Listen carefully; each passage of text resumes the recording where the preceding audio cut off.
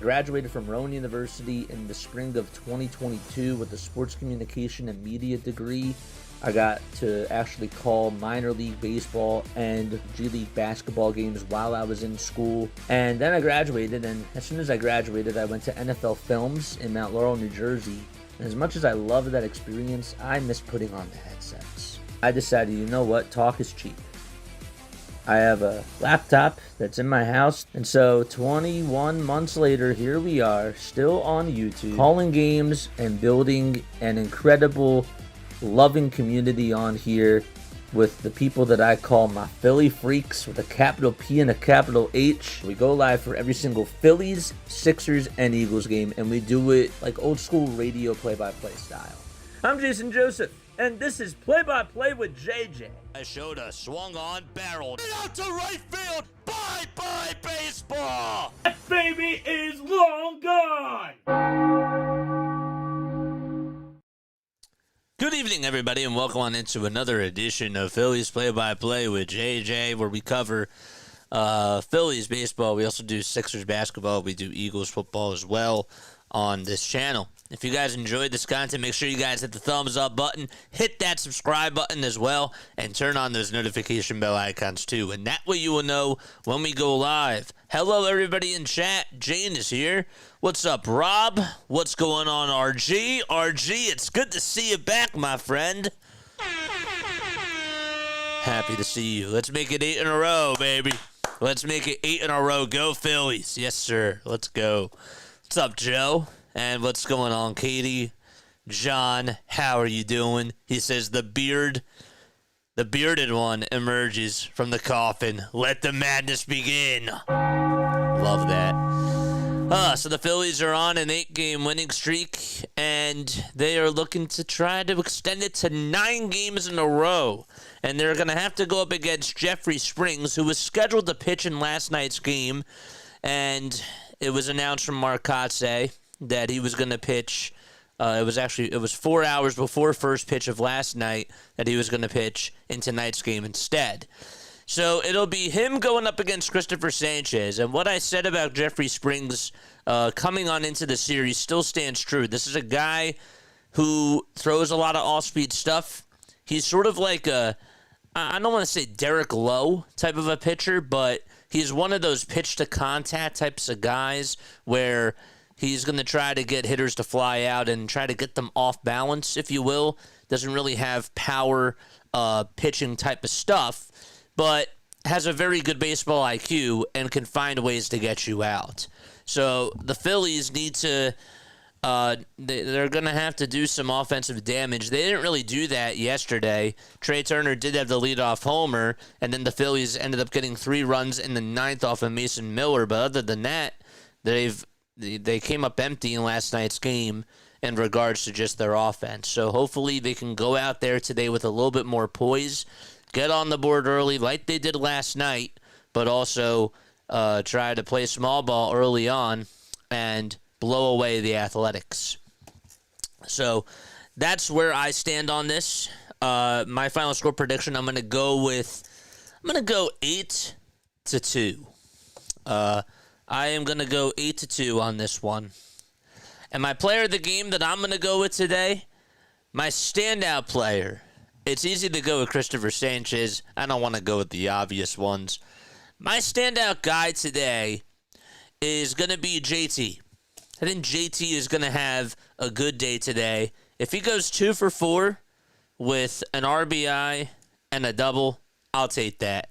I think that he'll be one of those guys that actually steps up to the plate today, and he's due. He's due to have a good outing. He had one good outing, and that was against the Rockies, where he almost hit for the cycle. He had a single, a double, and a homer, but I think that he's my standout player for today. So I'm going to go with that as my answer.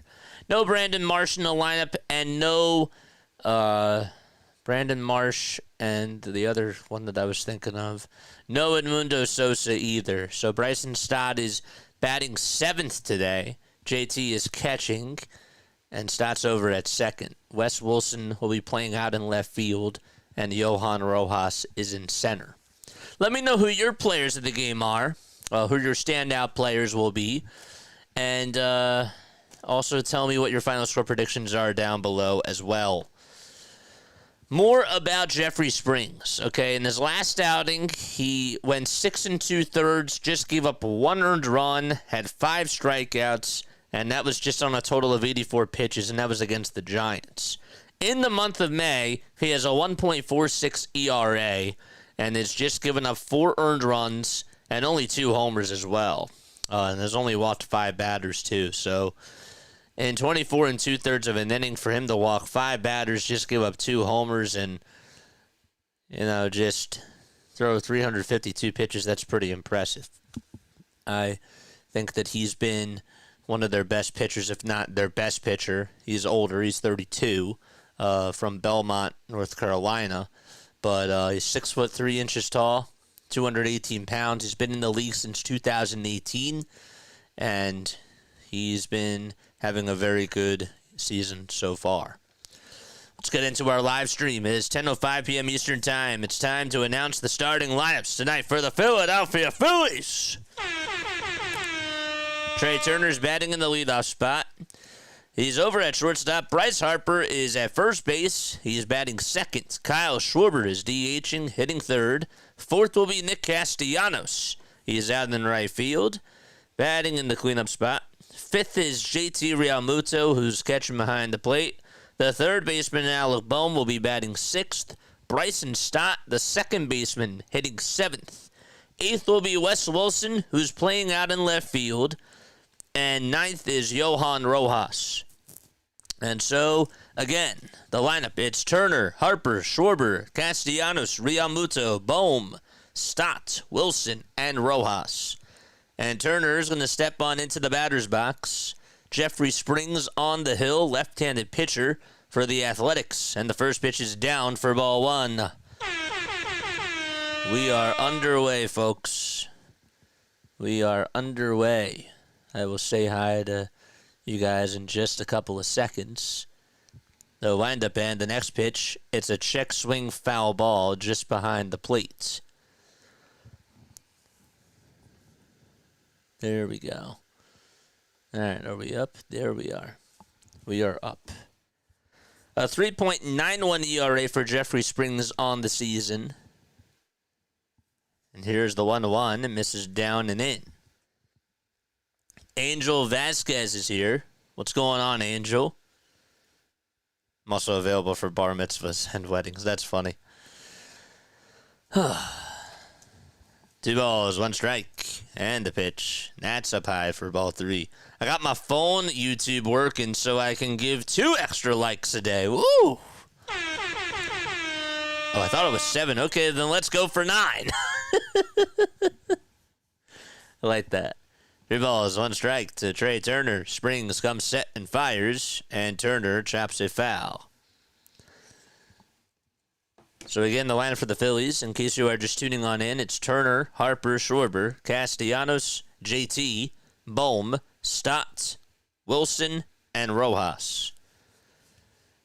Springs getting ready to throw the payoff pitch, and he winds up and fires, and it was just outside for ball 4. Thought maybe Chad Fairchild was going to call it a strike, but he did not. And it was not a strike anyways. Good at-bat by Trey.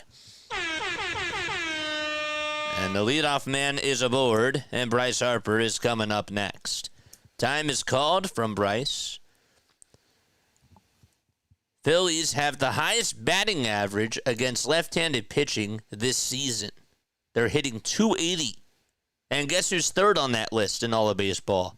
You guessed it, the Athletics. They're hitting .276.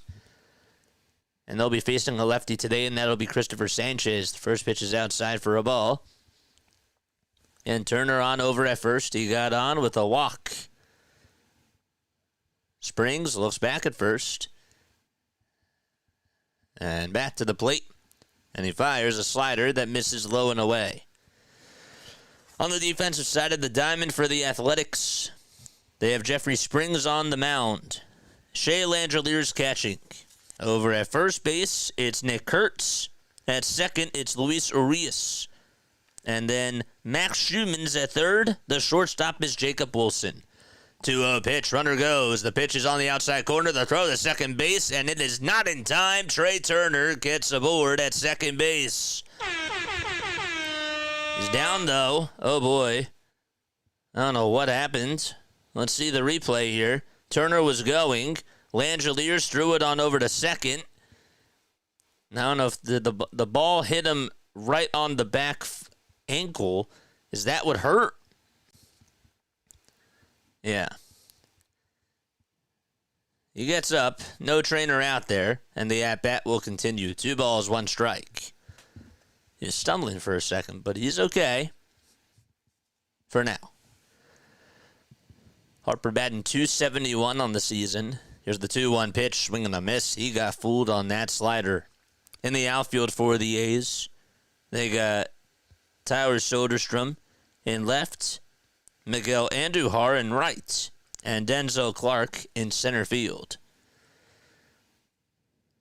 2 balls, 2 strikes, and the pitch to Harper. He'll ground this one towards the right side. It goes under the glove of the second baseman, out to right field. Trey Turner's going to score. It's a 1-0 ball game for the Phils. And the Athletics make a big mistake there, and the Phillies able to capitalize.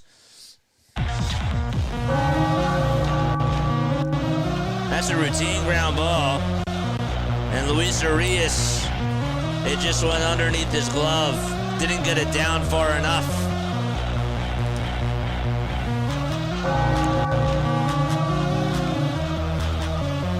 One nothing Philadelphia. And Kyle Schwarber's up.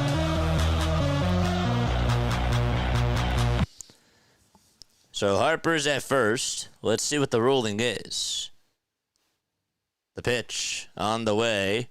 That's in there for a strike as it catches the outside corner. Don't forget to like and subscribe, folks. Angel says, I'm going to go 9-6 Phillies. I like that final score. Derek says 6-2. 4-1, says Paula. Good predictions. Standout player is Harper. 0-1 pitch. There's a ground ball down the first base line. It's a foul ball. The bat boy lets it come over to him. Not the bat boy, the right field ball boy. And gives a little souvenir to the fans. Excuse me. What's up, Jason? He says, I'm going to go 6-3 Phillies tonight. Rising Rhino, what's going on? 0-2 pitch. It's outside for a ball. What's cooking? What's up, Rising Rhino? So they called it an error. It's an E4, no RBI. The 1-2 delivery, high and away for ball 2.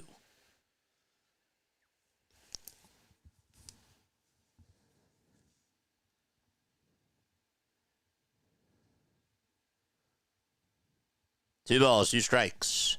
Kyle Schwarber in the batter's box. White batting gloves. There's the 2-2, and Schwarber takes it in the dirt for ball 3. Harper has not struck out in 27 straight plate appearances.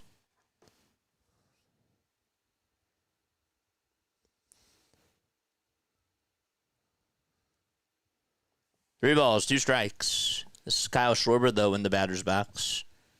Tends to walk a lot. The 3-2 pitch to Schwarber. He pops this one up. It's skied towards right center field. Arias gets under it and makes the grab at the battle of the sun. And almost misjudged it, but almost does not count. There's a fastball right down the middle, too. And Kyle just is timing off. Crew chief for tonight, Chad Fairchild, is the home plate umpire. Roberto Ortiz is at first. At second, it's Austin Jones, and Bill Miller is the third base ump. Here's Castellanos, and he lifts this one out to right center field. That's going to go all the way towards the wall, and it splits the gap, too. Clark does get over to it. Here's Harper on his high horse. The throw to the plate is not in time, and a little bit off as well. Nick Castellanos with an RBI double, 2-0, Philadelphia. That was a curve that Castellanos was able to just get a hold of, and he capitalized on the mistake.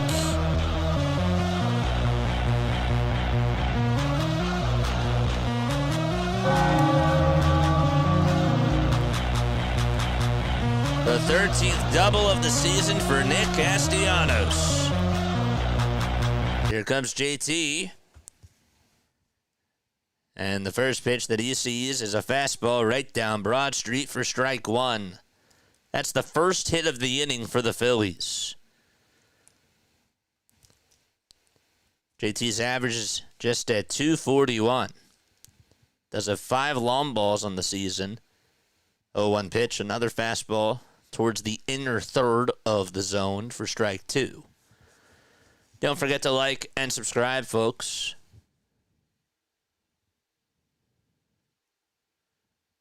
No balls, 2 strikes. Casty leads off at second.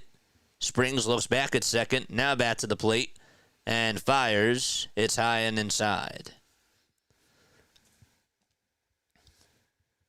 Daniel Barry is here. What's up, Daniel Barry? I hit the like button. Love it. 1 ball, 2 strikes to Real Muto.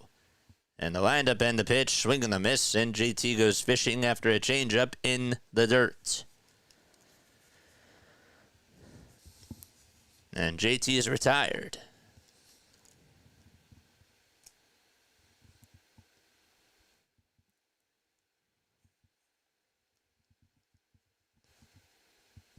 Well, I guess JT was looking for something else.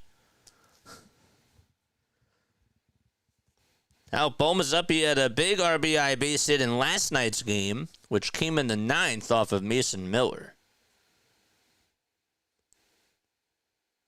The pitch is taken outside for a ball. Ended up going 2 for 4 with an RBI double. His average is up to 269. The 1-0 pitch is a changeup at the knees for strike one.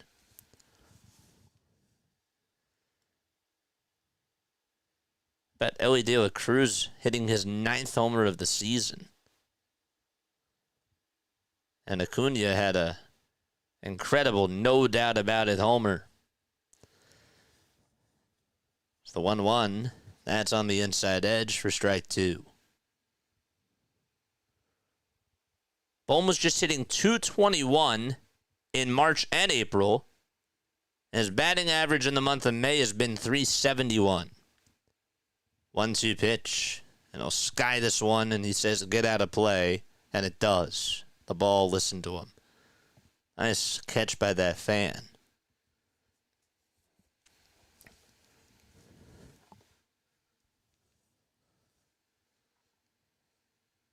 The family's proud of her. It's always a good feeling. You got a foul ball as a souvenir, and you make the catch, and you get high fives around you.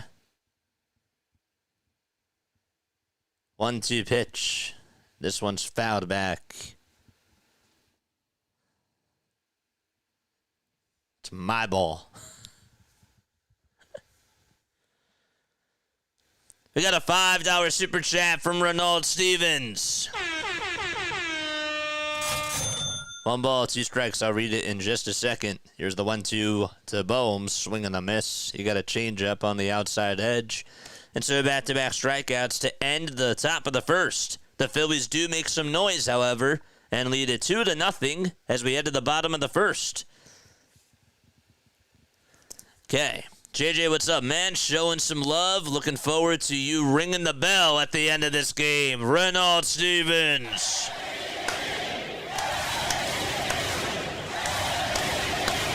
We love you, my friend.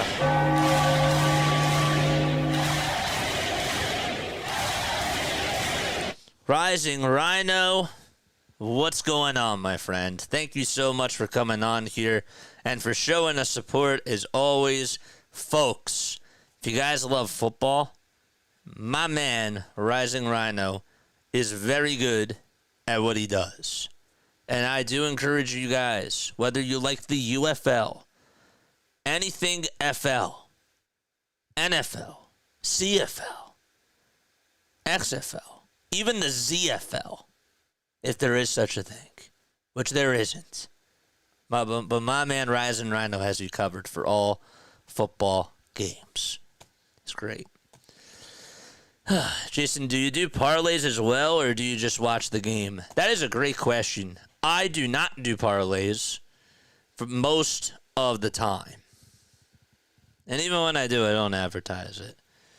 But most of the time, 9 times out of 10, I don't do betting as I'm calling the game, because then guess what I'm going to focus on? I mean, do I focus on my fantasy team some of the time? Yeah, but I block that out. But if it was betting, it would kind of get me a little bit off of my groove, so I can't do that to myself. You know? But that's a good question. I appreciate you for asking that. Always on here when I have the time, my man. Yes, you are. You are. And you are the man. Christopher Sanchez is going to pitch. He's also the man for the Phillies, and the first pitch is outside for a ball. Jacob Wilson batting in the leadoff spot for the Athletics. And it's Brent Rooker, Tyler Soderstrom, Shea Langeliers, Miguel Andujar, Luis Urias, Max Schumann, Nick Kurtz, and Denzel Clark. And Sanchez kicks and delivers, and the pitch is inside and low.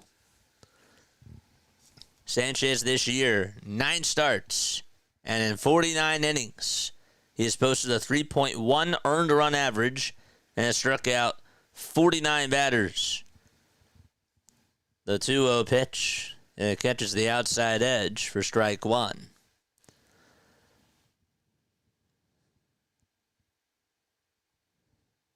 Sanchez gets the signs from JT and deals and throws a sinker that's way inside. Okay, cool. I feel you. First time tuning on in. Great job calling the game. Thanks so much, Simp God. Appreciate you. We cover every single Phillies, Sixers, and Eagles game, and we also do Sunday Night Baseball as well. The 3-1 delivery from Sanchez. This one's lined fair down the left field line, and Wilson has to chase after it, and it gets stuck in the corner, and he puts his hands up in the air, so that's just going to be a double for Jacob Wilson. This is a guy already, I know it's only May 24th, but this guy, if the regular season ended today, he would probably be the leading candidate for Rookie of the Year. He's been so good this season. And he just put the ball in a good spot. It got caught in between the wall and the fence. And Wilson put his hands up, and it was a double. There's Brent Rooker. Phillies have looked at him over the last couple of seasons. The first pitch is fouled back. Larry's here. The ball is 1 strike. Sanchez looks back at second. Now back to home plate. Here's the 0-1. It misses in the dirt. Hey, JJ, remember when I said we needed to aim at first place and focus and then stay there? Let's go, Phillies. Let's go. Let's go. 1 ball, 1 strike. And the leg kick and the pitch, swing and a miss. Nice changeup thrown by Sanchez. With a lot of velocity to it.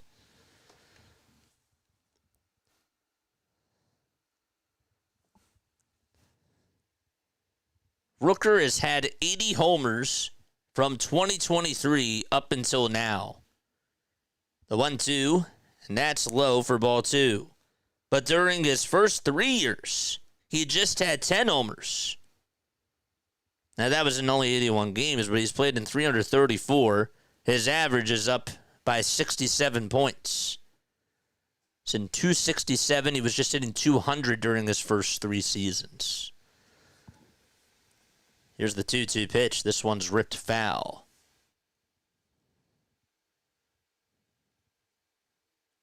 Would not be surprised if he gets moved at the trade deadline. Wilson leads off at second. Here's the 2-2 on the way. It's a little bit inside, but it's a called strike 3, and Rooker shakes his head at Chad Fairchild and goes back to the dugout as he walks back with the bat in his hand. Good job. Very nice job by him. So 1 away, and Tower Soderstrom is coming up. Sitting on the left side, and the first pitch is way down low and outside for a ball. Soderstrom just hitting 275. Another guy who has a lot of pop in the bat. 10 long balls, 30 RBI. The 1-0, strike 1.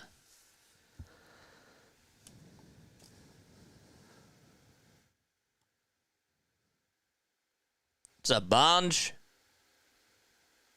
Bonge just renewed his membership. Thank you so much, my friend. The 1-1 pitch. There's a bouncing ball. Hit over towards shortstop. Turner has it. Picks it up. Sidearm throw to first in time. Wilson does advance over to third. But there are 2 away. Wilson is now 90 feet away from scoring.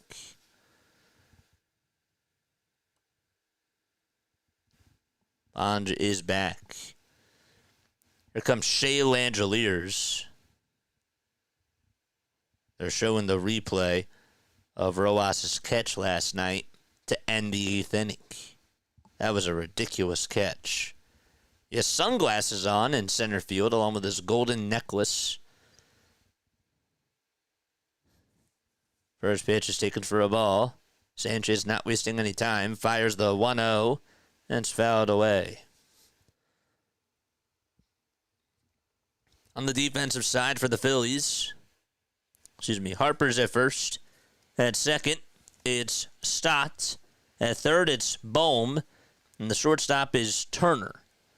In the outfield, they'll have Casti in right, West in left, and Rojas in center field. 1-1 pitch. It's inside for ball 2.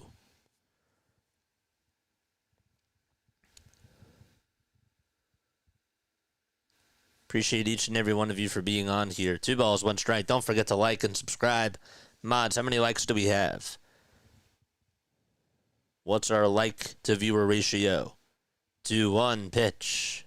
That is fouled away.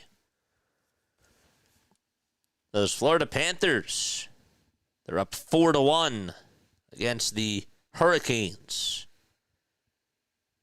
And the T-Wolves have absolutely blown the windows off of the Oklahoma City Thunder. It's 97-59. 2 balls, 2 strikes. Langeliers in the batter's box. And Sanchez kicks, deals, and the pitch is low for ball 3.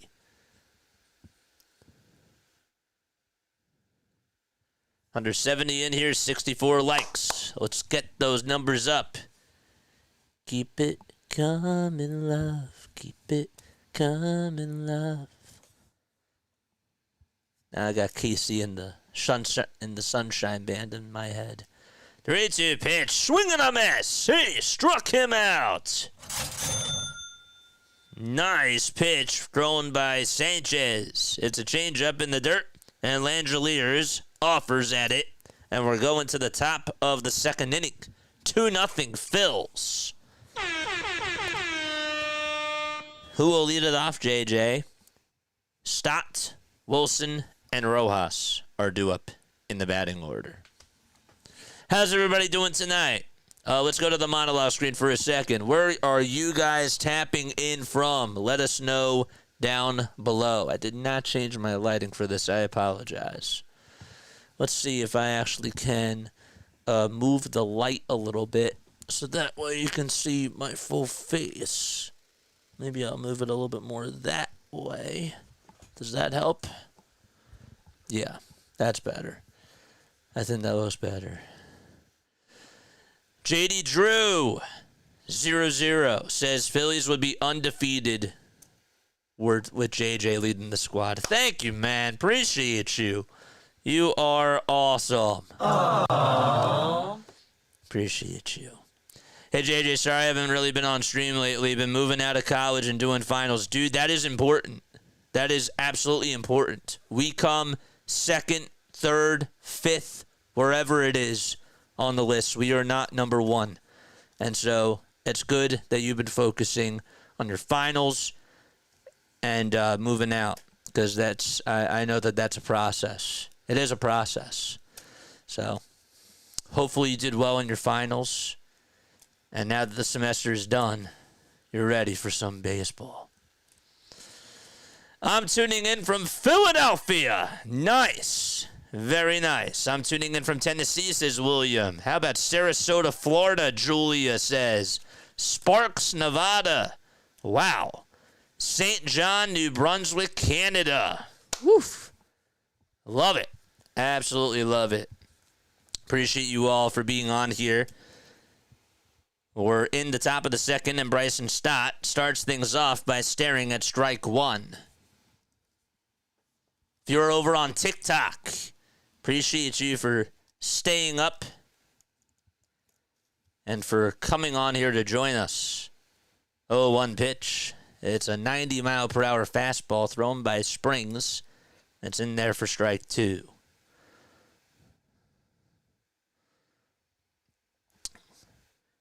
I would take Cedric Mullins. I like Bautista, but I think that he's going to cost more. 1 ball, 2 strikes to Bryson Stott. JD Drew says I'm 20 minutes west of Philly from Route 3. Cool. 1-2 pitch. It's outside for ball 2. Mr. Dino says, oh yeah, a Phillies win would top off an honor roll semester. Woo! That's awesome. 2-2 pitch to Stott. Line drive, base hit, back up the middle, past the dive of the shortstop, Jacob Wilson, and Bryson Stott able to get on with a leadoff single. And Mr. Dino, congratulations with honor roll. That's awesome. Good for you. Let's all congratulate him in the chat. That's awesome. From Naples, Florida, this is Joe. All over eastern Pennsylvania. Simp God says I'm from Atlanta, Georgia. Here to track my parlays. Well, but I'm enjoying it. Well, I appreciate you. First pitch is in there for a strike. Did you come over from CeeLo's stream? Larry says, I agree. I'll take Mullins. The ball's 1 strike. Springs looks back at first and does a little toss towards the bag. And Stott didn't even have to dive.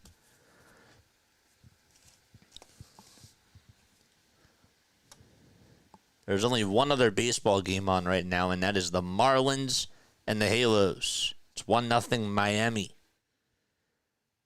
0-1 pitch. High for a ball. Orlando says I'm from Summerville, South Carolina.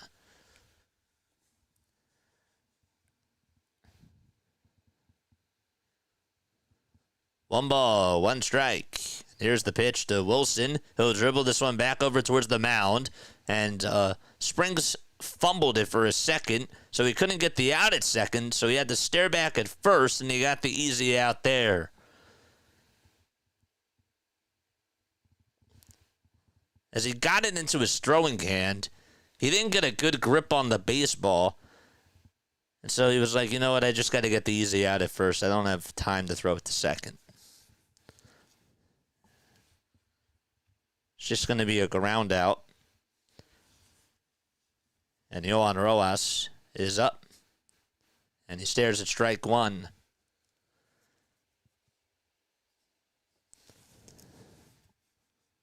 Rojas had an RBI single off of Mason Miller in the 9th inning of last night's game and made an absolute web gem of a catch in center field to end the 8th inning. The 0-1, and Rojas will show bunt. It's a foul ball. He bunted it towards third base, got it on the ground.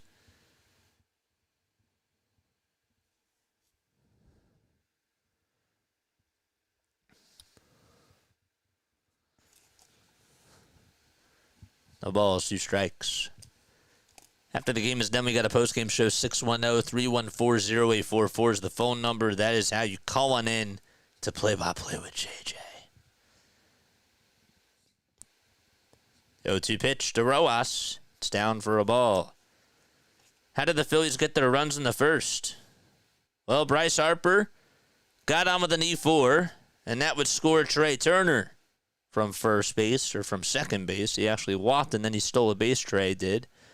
They would score on the E4 that was hit by Bryce Harper. And then Nick Castellanos had an RBI double to reel in Bryce. 1-2 pitch. And that is inside for a ball. No chat question tonight, JJ. Oh, it's coming. Don't you worry. I didn't do a poll question. But I still have a question for you guys. 2-2 pitch to Rojas. This one's going to be bounced over towards third base. And the throw over to first is in time. So Stott does advance. It took a bounce in front of Max Schumann. And there's 2 away. My guy JJ says, God bless. Go Phillies. Mike Sports Vibes Bowling. Folks, go subscribe to my friend Mike. He covers the Phillies, the Sixers, and the Vikings. And he's also doing the NBA playoffs. He brings in the energy.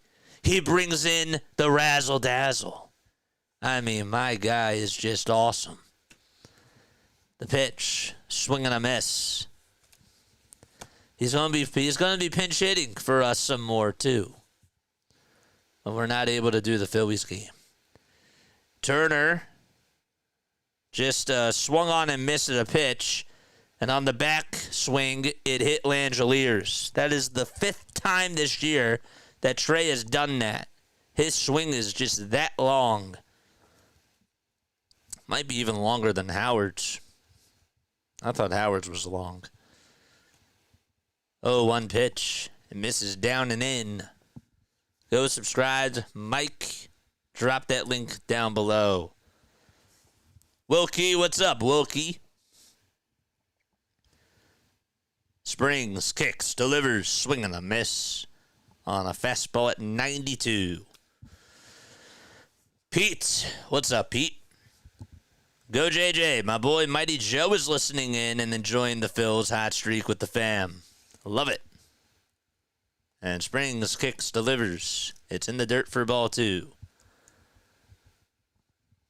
Appreciate you for tuning on in, guys. Shout out to Pete, shout out to Joe, shout out to all of them. 2-2 pitch. That's down for ball 3. It's cool. We have, I mean, like all those guys, they tune on in. They told me last year that they were camping somewhere and that they had me on, and were tuning on in from their camping sites. You know, they had like bunk beds, I think that they said. 3-2. That's fouled back towards the screen. That's really awesome. Just never know where this reaches. Stotts at third. Payoff pitch to Turner. It's bounced foul towards the third base side. Mike brings the Philly energy. He does. Mike brings that energy. I remember when Larry said on stream when he was filling in for us, Mike, can you be a little bit more enthusiastic?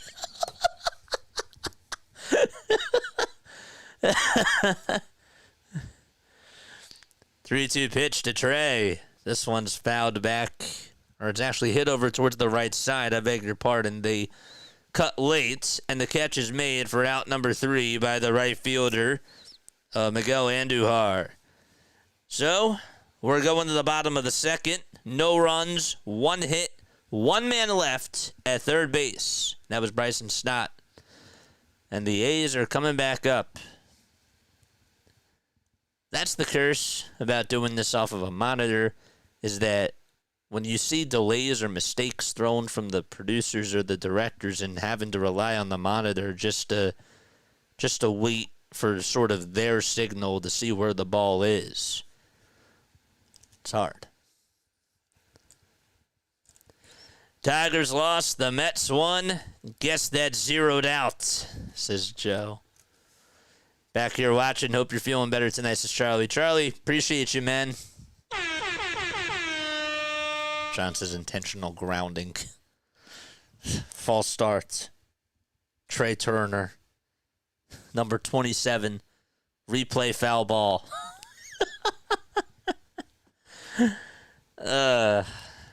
Man. Means we still have the best record in baseball. It does. My question. All right, guys.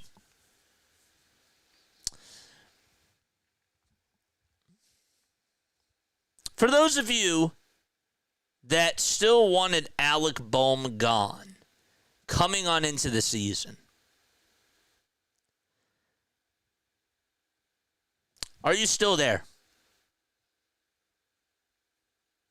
Do you still feel that way? Is my question. That's my question. Do you still feel that way about Alec Bohm?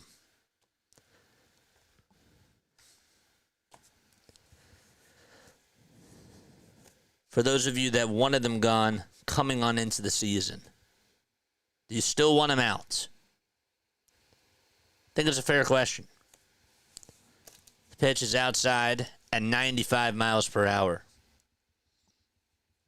Christopher Sanchez is back out there on the hill for the Phils. Andujar hitting .312, and the 1-0 pitch, it's grounded back up the middle past the dive of Stott into center field, and Rojas gets down on one knee and fields it and throws it back to second, but Andujar gets aboard. Larry says yes. We could have Otto Kemp tearing it up here instead of AAA. That's his answer. Do you still feel the same way that you did heading into the season about Alec Bohm? Do you still, for those of you that still, or that didn't want him coming on into the season, do you still not want him? Robert says, I'm still there, but would anybody take him?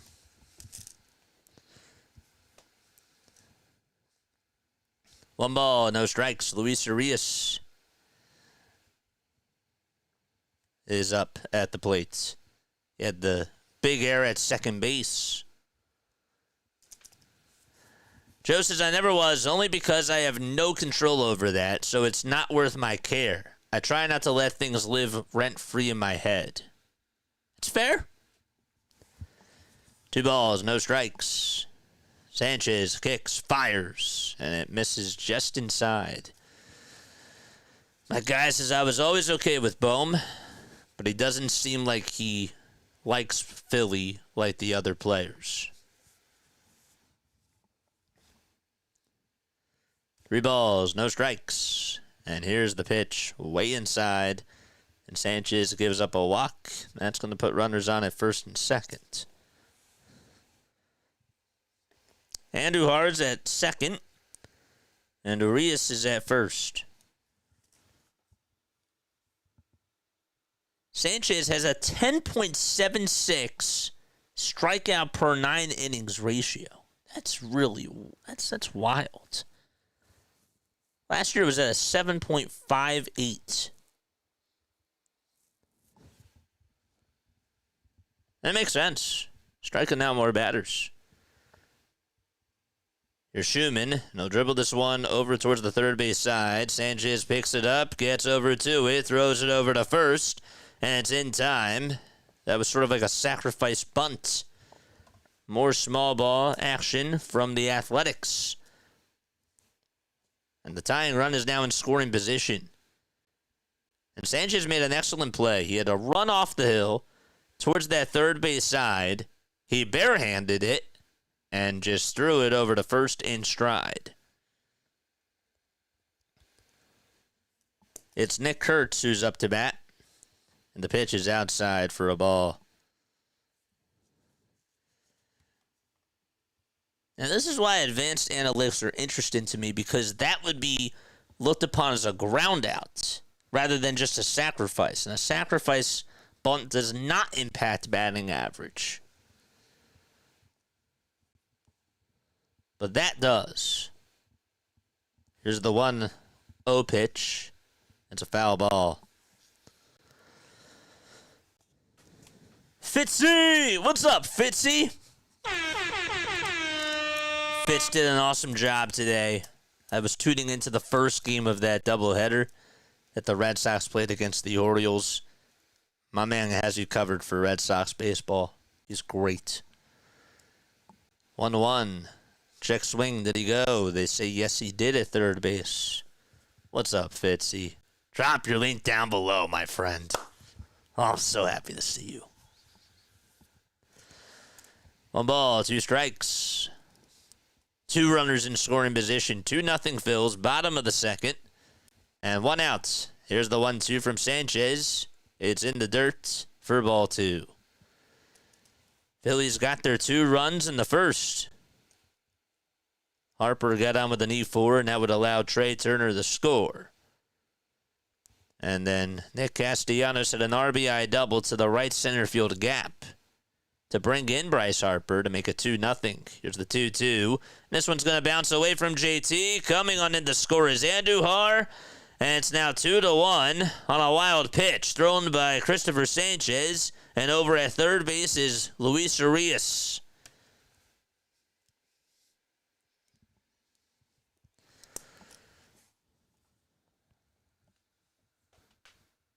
See, this was supposed to be a slider, and JT, it was going to be hard for him to block it.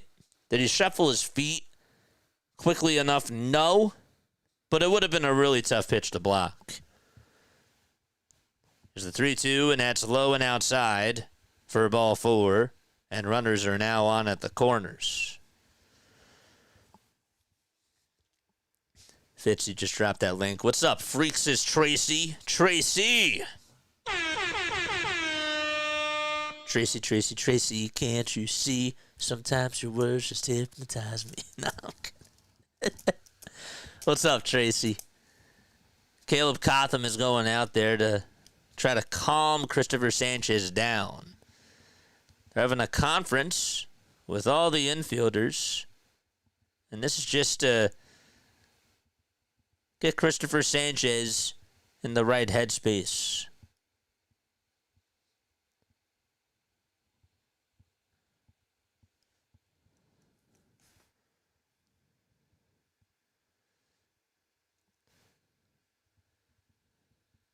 I just love your jazzy ways. Yeah. This is our phone and you're so. Yes.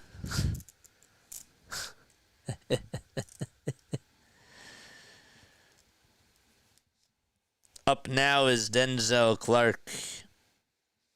And he'll show bunt. Take it back as it's inside at 95 miles per hour. JT is not good at blocking pitches. You know who else is not good at blocking pitches? His initials start with a J. That's correct. JJ. 1 ball, no strikes. Sanchez comes set and delivers and gets the friendly call on the pitch that was inside.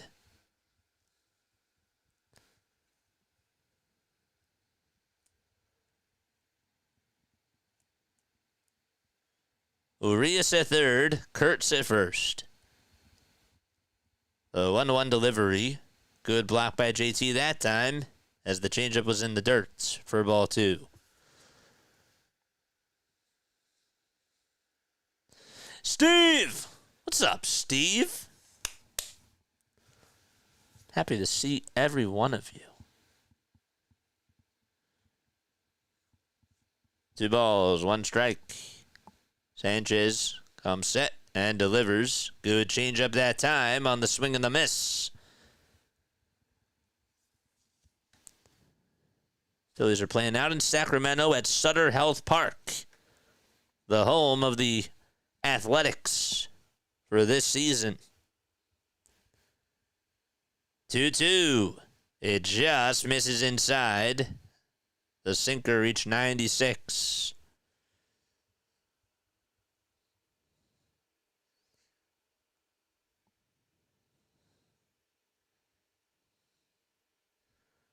Three balls, two strikes.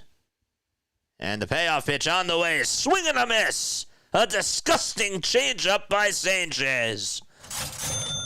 He was a magician. He got it to disappear out of the strike zone.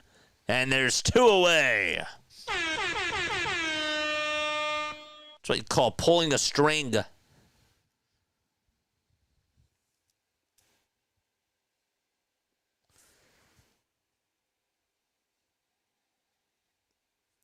And Jacob Wilson, who led off the bottom of the first with a double, is up at the plate. Here's the pitch. It's lined foul. And out of play. 3 strikeouts for Sanchez on the evening so far. Wilson's average is at .339. Here's the 0-1. It's a foul ball. He has a little movement to his stance. Kind of reminds me a little bit of David Eckstein. His left foot, he's a right-handed hitter. His left foot sticks out. And his legs are pretty far apart. His left foot is more outward rather than his right foot. His right foot is more in. 0-1, foul ball. How you feeling today? I'm feeling good. Thanks for asking, Steve.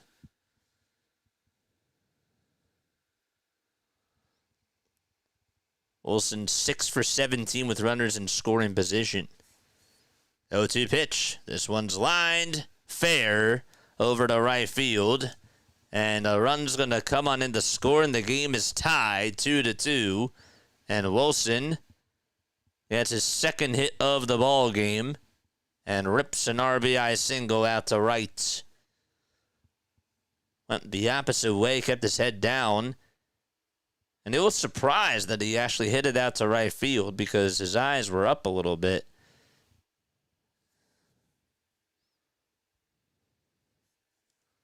Open stances like that always look awkward to me. Yeah, that's why I wanted to describe it. Pitch is inside and low for a ball. And just to see how his timing is with that open stance, it makes it even more impressive the way that he's able to get on base. It's Brent Rooker. And the 1-0 pitch, swing and a miss.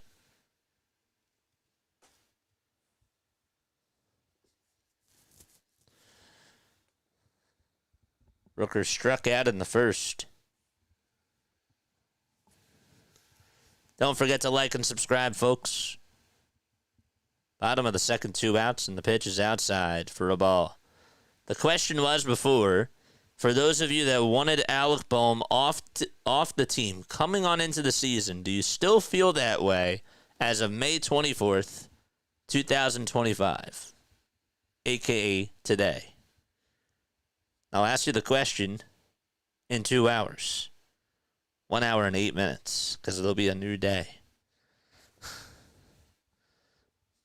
2-1 offering. It's inside for ball 3.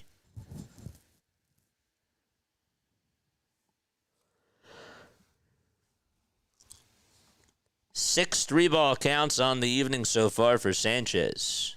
A look back at second, and the 3-1 misses inside and low for ball 4. And that's going to load the bases.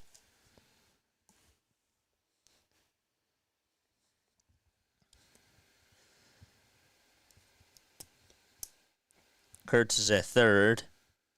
Wilson's at second. And Rooker's at first.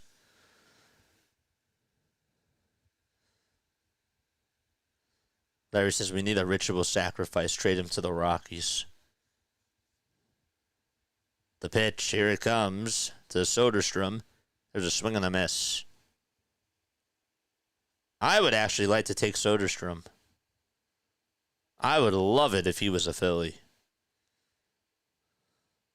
The ball is 1 strike. And the pitch is outside for a ball.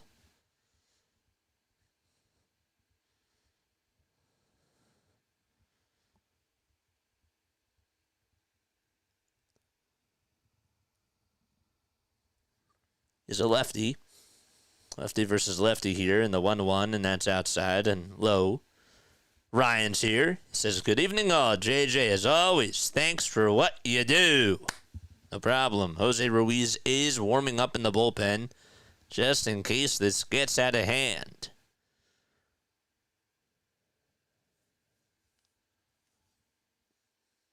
Steve says, do not yawn. I can't help it, man. I can't help it. I'm not trying to be rude or anything. I just can't help it. It's natural for me. 2-1, swing and a miss. That was high. And Soderstrom went on after it.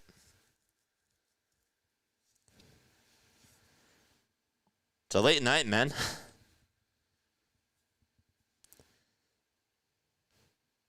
Here's the 2-2 pitch.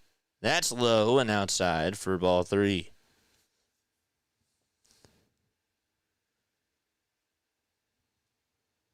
$19 balls, 14 strikes. What's up, Richard? The payoff pitch to Soderstrom, and it's in there for a cold strike 3 at the knees. 95 on the gun, and we're heading to the top of the 3rd. So Sanchez does finally get out of the inning, but he gets tacked on a couple of runs. And it's 2-2 as we head to the 3rd. We will be right back in just a few moments. Don't go anywhere.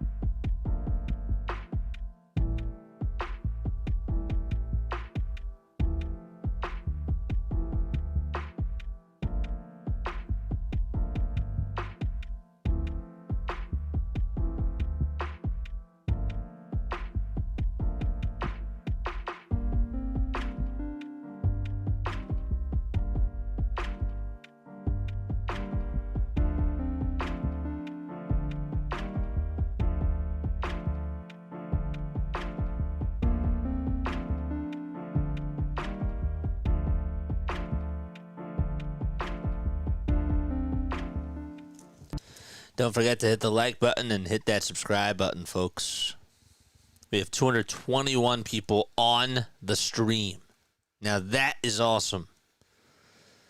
Where's a soda when I need one? He's on the bench right now. Can I take a message? Oh, wait, that's so-sa, not soda.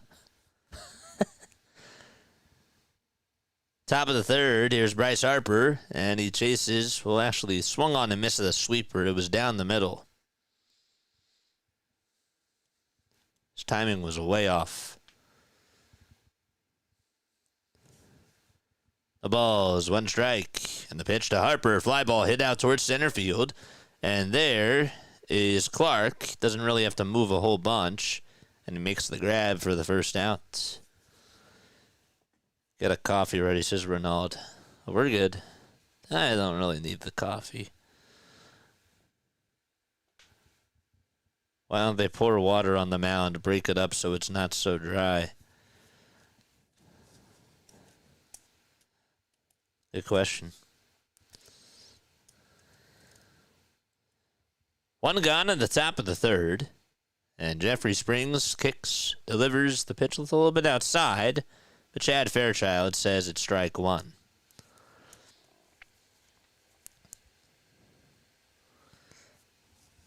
They're doing the wave now.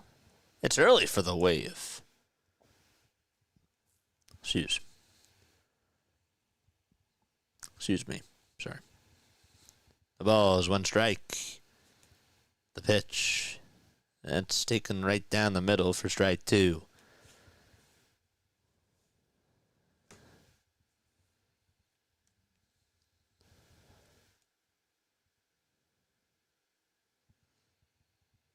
Oh, 2 pitch. Try to appeal to see if he went around. That's high for a ball. What is the black dirt in front of home plate? Fields were messed up. Well, welcome to minor league baseball. 1-2. That misses outside for ball 2. I got to work with minor league baseball, so I know this stuff. What's the owner going to invest in? 2 balls, 2 strikes. And the pitch on the way just misses outside for ball 3. Old man Ferguson chuckled. I know all about it. 3-2 to Schwarber. And that one is ripped foul. That was a screamer.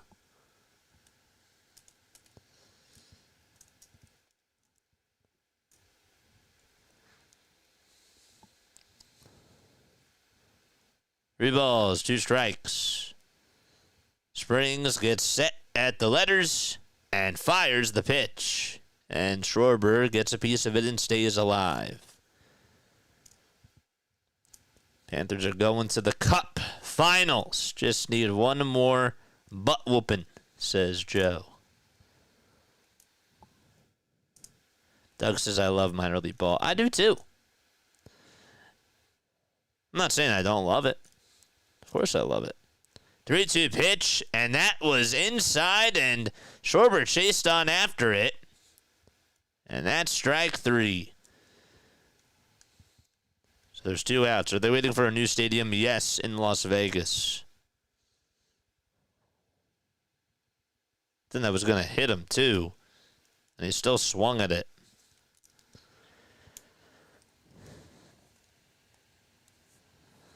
Castellanos is up. And the pitch way up high towards the head level. DMV says, greetings, JJ just logged in, blacked out again. Thanks so much for doing this for us. Of course. Anytime. The 1-0, swing and a miss. Bohm is hitting .350 in the last 14 days, and he's hitting .310 in the last 30 days. That's a good one. Thanks for spotting me on that. I mean that. I'm not being sarcastic. I mean that. I like it when you guys give me stats. Here's the 1-1, the Castellanos fly ball hit out towards left field. It's not that deep. Soderstrom's there, makes the grab. Didn't have the sunglasses on. They're up on the top of his baseball cap, but no need for them. We're going to the bottom of the 3rd, and a 1-2-3 inning from Jeffrey Springs. 2-2 is the score. All right. Bottom of the 3rd.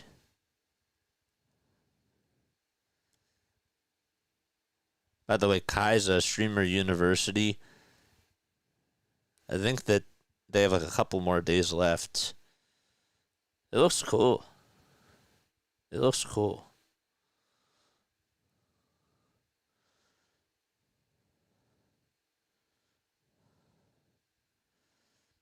Now anything past 30 days for Bohm sucks, says Vic the Brick. Well, over his last 180 days, he's actually hitting .402. Just kidding. Do not take my word for that.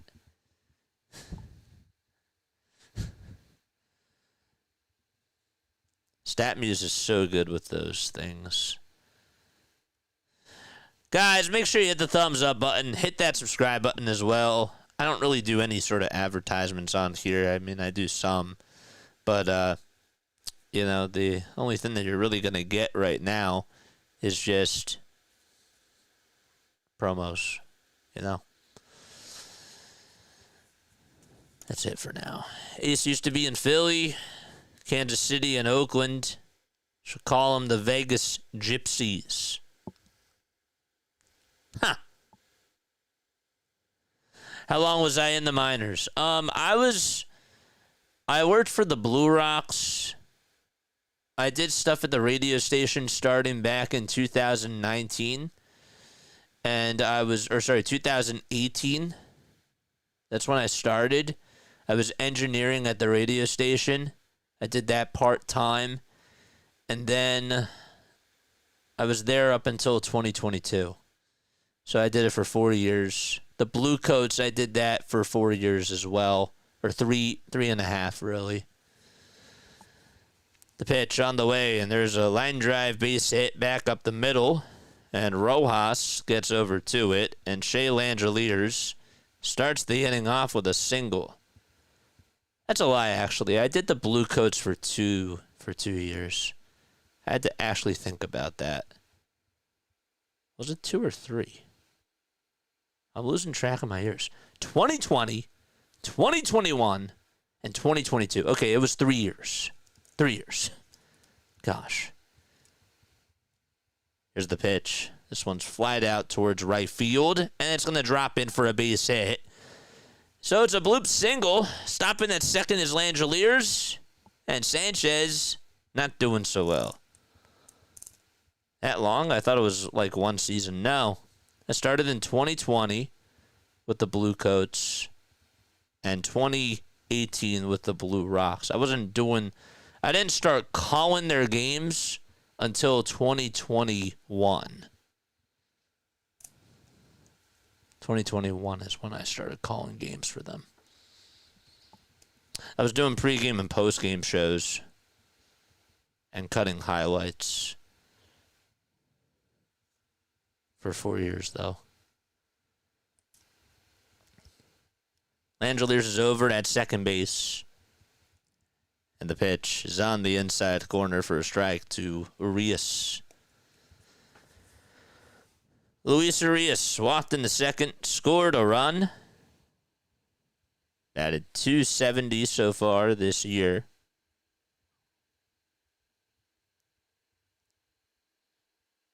It's a cool stadium. 0-1. This one's fouled away. John says, I know Allentown, PA had a stadium where the Lehigh Valley Mall sits. Can't remember the name of the team, though. I can't help you out there.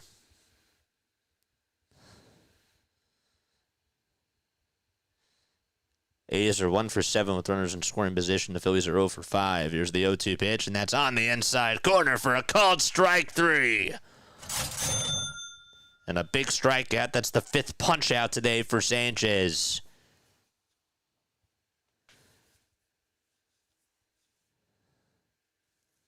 In the last 120 days, I've eaten 3 jars of Nutella. That's a fun fact. I would have never guessed that, Vic.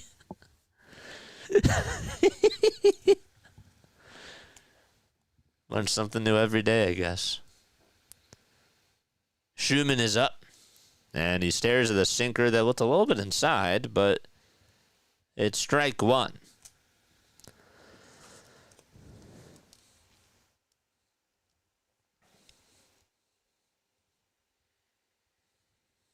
Max Schumann grounded out in the second.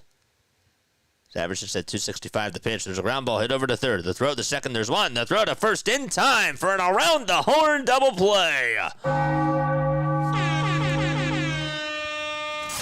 Cha-ching. And we're heading to the top of the 4th. Christopher Sanchez gets out of the inning without a scratch. And the Phillies will try to scratch and claw and get the lead back as we go to the top of the 4th.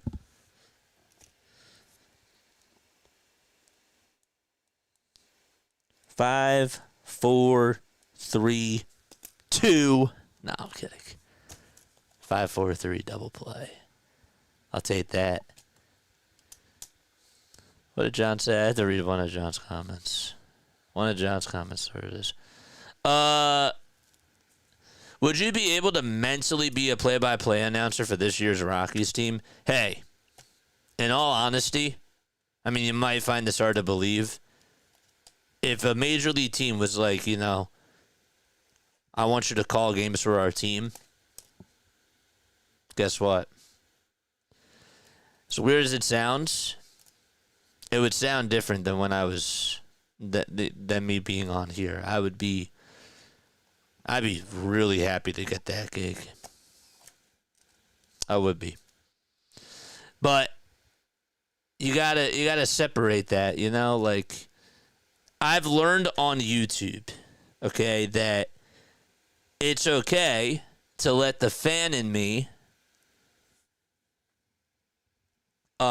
get in the way, because that's how I connect with you guys. If I'm doing this for a professional team, the record, of course it would be nice for them to go to the playoffs. But just to be in the booth and just to be able to call the games, like I would just be locked in to that. And actually, when they're losing the way that they are, it brings the best out of you. It really does, because then you have to find out other ways to keep it engaging. And I would like that challenge. But that's the way I look at it. It's a good question, though. I appreciate you for asking that. Here comes JT, and the pitch is swung on and missed. Yeah, but the Rockies aren't a major league team, are they? Yeah. John says, be careful what you wish for. I mean, it's the truth. You get to call a game for any major league team. You know how many people would die to have that opportunity? Doesn't matter how good the team is. 0-1, swing and a miss. There's only 30 jobs for TV and 30 for radio. 0-2 is the count. Springs gets set at the letters, winds up, and delivers. This one's flied out towards center field, and getting under it is Clark, and I'll make the catch for the out. Tracy says, how different? Well, I'm not doing this. I'm doing under my network, right? So I have a lot of leeway because I own this. So I can say more so of like what I want to say. I could curse on here. I just choose not to because I don't think that fits my brand. But obviously when I'm doing it for a network, like there's things that I really can't say. There's things that I could probably allude to on how I feel about how a team is doing, but I can't just say that they absolutely stink. The 1-0 pitch to Bohm, fly ball hit out towards left field. That's going back towards the track. Goodbye, baseball! Alec Bohm says, see you later. 3-2, Philadelphia.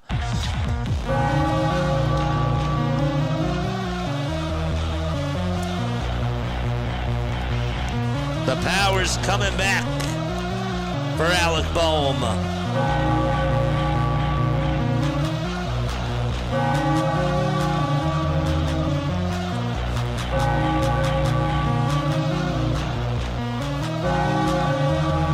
Let's go. Here comes Bryson Stott. The pitch is in there for a strike. Tracy says, yeah, I get it. I'd be like Euchre in the majors, Doug. Yeah. Should have asked if he would take the job calling the Mets or the Sixers. The pitch. There's a foul ball. Any opportunity is a good one.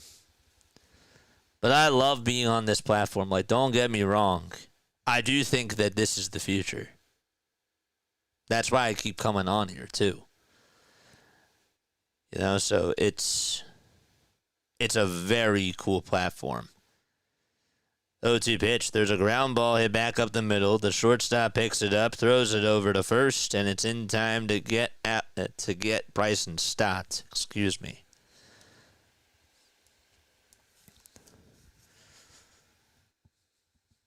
This is JJ's baby. Ronaldo says you can hear the radio, quote unquote, in your voice.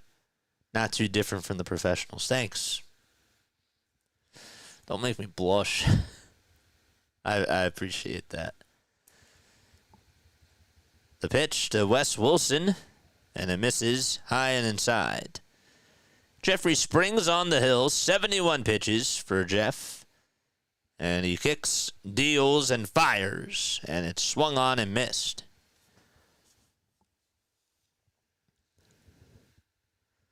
Feel bad talking about the Delco dumper now, Double J. No, don't feel bad. 1-1, and that's up high for ball 2. Why would you feel bad about that? I mean, I appreciate you for saying that, but no. It's a different platform, man. It's a totally different platform. 2-1. That's down for ball 3.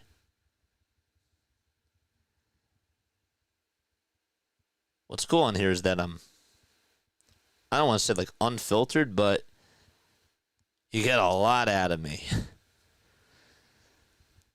3-1 pitch. That ball is smoked out to left field, but a diving catch by Soderstrom.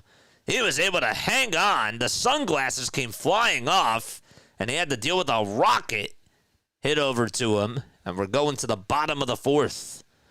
Well, close but no cigar. And the Phillies still lead at 3-2, though, on a solo homer by Alec Bohm. Yeah, don't feel bad about that.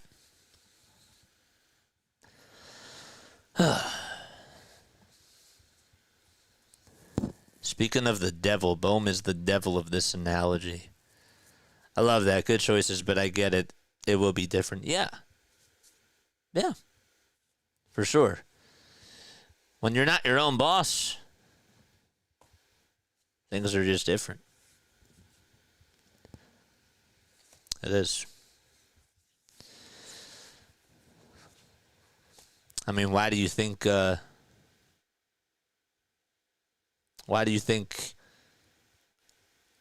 was a time where now I can't seem to remember who it was. I don't really like when I go down this rabbit hole.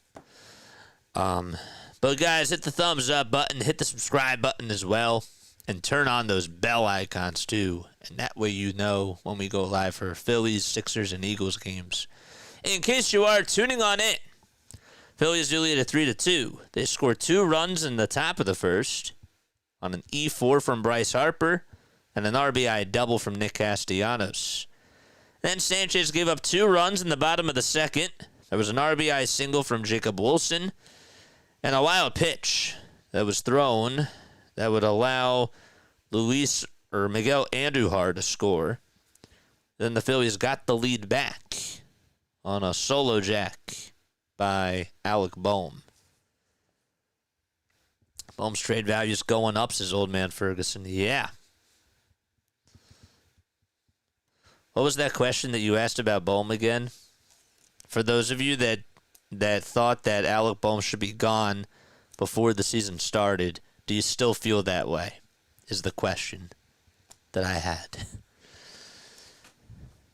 The pitch is down low for a ball. John says, after the notoriety, recognition, fame, money, woman, drugs, rehab, divorce, bank, JJ comes back to us like De Niro at the end of Casino. Please come back. Please come back. 1-0. That's down for ball 2. That's how I'll sound when I'm crying to you guys. No, I'm kidding. 2-0 pitch. There's a sinker at 93 miles per hour. It's taken for a strike.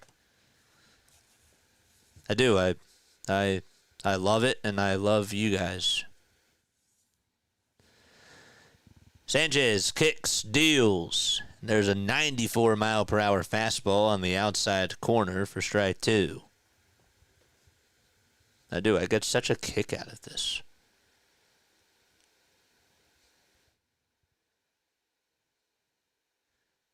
Sanchez with the 2-2 pitch. There's a bouncing ball hit towards the left side of the mound. Sanchez runs over to it, throws it over to first, and Harper makes the catch, but couldn't keep his foot on the bag. And it's an infield single. Wasn't a bad throw by Sanchez, but it was just going to be really tough to get Kurtz out. He was running down the line for his life. The throw was a little bit high, actually, now looking back at the replay. But would he have had him out at first? It would have been close. I'll put it to you that way. Sanchez was not happy with himself there. They do rule it as an infield single. And Enzo Clark takes ball 1. Clark made his debut yesterday.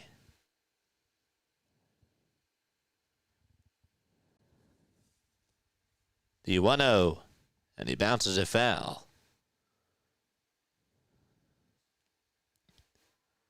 Clark is 25 years old. He's from Toronto.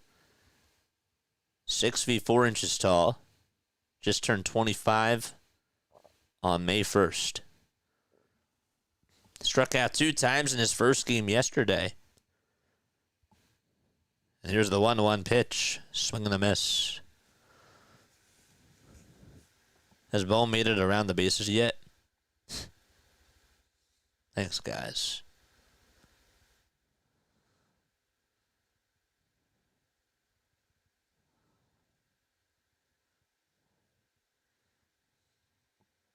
No, absolutely, Renaud. I appreciate you guys. I knew exactly what you meant. 2 balls, 2 strikes.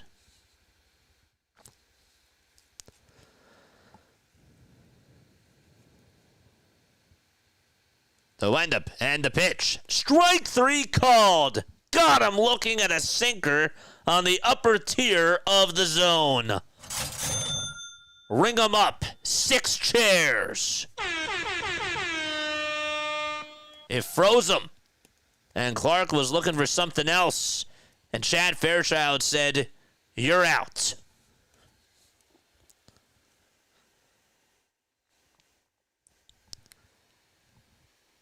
And now flip the lineup card. Here's Jacob Wilson. Ground ball hit over to third base. The throw to second. There's 1. The throw to first. In time. Another around the horn double play. Nice job. All started by Alec Bohm. He's backing up. Let's see the replay here. Bohm made an excellent throw to second and Stott with the throw to first. It was just in time, and we're going to the top of the 5th inning. The double play certainly helps the Philadelphia Phillies. Nice. I did not think that Stott was going to be able to throw out Jacob Wilson, and he just got him by less than half a step. Could have been a little bit less than a quarter of a step. Could have been a little bit less than an eighth of a step. No, I'm kidding. But even still, it's pretty cool. 5, 4, 3 double play. Folks, hit the like button. Hit the subscribe button as well. Turn on those notification bell icons, and that way you will know when we go live for Phillies, Sixers, Eagles, and other games, including Sunday Night Baseball. Yes, one thing we all know here, we are here for the reason you are. And your standards are absolutely professional. And the gang is here. The gang in here is damn cool. It is. It is. I do say this all the time. The one thing that I love about doing this, and what really made me stay, I came onto this platform just to get reps in the very beginning. Because Scott Fransky, who's the radio play-by-play announcer for the Phillies, said, if you want to do this for a living, you can't just do this once or twice a week. You got to get into the lab, and you have to do as many games as you can. And so I still do some broadcasting. I still do some. I mean, I did hockey this year for Villanova. Would like to try to get back into the booth during the summertime. But I love doing this. I really do. Because I learned from this platform that this is also becoming a part of the future. You get to interact with people in real time, and it takes storytelling to a brand new level. You guys see it for yourselves. Top of the 5th, there's a fly ball hit out towards center field. The catch is made, and Trey Turner on one pitch, or Yohan Rojas on one pitch, lines out to center. See, if I was doing the traditional broadcast, I would have taken a break. I would have said, we'll be right back on the other side. Oh, by the way, it's 11:23. It's time for station identification. You're listening to 102.1. The pitch is in there for a strike. The Trey Turner. And we accept you because we love you, big guy. I love you guys, too. The ball is 1 strike to Trey. The windup and the pitch from Jeffrey Springs. It misses inside. Let's go, baby.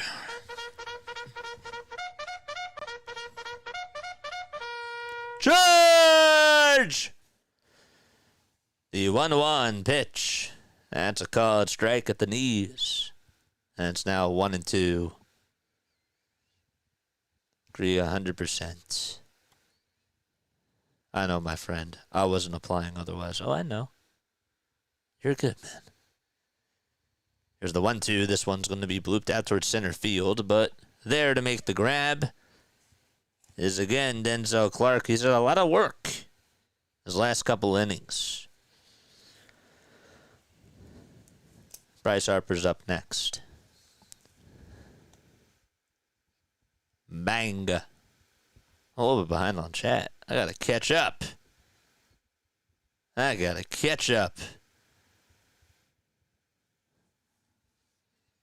2 outs. And the pitch. That's on the outside edge for strike 1 to Bryce Harper. JJ, you would miss us if you got hired. Yeah, I would.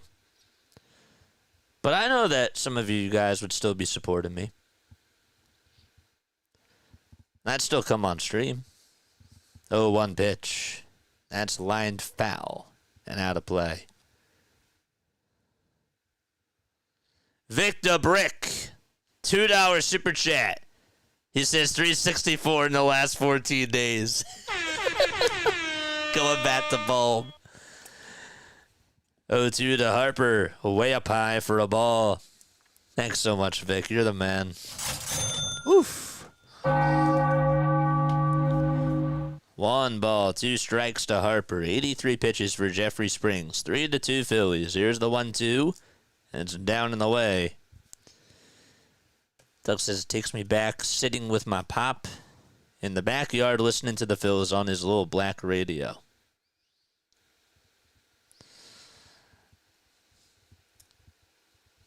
I love it. 2-2 pitch. Way up high for ball 3. I love it even more because I love having the picture painted. I do. I focus more on my listening senses that way. Here's the windup and the pitch to Harper. This one is chopped foul. Harper steps out of the box to readjust his batting gloves. Stares right at Jeffrey Springs. Springs gets the signs. It's set. Winds up and fires the pitch. Swing and a miss. He got a slider, Bryce Harper, that was on the upper tier of the zone and was absolutely late. And so we're going to the bottom of the 5th as Harper nods his head. And the Phillies lead 3-2.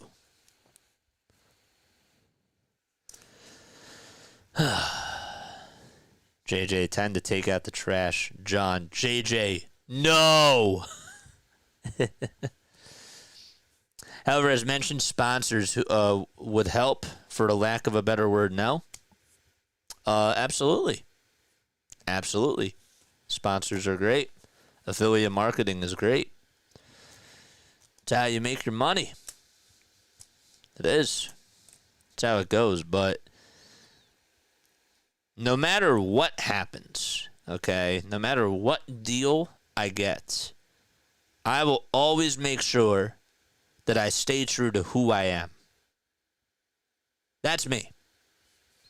You know, if somebody wants me to do something that I don't feel comfortable with, or it would have me, I'd have to play breaks for a while, for like over a couple of minutes, and there's certain things I couldn't say, I'm not doing it.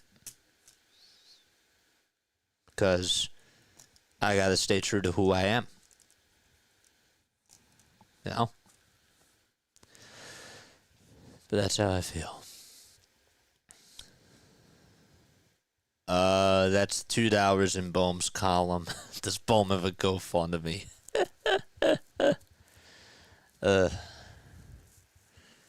Paint a picture. JJ's the Bob Ross of broadcasting. You guys are being nice. I appreciate it. I really do. That's very nice. Please subscribe and hit the like button. KG says no Diddy parties. Nope. Sanchez kicks, delivers. There's a swing and a miss.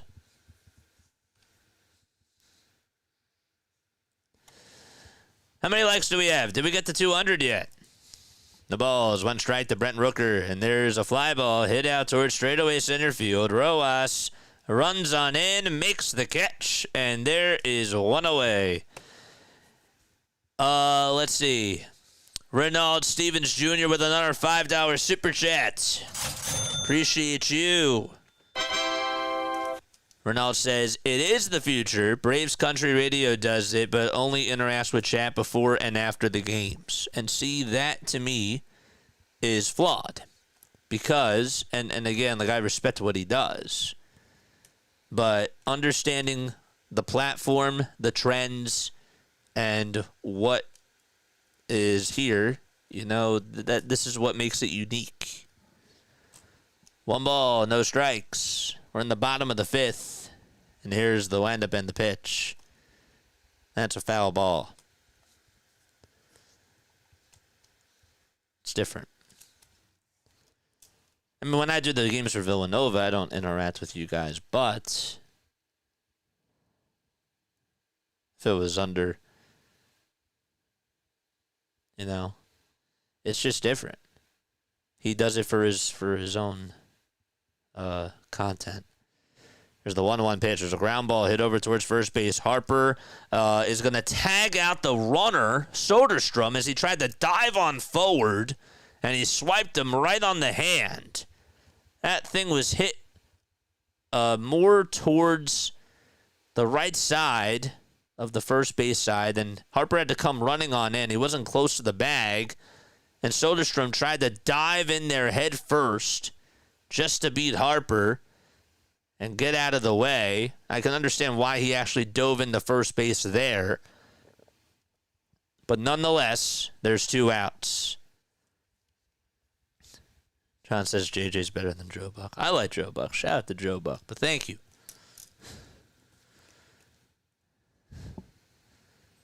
Two gone in the bottom of the 5th.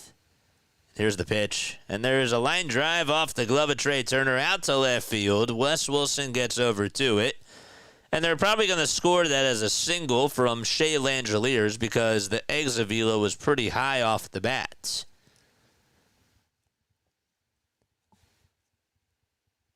Been a lot of times this year where Trey has just not been able to successfully make that play, even when the ball is hit hard.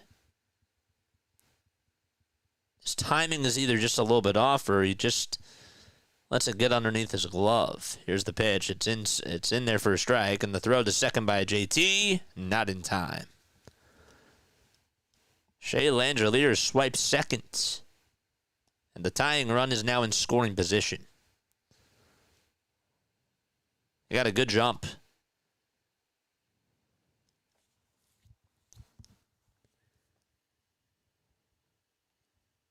His left hand just got in there. 225 in here, 95 thumbs up. Let's keep the likes coming. 0-1 pitch to Andujar. Foul ball. If I was in an elevator with Joe Buck, I'd cut the cable. Oh, gosh.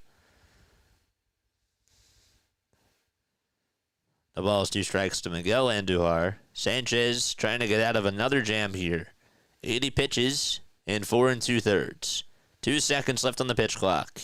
And he lines up and delivers. And it's low. I have 224 in here, 133 likes. Let's go. I'll take that. Let's go. Let's try to get past our record. 1 ball, 2 strikes. Sanchez kicks, fires, and a 95-mile-per-hour heater is fouled back towards the screen. The Angels have won their last 8 games and are now at 500 without Mike Trout, by the way. They're down by 2. Here's the 1-2 pitch, and this one's poked out to center field for a base hit. Rojas will make a throw to home plate to try to get Langeliers. The throw is definitely not in time. And so the A's tie it back 3-3 as Langeliers scores. And coming through is Miguel Andujar once again.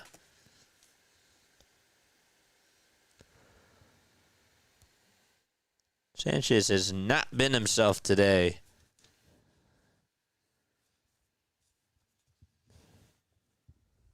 We're so close to getting 6,000 subs. Let's hit that milestone, man. And that's going to be it for Christopher Sanchez. His night is done. He won't even be qualified for the win, even if he got out of this inning. Jose Ruiz is going to come on in to pitch for Philadelphia. Eagle says, thank God we have magic inning number 8 to rely on. The magic conch shell. Oh, I'm not starting that again. I'm not doing that again.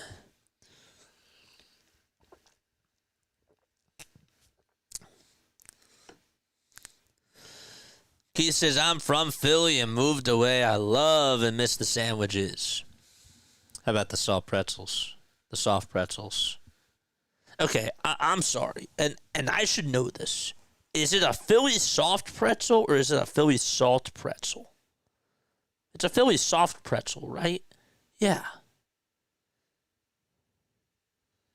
Yeah, it's a soft pretzel. I've also heard it Philly salt pretzel, which it's weird. No, it's soft pretzel.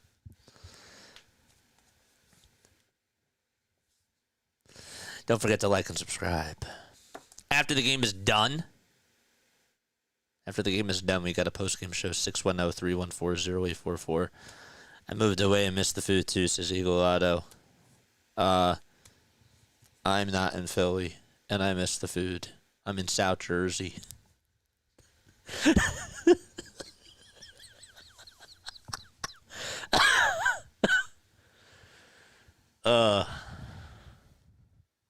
Jose Ruiz is going to pitch.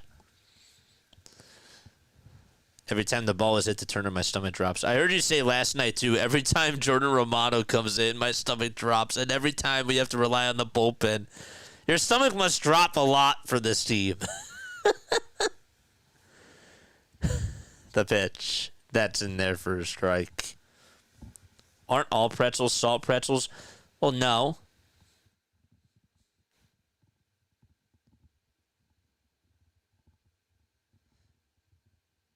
Aren't all soft pretzels salt pretzels too? Okay. 0-1. This one's grounded foul. This is a weird conversation.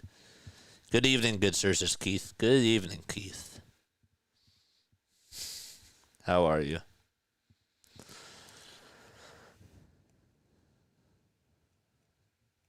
Skinny Joe cheesesteaks. Yes, I've heard of them.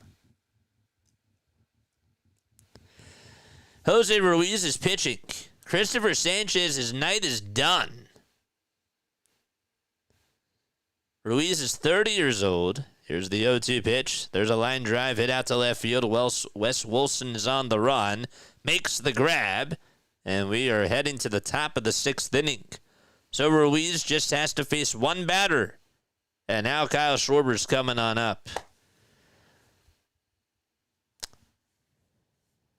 We're tied 3-3. Ugh, excuse me. Sorry for the yawn. I do apologize for that. Romano is the latest Mitch Williams.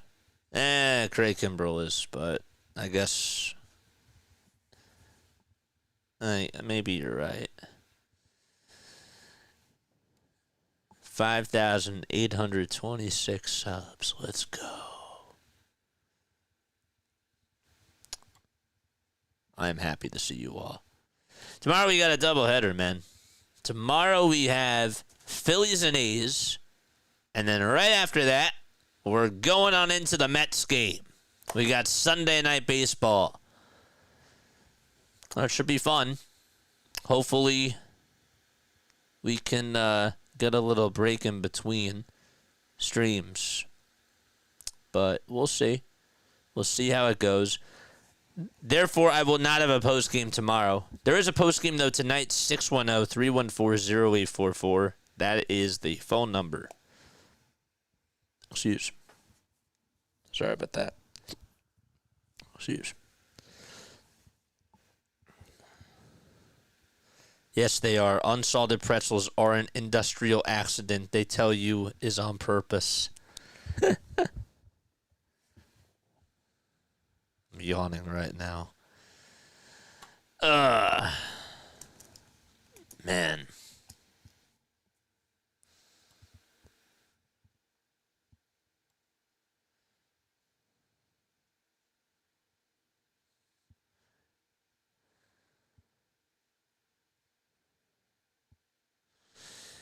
Pitch to Schwarber.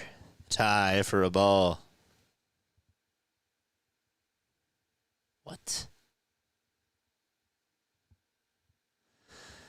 Kyle is 0 for 2. He popped out and grounded out today. And he takes the 1-0 from Springs outside for ball 2. Let's go, chat.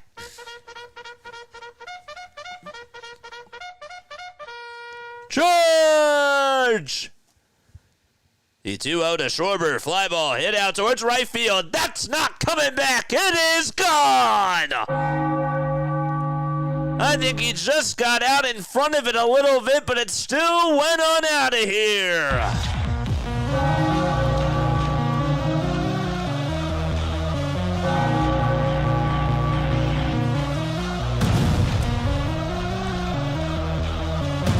Jackpot!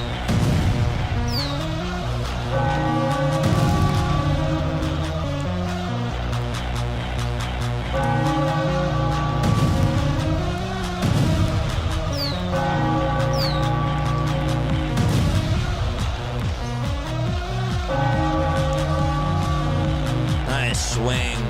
Here comes Castellanos. The pitch is up high for a ball. Kyle Schwarber, what's he eating?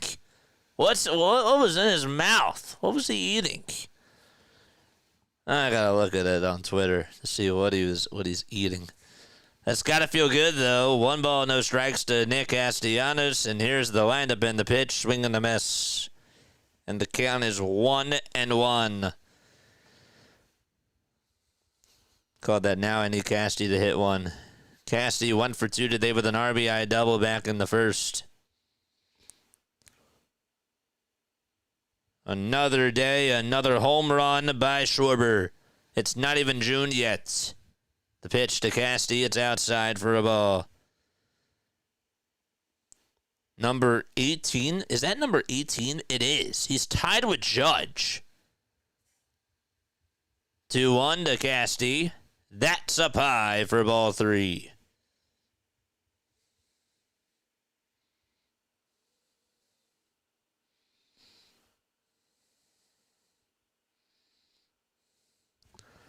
The 3-1 pitch to Castellanos, high and away for ball 4. And so Nick gets aboard. Action going on in the bullpen for the Athletics. Michael Otanez is loosening up. Charge! Springs versus JT. Who will win the battle? The first pitch, it's low and away for ball 1. They're tied with Judge, and they're 1 ahead of Otani. And somebody else, too. I missed that. JT today 0 for 2 with a strikeout and a flyout. 1 ball, no strikes. The leg kick and the next pitch way outside for ball 2. And Langeliers is going to go have a talk with Springs. Cal Rowley's also tied with Ohtani. That's the other guy. Cal is 17. Wind is blowing in out at Sutter Health Park in Sacramento, California. Phillies lead it 4-3. It's been a back and forth ball game.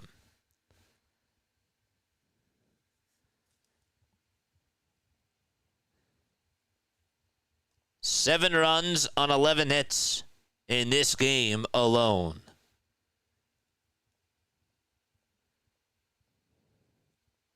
Two balls, no strikes. Here's the next pitch. Is a changeup. That's on the inside corner, or the outside edge, I should say, for strike 1. Speaking a little bit fast.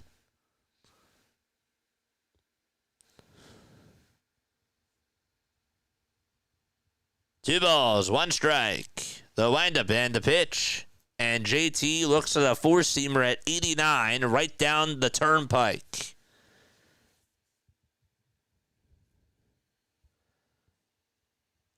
"99 pitches for Springs.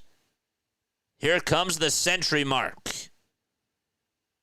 The 2-2 pitch on the way. Strike 3 called right on the inside corner, and JT goes back to the dugout.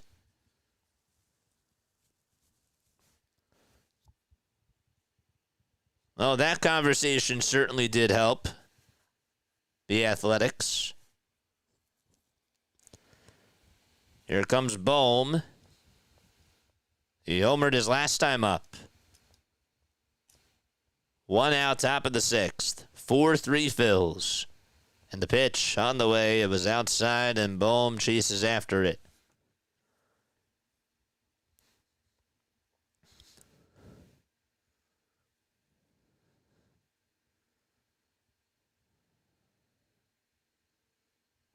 The balls, 1 strike.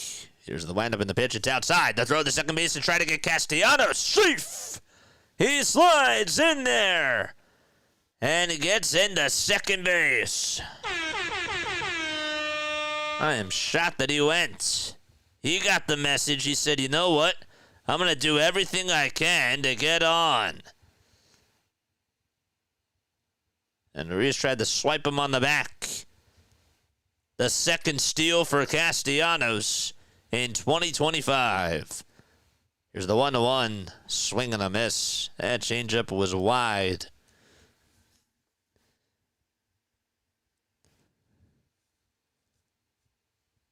Springs has given up 3 earned runs on 4 hits. And he has struck out 5 batters. Has only surrendered 2 walks.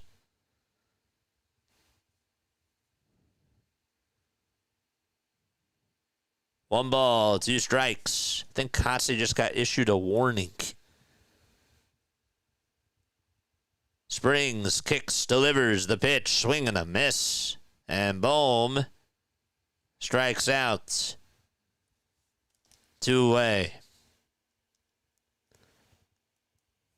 Kotze put his hands up in the air in between pitches right before the strike 3 was thrown. So I assume that he got issued a warning. The pitch to Stott. This one's popped up out towards left center field. Who's going to get it? Soderstrom calls off everybody. Makes the grab, and we're going to the bottom of the 6th. The Phillies do get the lead back, though. This is the 3rd lead change of the ball game as Kyle Schwarber goes yard. 4-3 Phils, bottom of the 6th coming up.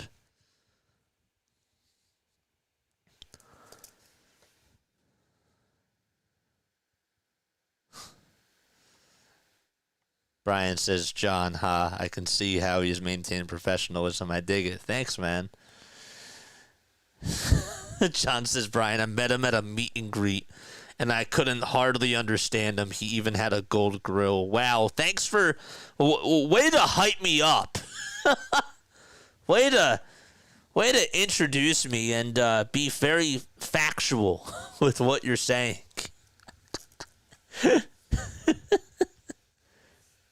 Wow. Renault says it's an entertaining game so far. Good. Makes my job easier. Don't forget to like and subscribe. Speaking of easier, it makes it easier if you guys hit the like button to spread the word and to get more people to join on in.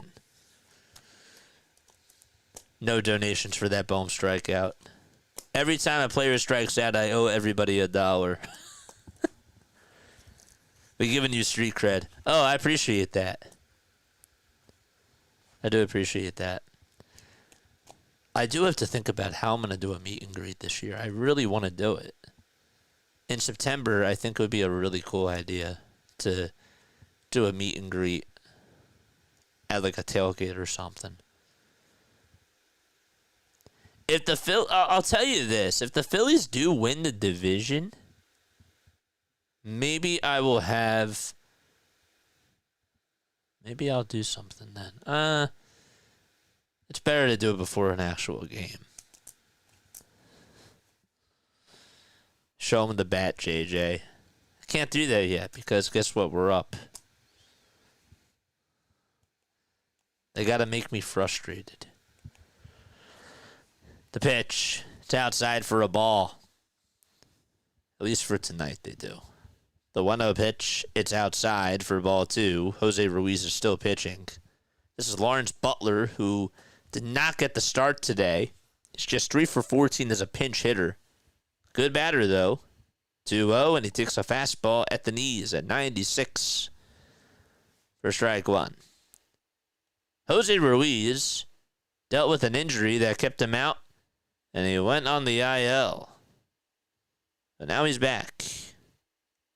Here's the 2-1 pitch. It's outside for ball 3. Played for the White Sox a couple of years ago and got DFA'd. Played with them from 2018 to 2023. Then he went to the Diamondbacks. He's been with the Phillies since 2024. 3-1, strike 2. Pick a day we all go to a game.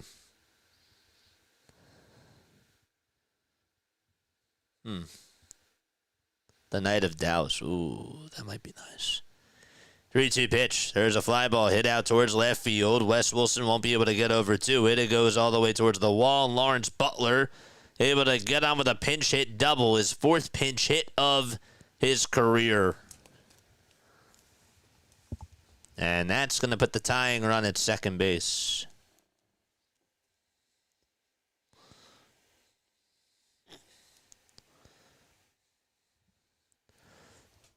Nothing too fancy on that pitch. Ruiz was just trying to get him with a fastball and misplaced it.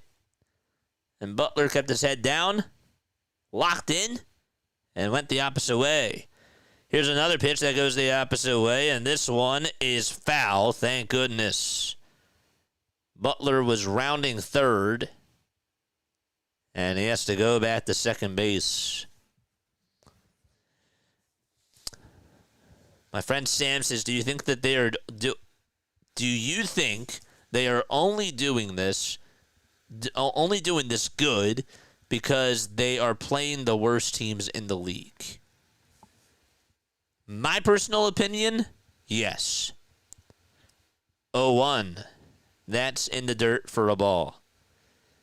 However, that doesn't necessarily mean that there aren't things that I'm not liking, because there are things that I do like, that I have seen during this stretch. Is that fair? Here's the 1-1 to Kurtz, swing and a miss. This is the guy who had a 3-run homer in the 9th inning of last night's game.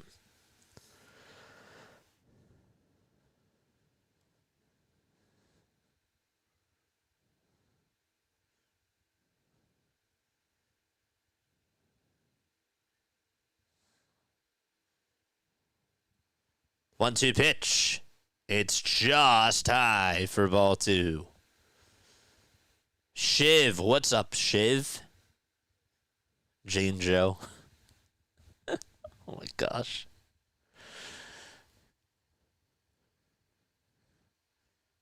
Two-two pitch on the way. Line drive, head out to center field, and that's going to drop in for a base hit. Rojas just played on the bounce. Butler's going to jog in to score. The throw's made back to second. And for the third time today, the Athletics have tied up the knot. They've played copycat with the Phillies.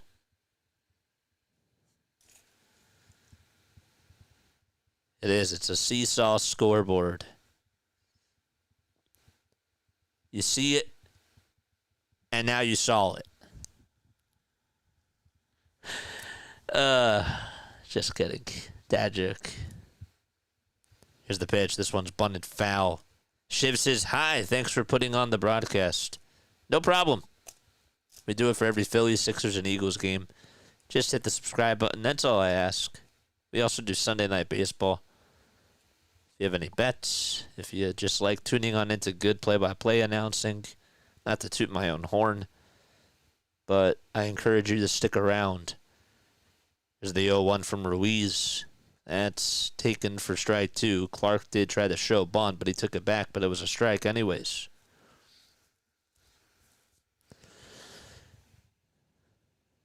Denzo Clark has struck out twice, and he's 0 for 5 since being called up. 0-2 pitch, just a hair outside. Still nobody out, and we're in the bottom of the 6th. Mod Squad, a likes to views ratio. 1-2 on the way. Swing and a miss. A 96-mile-per-hour heater, and Clark can't catch up to the fastball.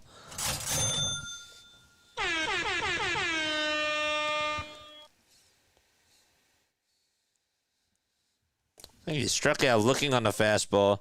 His second at bat, and then his first one, he got another fastball on a strike 3, and that's not been his pitch today.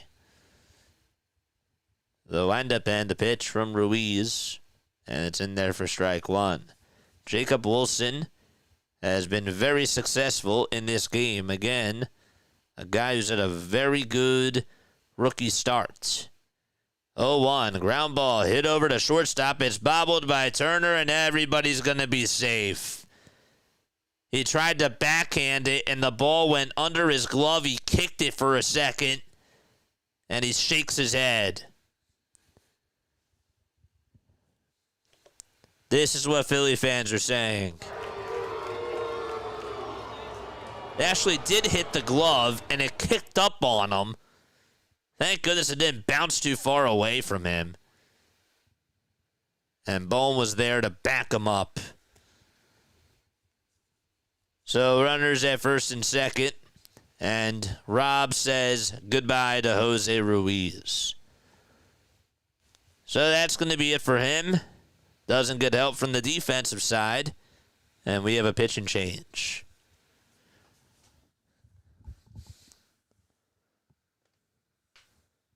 Turner's defense is so bad. Yeah, that was a bad play. That's inexcusable. That's a fundamental play. It's a ground ball hit over to short, and you just have to backhand it there. You try to backhand it, and that ball wasn't even hit that hard. That was, not saying it was a soft ground ball, but it was a regular ground ball. That's just fundamentals. You backhand it, and you pick it up, and you throw it over to second. His eyes weren't even off the baseball, and yet he still couldn't even make the play. He didn't even take his eyes off the ball. It was right there. He's watching it, and he just doesn't get down far enough. What a team. What a team. I'm like watching it again in my head. I'm like, dude, he didn't even take his eyes off the ball. Sometimes like that does happen. But that time he watches it Oh, there it is.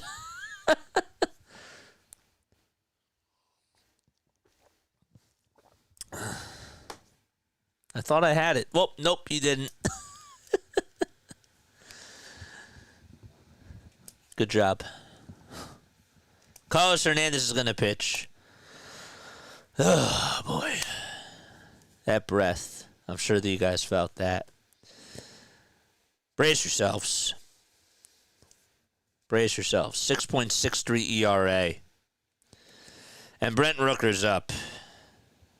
1 out, bottom of the 6th. 2 runners on. The first pitch, it's outside.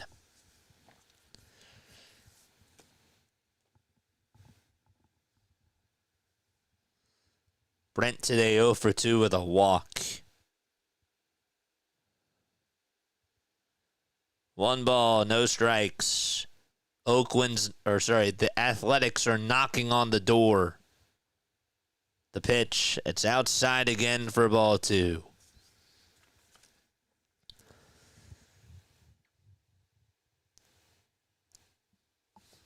Carlos Hernandez on in relief for Jose Ruiz.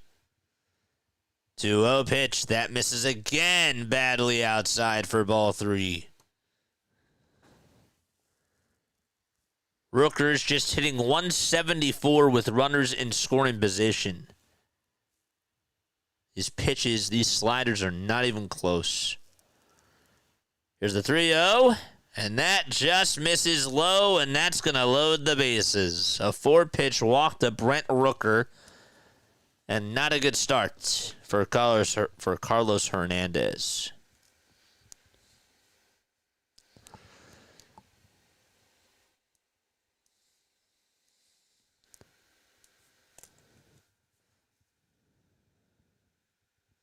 Thank you, man. I appreciate you, Charlie. It does say a lot for you. Here's the pitch. This one's popped up.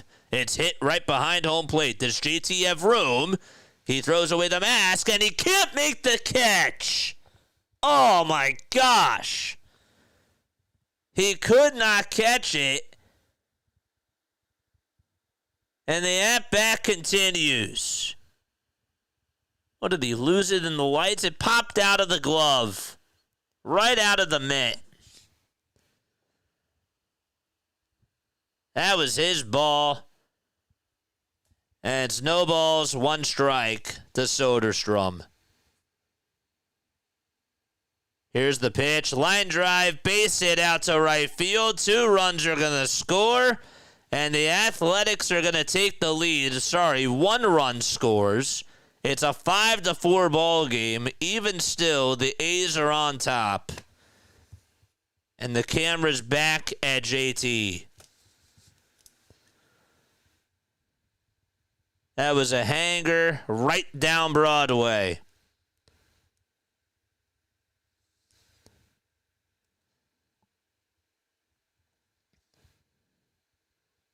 Here's the pitch to Langeliers, and that's outside.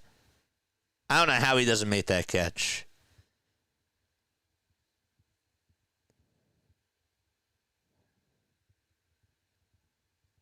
One ball, no strikes. This pitch should have been called a strike, but it's called ball 2.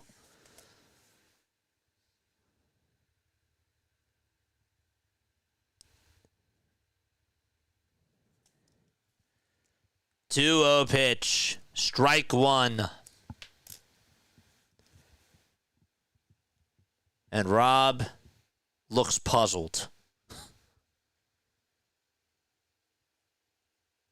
Looked like his thinking cap was on for a sec. Here's the 2-1 pitch. It's a 97 mile per hour fastball. There's a difference. Taken right down the middle for strike 2. Langeliers just has 1 career grand slam. He's 0 for 1 with bases loaded this season.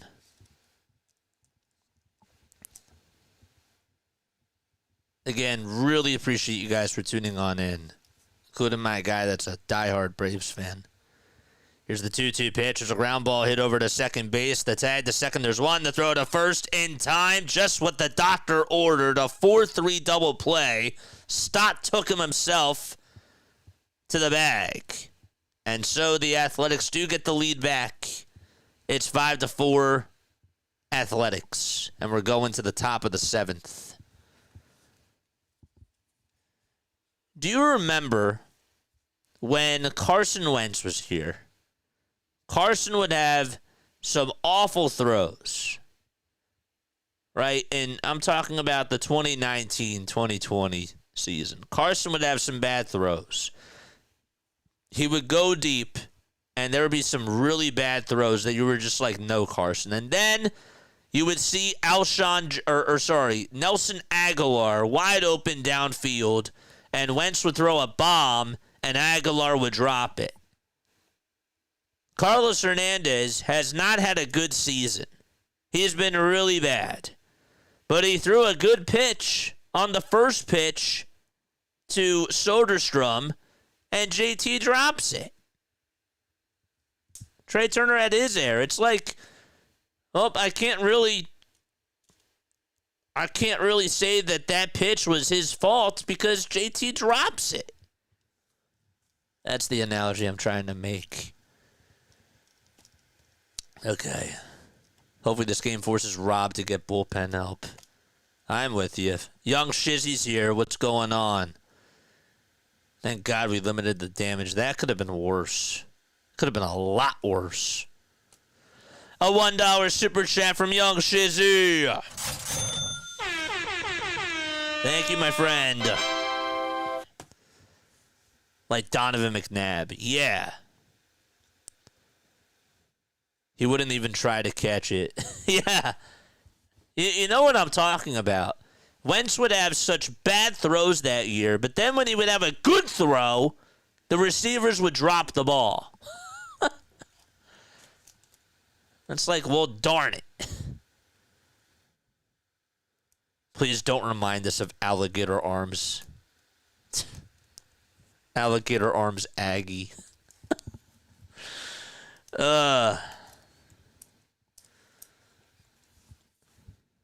Here's Brandon Marsh. He's going to pinch hit. We're in the top of the 7th. It's 5-4 Athletics. Otanez is pitching, and the first pitch is down. He has just a 12.27 ERA in 3 2/3. Not so good. The 1-0 pitch. That misses low and inside for ball 2. Brainley says, watching Phillies reminds me of watching the Knicks. They leave me confused. Great analogy there. 2 balls, no strikes to Brandon Marsh, the pinch hitter for Wes Wilson. Here's the 2-0. That misses again for ball 3. The Athletics bullpen, in case you're wondering, in the month of May, last in ERA, second to last in opponent batting average, and also last in opponent on base plus slugging percentage as well. Here's the 3-0 to Marsh. And that's a strike at 97 on the upper tier of the dish.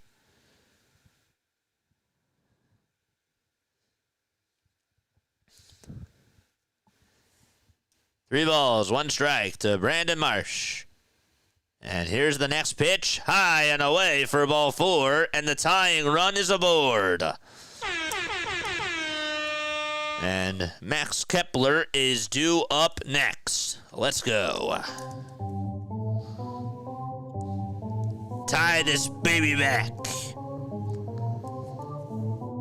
Turner's in the on-deck circle. And Kepler comes up for Rojas. Charge! Let's go. Here comes Kepler with the red batting gloves. First pitch, and that's inside and in the dirt. And it almost bounced in front of Langeliers, but he blocked it pretty well.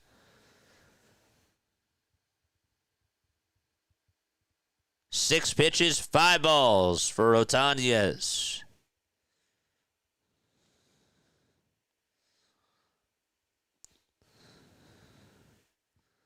And we have a timeout called here. The pitching coach is going to have a discussion with Otanez just to try to settle him down.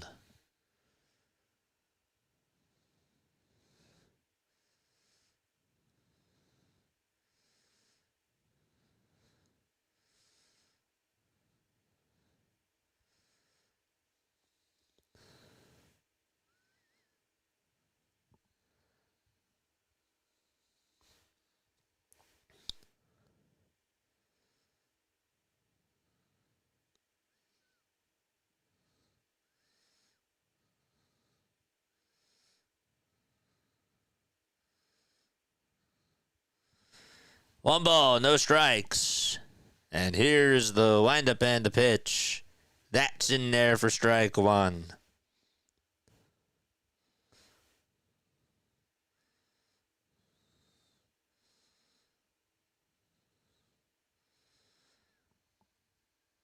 Here's the 1-1. It's inside. They'll throw the second base to get Marsh. He's safe.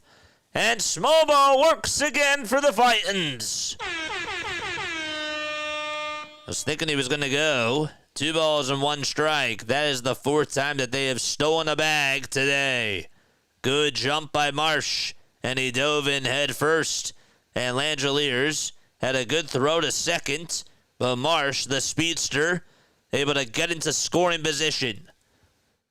Otanez looks back at second, and back to the plate, the 2-1, and that's going to hit Kepler right on the back foot, and he flips and now sits up.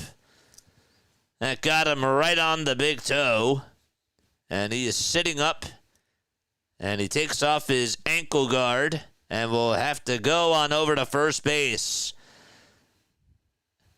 Ow-wee. But runners at first and second, and something cooking in the kitchen for the Titans.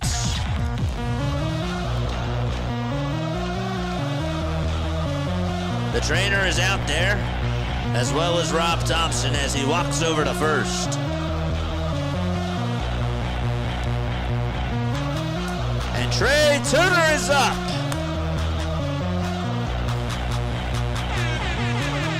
Make some noise, chat.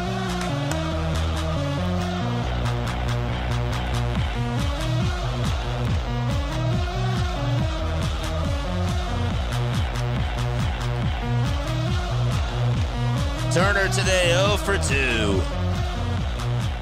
Otanez looks at second. Marsh leads off at second. The first pitch to Turner, it's low for ball 1.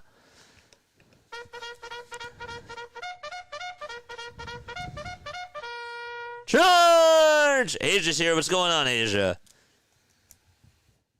1 ball, no strikes to Trey Turner. The windup and the pitch. There's a ground ball hit over to shortstop. The throw to second, there's 1. The throw to first, there's 2. A double play. Marsh does head over to third.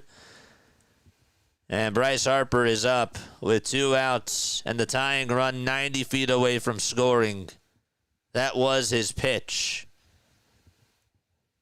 It was down the middle and just got on top of it.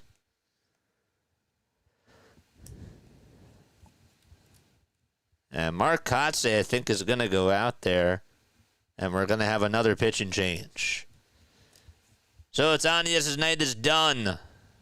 Not so good for him. But the Athletics' new pitcher that's going to come on in will try to cool the fire.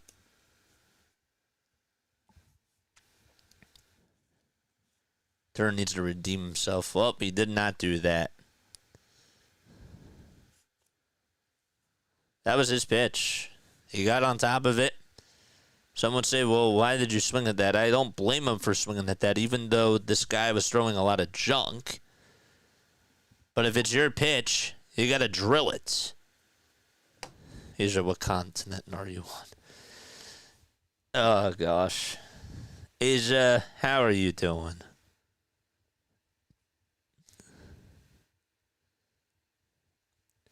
Being a Phillies fan is not for the faint-hearted.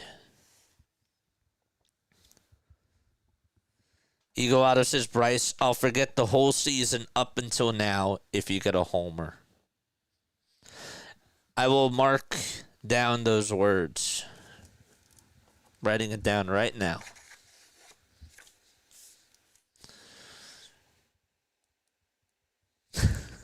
Eagle Auto Bryce. I'm putting that in quotes. What's today's date? May 25th.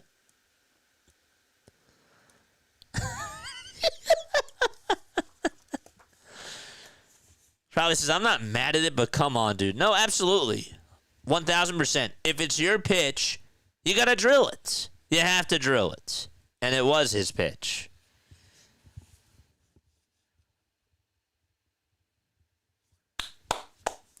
Justin Sterner is going to pitch. He pitched in last night's game. He has a 1.8 ERA. They'll be facing Bryce Harper here with the tying run 90 feet away from scoring. Technically, it's 89 feet because of the bigger bases. JJ, 320 people in the chats. Past midnight, baby! Get those likes up. Harper with no batting gloves. Wow.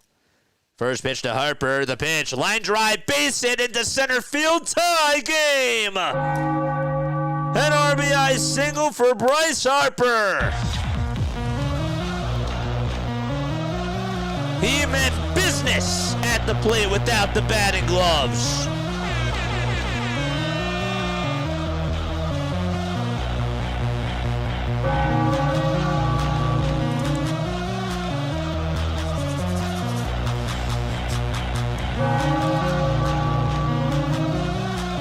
Five runs on 5 hits for the Phillies. Here's the pitch to Schwarber. Fly ball hit out towards straightaway center field. There, getting under it is Clark. He'll make the catch in front of the warning track.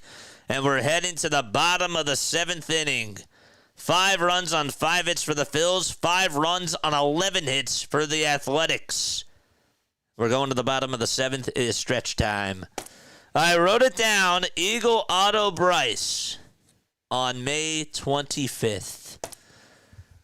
Forget what I said this year. Okay. All right. I'm going to ask you a Phillies trivia question. If you get the answer correct, you will hear this. If you get it wrong, you will hear this. Okay. Anybody want to guess what the longest Phillies winning streak was in franchise history? Just the longest winning streak in Phillies franchise history.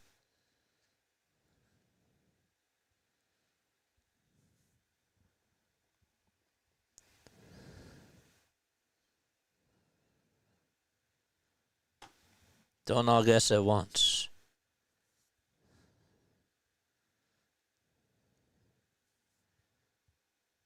$16. That's actually their longest winning streak of consecutive home games. 69 games, says Bruce. Now, 27 games.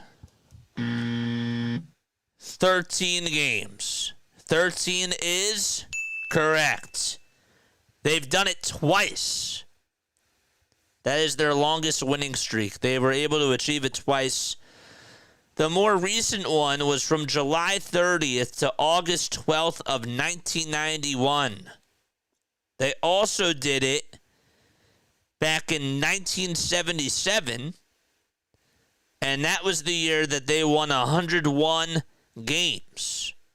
And they lost, of course, to the Dodgers in the NLCS.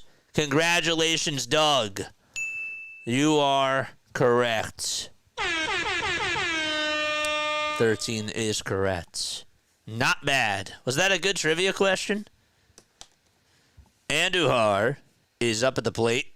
Here's the 0-1. There's a ground ball backhanded by Stott. He picks it up, throws it over to first. It's in time for out number 1. Why I think it was 16, I don't know. I can't read minds, folks. I don't know why you thought it was 16. That was a good guess, though. Larry, did you actually know that? Eagle Auto says a good question. Good. I was looking at winning streaks, and I was thinking about it, and I was like, you know what was the longest one that they ever had? The pitch, swing and the miss. I wouldn't know since I started watching. Only in 2023, says Brain Lee. Max Kepler's out in left field. Brandon Marsh takes center. The ball is 1 strike. Joe Ross is pitching, by the way. 3 pitches. He has 1 out. The ball is 1 strike to Luis Urias. The 0-1 tails outside. Yes, that was an acceptable question, says Larry. Good. No idea I was way off. Thanks for subscribing, Dennis. Appreciate you. The 1-1 offering, and Ross throws a slider that's in there for strike 2. I was 11-91, says Asia. I was -7 years old in 1991. Not even in the womb yet.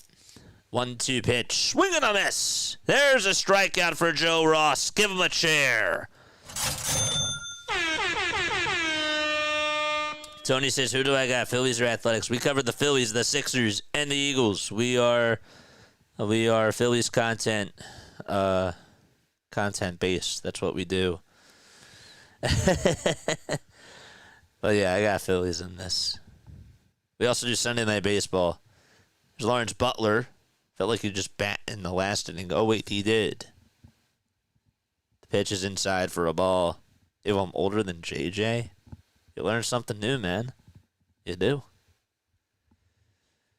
I'm sorry.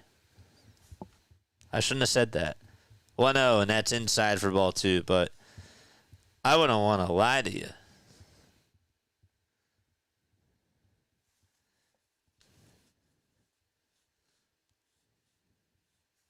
Two balls, no strikes.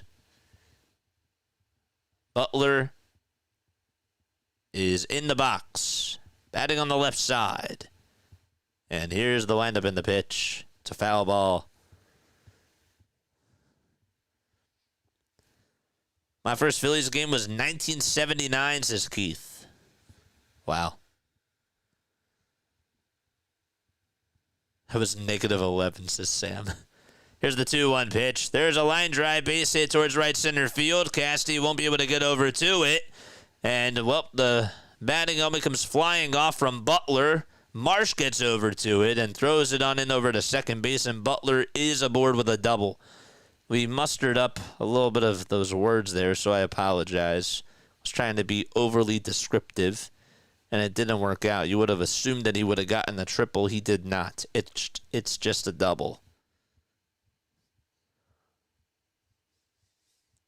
Thank goodness.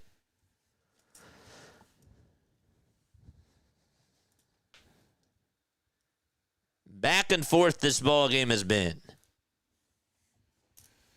Nick Kurtz is coming up. Left-handed hitter. And he takes inside at 97. Or at 95.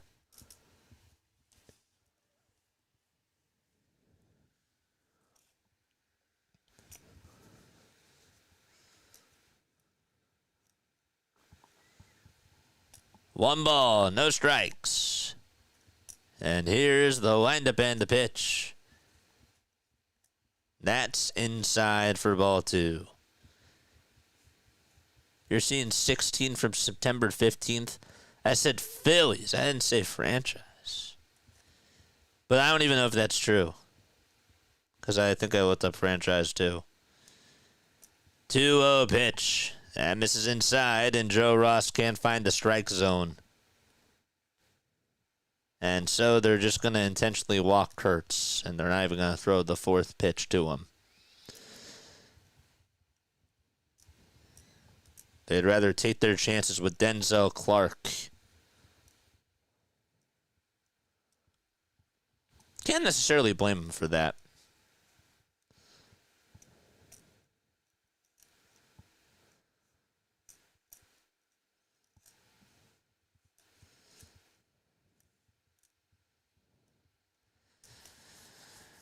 There's going to be a pinch hitter. It's going to be Alexander who comes on up. And JT wants to talk with Ross here.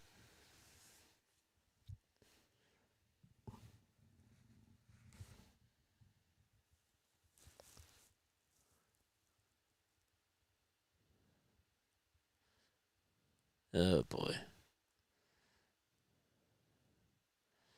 CJ Alexander, 28 years old, from Merrillville, Indiana. He just got called up yesterday and got his first hit in his first at-bats. Ross trying to get out of the inning unscathed. The first pitch, it's popped up towards the third base side. Turner gets under it, makes the grab, and we're going to the top of the 8th. So Joe Ross does get out of the jam. Casty, JT, and Bohm are coming up. All right. 610-314-0844. That is the phone number to call after the game is done. If you guys want to chime on in and give me your thoughts on this baseball game. Tomorrow afternoon, we got a 4:05 p.m. start time with Game 3 of this 3-game series out in Sacramento. And then at nighttime, at 7 o'clock, we got Mets and Dodgers. And we'll be covering that game on Sunday Night Baseball. Hope to see you guys on there. Keep up with all the content that we do on Play by Play with JJ. We cover the Sixers, the Eagles, and the Phillies.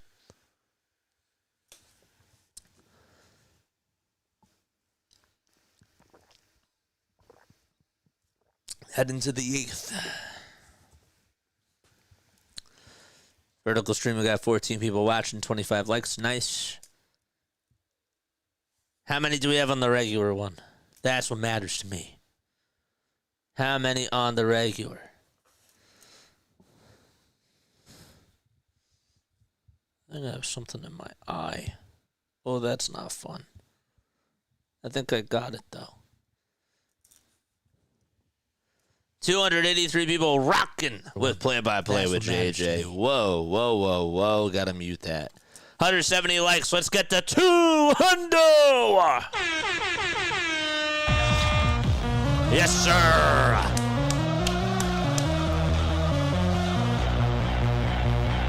Lazardo tomorrow. I'll double check. I will double check. But hit the like button in the meantime if you haven't done so already. Lazardo is tomorrow. Yes, sir.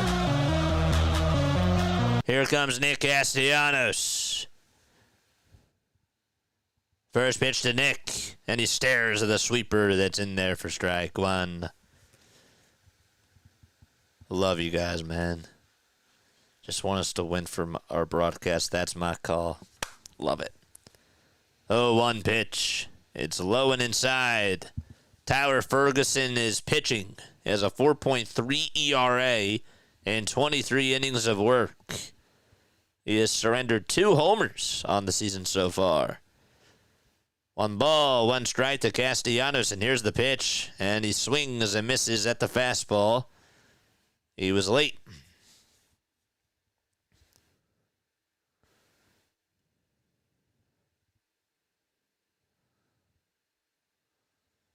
JJ, I got you on the big screen TV. Really? Wow. I made it to the big leagues, folks. This is what I was typing on my phone, didn't realize you were full screen, looked up, and you jump scared me. Nice. 1-2 pitch. That's taken low and outside. I jump scared Larry, folks. I did something. I did.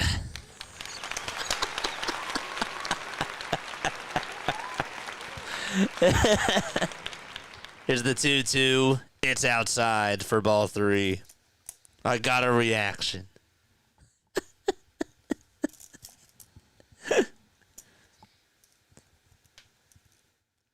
3 balls, 2 strikes. Ferguson kicks, fires, and that hits the knob of the bat. The pitch was inside. What are you doing, Casty?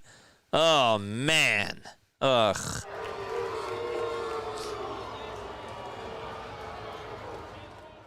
Three balls, 2 strikes. We got Old Man Ferguson on here. He is not pitching. He's in our chat. Here's the 3-2. It's outside and low for ball 4. We'll take that. A leadoff walk to start off the top of the 8th. There we go. Very nice. Let's play this.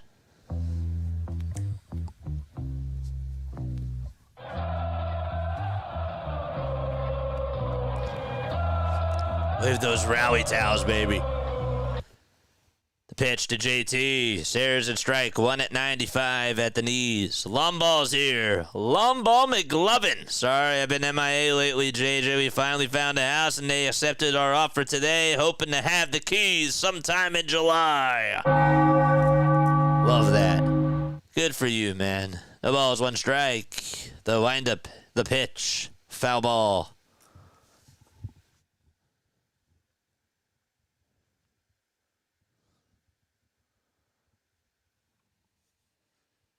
JT today 0 for 3, 2 strikeouts, and a flyout as well. We're tied up 5-5. A runner on at first. The 0-2 to JT, swing and a miss. Good morning, good afternoon, and good night to Riamuto. I can hear what some of you guys are saying. Well, at least it wasn't a double play. And that is true.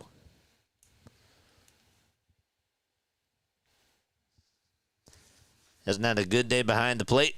Hasn't had a good day in the box. Here comes Alec Bohm. The pitch to Alec. And he looks at the sweeper that's in there for strike 1. 4 lead changes in this ball game.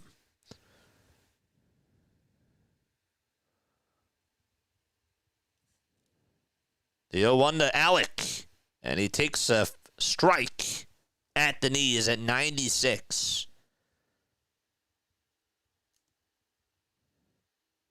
Tyler Ferguson, 31 years old, from Fresno, California. He is 6'4". Somebody asked that before. He kicks, deals, and throws it inside.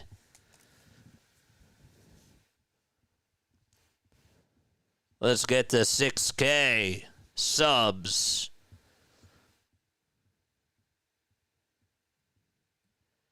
1-2 pitch to Bohm, and he stays alive.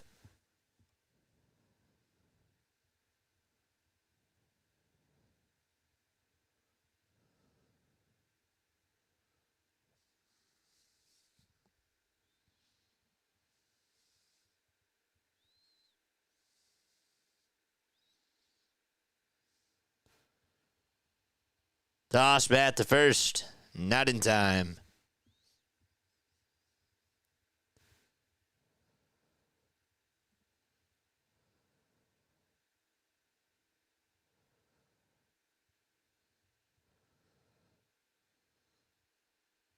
Let's see if Casty got back in there. He did. He did. 1-2 to Alec Bohm. He stays alive and fouls off another 4-seamer. 181 likes. 311 people tuning on in. Let's go. I got a van down by the river. Folly. 1-2 pitch to Bohm. There's a ground ball hit towards the left side of the mound. Barehanded by the pitcher. The throw to first in time. But the sacrifice is complete. And 2 outs. Wasn't really a sacrifice bunt, but again, sort of like it. Good dig out, too, by the first baseman, Kurtz. 2 outs, top of the 8th, and Kotsay is going to make another move. It's been a long game so far, and we have yet another pitching change. And Bryson Stott is coming up to bat. Okay.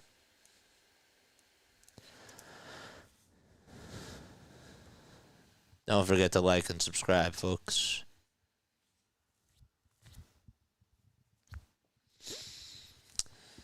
I'm going to take a quick step off. I'll be right back. Don't go anywhere.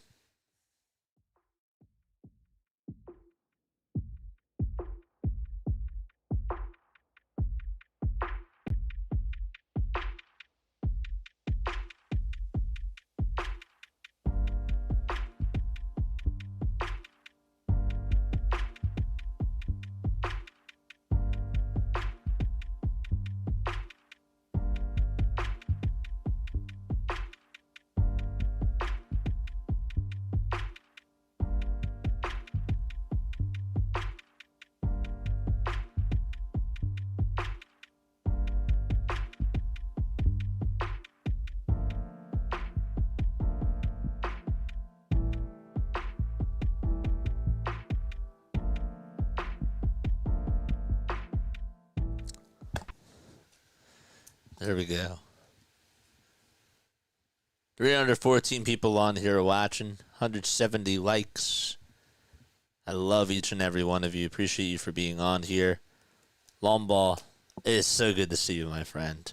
If you're still here, give me a thumbs up. Give me a thumbs up if you're still here.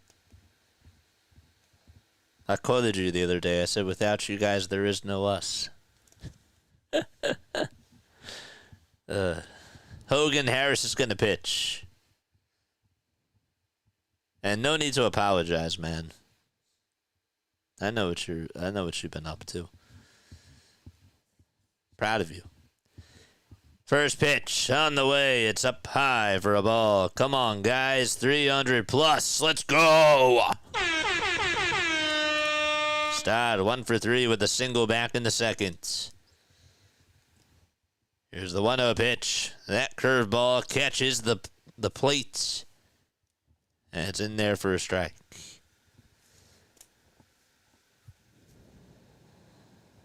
Raiders Fan Radio, what's going on, Raiders fan? Appreciate you. 1 ball, 1 strike to Bryson Stott. Castellanos leads off at second. And here's the 1-1 to Stott, swinging a miss. He got a high fastball at 92. Excuse. Ronaldo gave a thumbs up. Oh, I meant long ball. I meant long ball. If long ball's here. That was just directed to long ball. 1-2 pitch. That's down low and outside for a ball. Oh, you guys are funny. I only do like at the end of the Phillies win. Well, it's okay. I mean, I usually like other people's content because I think that they do a good job. And it's not directed at a team. But that's just me. Do what you want. I can't control you. 2-2 pitch to Stott. There's a fly ball hit out towards left field. And on the run to make the catch is Soderstrom. He almost misjudged it. And we're going to the bottom of the 8th. Long ball's here. There he is. Let's go, baby. We're going to the bottom of the 8th. It's 5-5. It's okay. You're good. Everybody else is long ball. Wait, but who's the real Dirty Dan?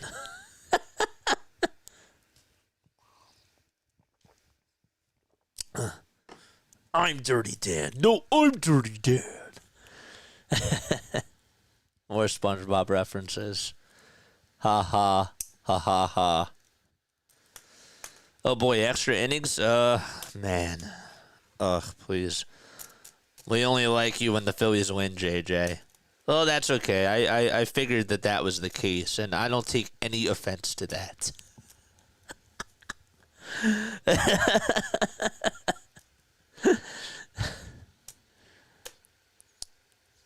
Angel and Phillies. Angel and Phillies parlay cooked.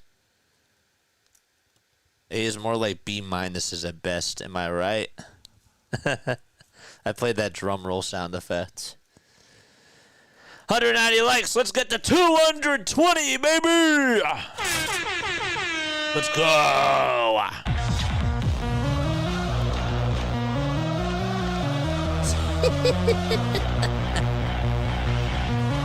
JJ's talking about allergies. Now I'm dying over here. Like that. Let's go.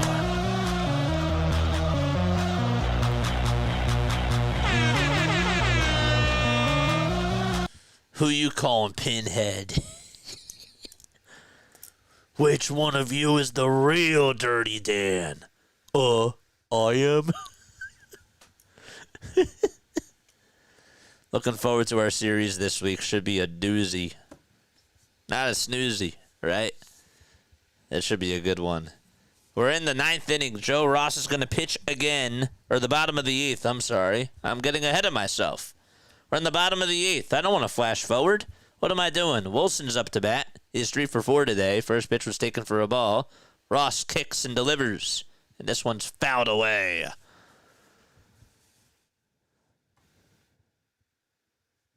Looking like a Panthers repeat. Oh, it is looking like that. SpongeBob is now a vintage show. Well, thanks for making me feel old. I know. I get it. 1-1 pitch. This one's popped up. It's hit out towards the first base side. Harper gets called off by Stott, and his former roommate makes the catch for out number 1. That's right, Stott and Harper were roommates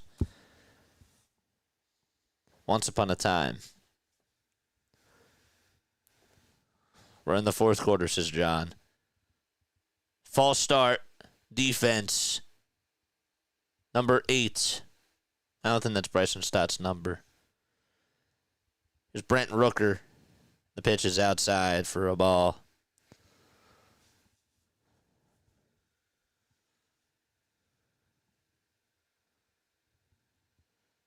Rooker today 0 for 2 with a pair of walks. 1 ball, no strikes. Ross kicks, deals, and throws the slider down and away. Ross is a right-handed pitcher. He gets the signs from JT. He's looking to fire. Here's the 2-0 pitch. That catches the outer third of the zone for strike 1. Is Mason Miller warming up again? He is. He just pitched last night. The Phillies tacked on 3 runs against him. They're going to have to try to do it again. 2-1 to Rooker. Swing and a miss.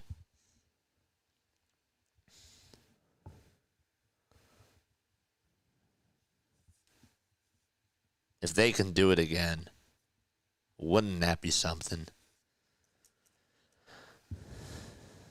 2 balls, 2 strikes. Ross with the 2-2 delivery. It's a foul ball back towards the screen. Ross this year with a 4.24 earned run average, 18 strikeouts as well, in 17 games. Ross with the 2-2 delivery. Here it comes. Fly ball hit out towards left center field. That's going back towards the track, and it is gone. And the Athletics take the lead 6-5. That was a fastball right down the pike. And the Phillies trail by 1.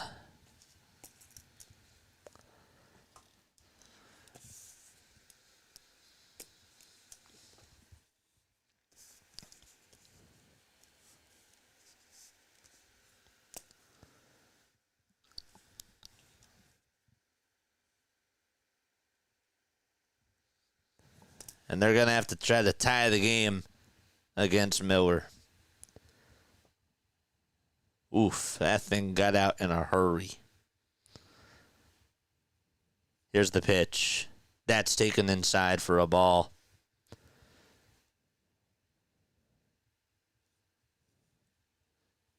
Don't forget to like and subscribe, folks. And we got a postgame show after this. 610-314-0844 is the phone number.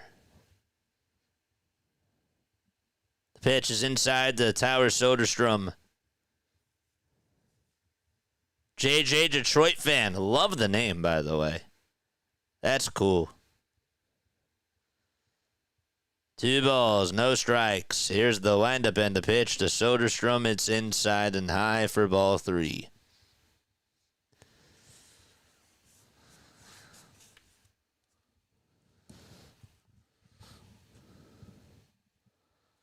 Three balls, no strikes.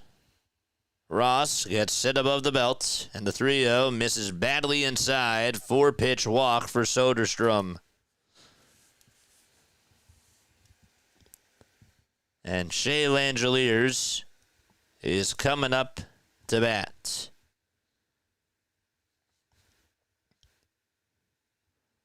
Sean says something tells me Miller will be on point in the 9th. We'll see. Let's just get out of this inning. The pitch. Looked a little bit outside, but Fairchild says it's strike 1. This is Shea Langeliers, who was singled, reached on an error, scored a run, and also stole a bag. No balls, 1 strike. Ross kicks, deals, and throws strike 2 at the knees.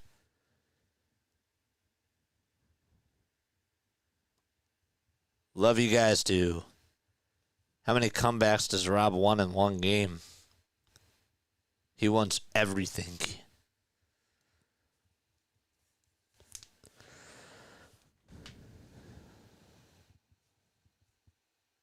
The ball's 2 strikes to Shea Langeliers. Miguel Andujar is on deck. 0-2 outside.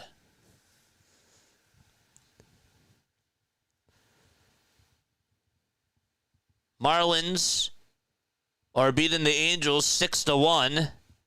The Angels' winning streak is in jeopardy.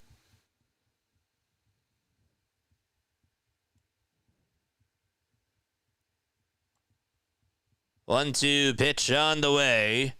Foul ball. Wish the A's played the Phillies more often. This channel is fantastic. Keep killing it, JJ. Dude, I really appreciate you.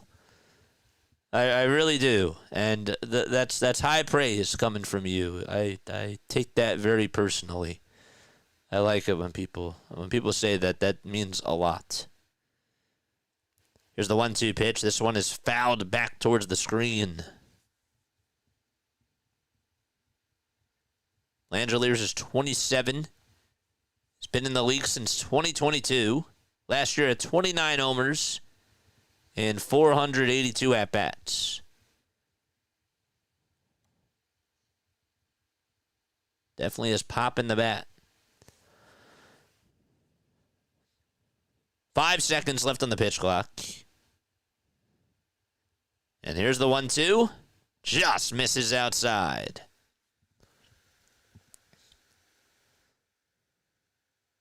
I'm with you, Larry.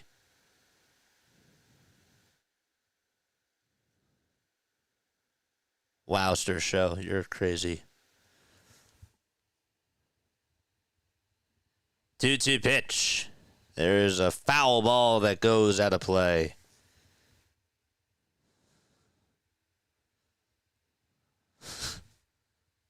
You guys are wild. Don't forget to like and subscribe, folks.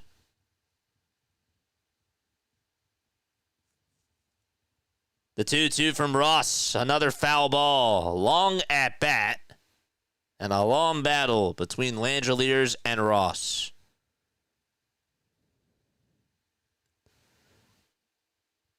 "13 hits for the Athletics. 6 runs manufactured.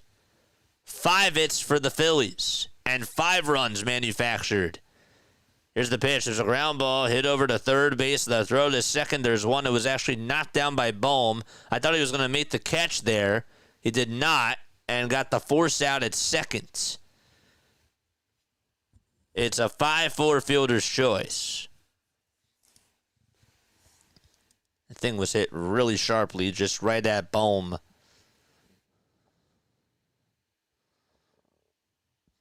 And it hit the ground first. Couldn't tell in real time. He just had enough time to throw it over to second, thank goodness. The pitch, that's outside to Miguel Andujar, former Yankee. He has 3 hits, and all 3 of his hits have been singles. Langeliers over at first. He leads off. The 1-0 is fouled off. I think it actually got a piece of the helmet and then just went over towards the Phillies dugout.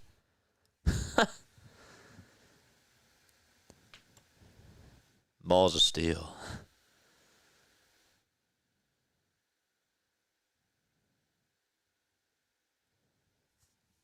The 1-1 pitch. That misses down for ball 2. Phillies will wrap up this series against the Athletics tomorrow afternoon at 4:05 p.m. Eastern Time. We'll be covering it. 2-1 pitch. There's a ground ball rolled over to Trey. The throw to second, and they get the third out. It's a 6-4 fielder's choice. Phillies have some work to do. Marsh, Kepler, and Turner are going to have to face the right-handed hard-throwing pitcher, Mason Miller. Can they try to at least tie the game back? We'll see as we go to the top of the ninth. Hey, guys. If you're tuning in for the very first time, who am I? I'm Jason Joseph. This is Play-by-Play with JJ. We go on for Sixers, Eagles, and Phillies games. We do it like old school radio play-by-play style, but obviously we interact with each and every one of you. And so that's what we do on this channel. We also do Sunday Night Baseball. So please make sure that you subscribe to the channel. Hit that thumbs up button if you guys enjoy this. And if you vibe with me, hello. Hi. Let's go. Let's go. We also have a post-game show after this. And if you guys want to dial on into the post-game show and give me your thoughts, 610-314-0844 is the phone number to call on into the show. You can also leave a voicemail message, or you can text the JJ hotline as well. Let's go. 10 more subs till we get to 5850. Get out the bats. Let's go.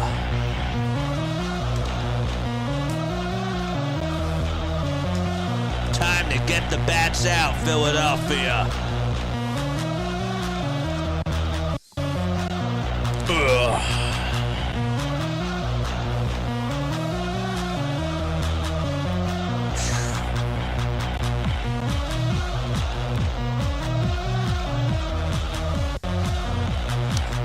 All right. Mason Miller's going to try to shut the door. Do the Phillies have another comeback up their sleeve? We'll see. Miller has a 5.94 ERA. He's been really bad over his last couple of outings, including last night against the Phils. Marsh is up at the plate. First pitch to Miller, from Miller, swing and a miss.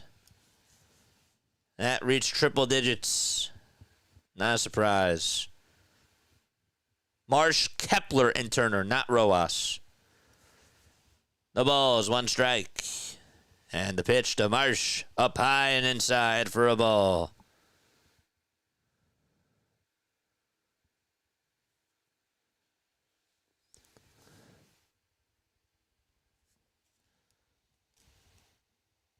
The 1-1 to Marsh. That was a slider that's taken for strike two. And Marsh shakes his head and says, all right.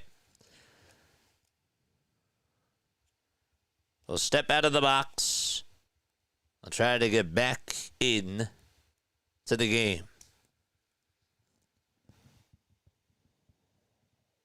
Miller gets set at the Athletics letters. Kicks, fires. That reached 103, but it misses outside. 103 miles per hour. That's just what he throws. It's absolute gas. 2 balls, 2 strikes. And the next pitch on the way, swing and a miss. That pitch was only at 101 miles per hour. And Marsh goes down swinging.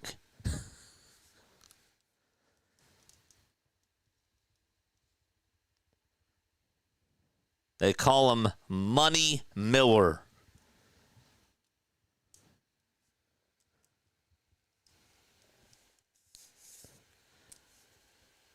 One away, and now it's Max Kepler coming on up. The pitch to Kepler, fly ball, hit out to right field. That's going back towards the track. Tie game! Max Kepler comes through in the guts of the ball game. A fastball right down Broad Street, and we're knotted up in the ninth.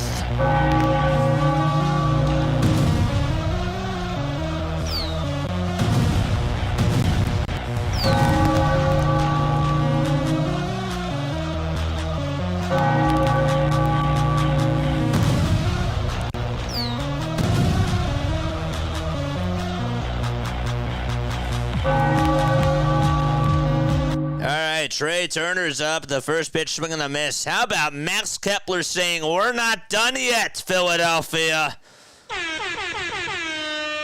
The pitch from Miller. That's at 103. That's up high for ball number 1. 1 ball, 1 strike. The pitch to Trey Turner, and he fouls it off to the max. What a game. Kepler came in to pinch hit for Rojas in the 7th, if you remember. 1 ball, 2 strikes to Trey Turner. And the pitch is low for ball 2. That may have been one of Max Kepler's most significant highlights of his career.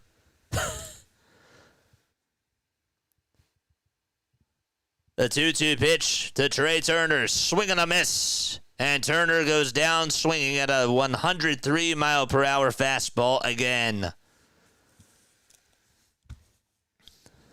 Texas says no. Let's go. 2 outs in the top of the 9th, and Bryce Harper is coming up. We didn't get to see the matchup last night, but now we get to see it tonight. He has 1 batting glove, and that's on his bottom hand. First pitch to Harper, fly ball hit out towards center field, and on the run, trying to make the sliding catch is the center fielder. He can't get there. Clark tried to make a sliding catch, and Bryce Harper gets aboard with a 2-out single.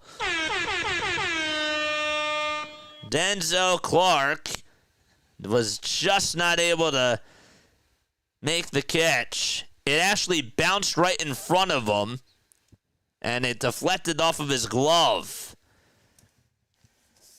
And so the go-ahead run is over at first base, and up to bat now is Kyle Schwarber. Butler not happy with himself, and a timeout called here.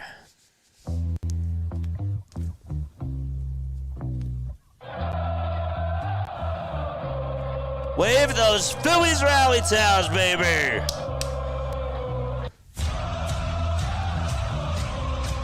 Hit that like and subscribe button. Miller has blown his 3rd blown save of the season. Power versus power. The pitch to Schwarber. It's a changeup that's outside at 92 miles per hour. And Tanner Banks is the guy warming up in the Phillies bullpen to pitch the bottom of the 9th. 1 ball, no strikes to Kyle Schwarber. And the windup and the pitch, it's up high at 101 for ball 2. 8 more subs till we get to 58-50. Let's keep going. Keep those likes coming. 2 balls, no strikes to Kyle Schwarber. The next pitch on the way. It's on the inside corner for strike 1. Let's get to 300 likes.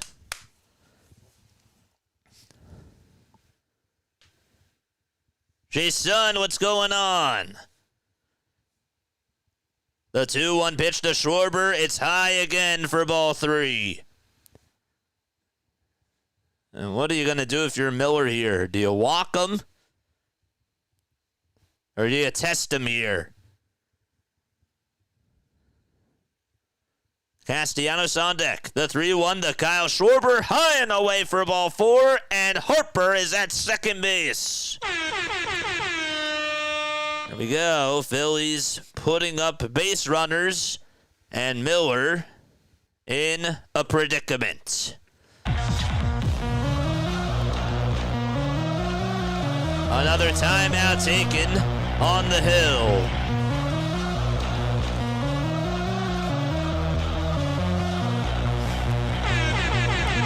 If you love baseball, hit the thumbs up button.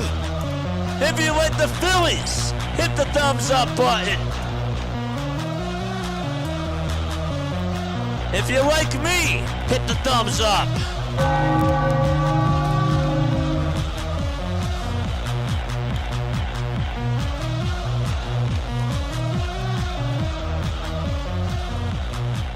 Harper's at second. Castellanos is up.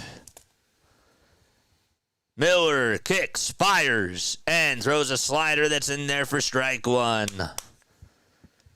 Rally time for Philadelphia.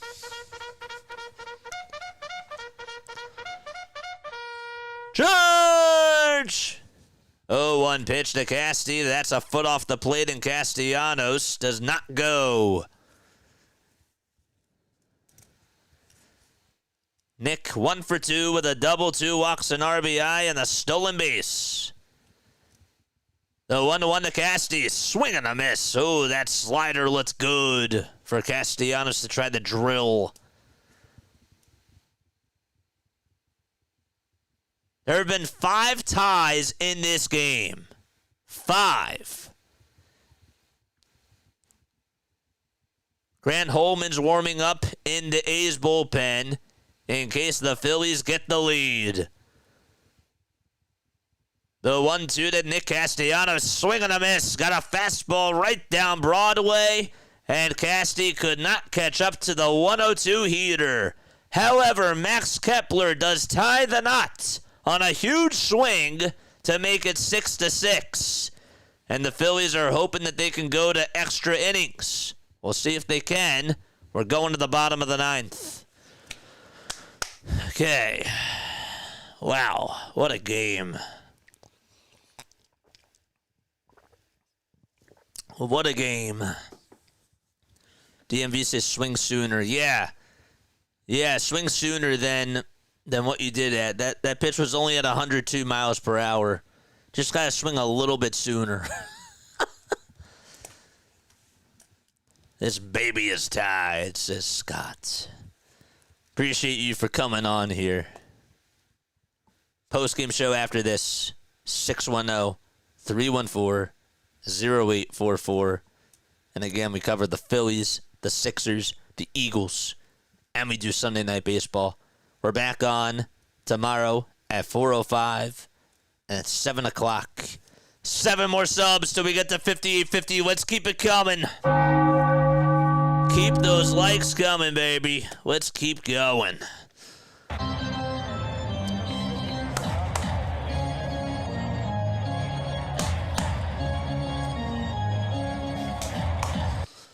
Do you think he makes it back out there for a second inning? No. If the game goes to extras, I don't think he'll make it back out there for a second inning. Let's get Ace Sixers. I'm with you. The race to ace. IDS, you're the man. Appreciate you guys. What a swing from Kepler. I wanted to look back and see what pitch that was to Max. That was a force. That was at 101 miles per hour.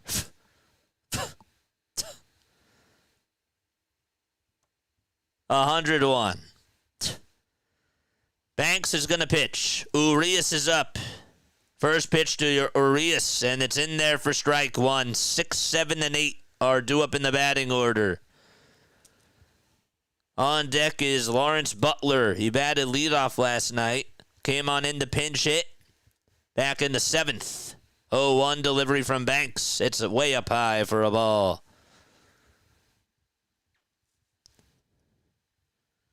The Angels game is over. All that's left in Major League Baseball is this one. The 1-1 pitch. Fouled away. Love it when you're the last game standing.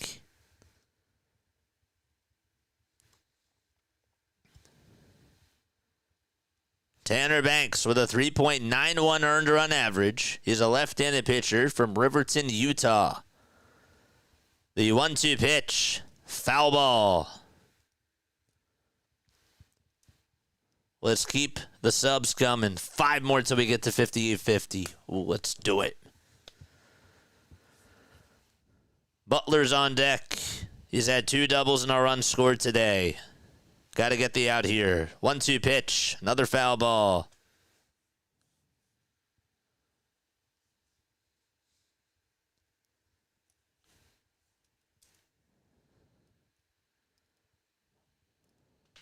Urias in the box. He's hitless in 3 at-bats today. And Banks kicks, fires, and another foul ball again.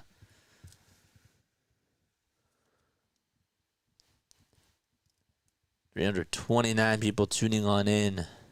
329 crazy people. 1 ball, 2 strikes, and here's the pitch. That's just fouled off of a not necessarily a half swing, but that was about a quarter of a swing.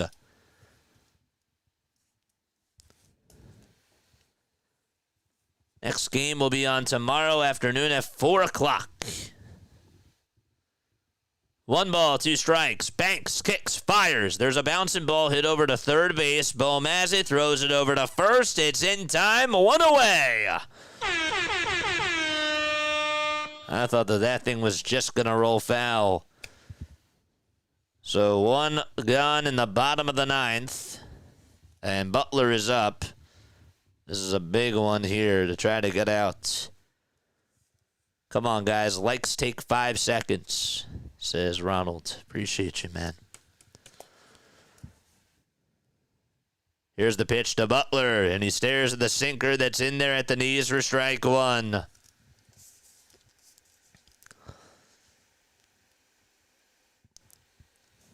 His average sits at 244. Here's the 0-1. Swing and a miss. He got fooled on the sweeper. He thought he was going to get a fastball, and he was way too early.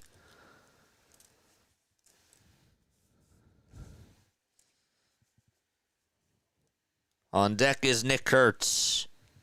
He's had a very good day against the Phils. 0-2 pitch. Strike 3. Swing and a miss. That was a fastball at 94. And that's the first time that Banks has reached 94 in a little bit of time.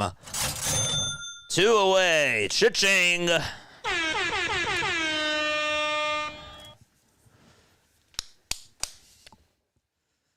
One more till we go to extras. And it's up to Nick Kurtz. The pitch. That slider's in there for strike 1 at the knees. Hit the like button and hit the subscribe button as well. Kurtz also 2 for 2. Also got intentionally walked. The 0-1, swing and a miss. Got a sweeper on the outside corner.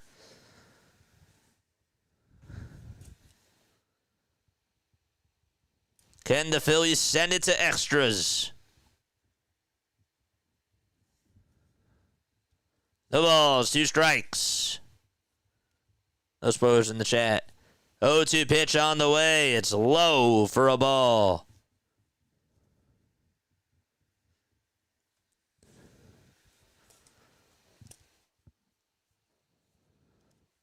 One ball, 2 strikes. 5 seconds left on the pitch clock. Banks gets the signs. Gets set at the letters. Kicks, delivers. And it's outside again.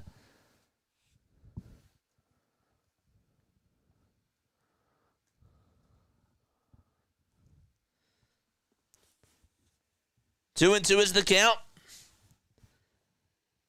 And the next pitch, here it comes. Strike 3, called to the knees.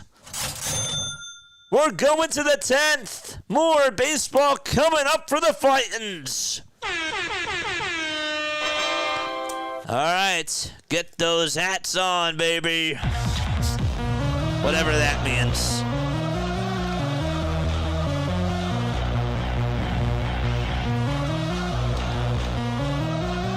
What a game.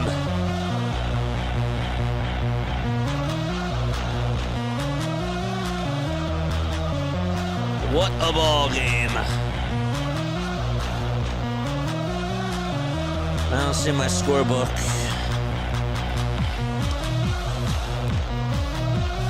I don't see it. I don't see it. Oh well. I don't see my little scorebook. And I know I had it. That kind of annoys me. Whatever, I guess. Okay. It is what it is. Don't forget to like. Don't forget to subscribe. Let's go. Free baseball, baby.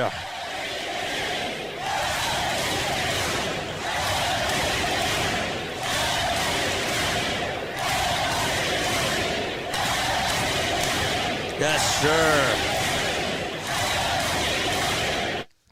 There we go. Screw the book, get a towel. Well, I'm not going to be able to keep score.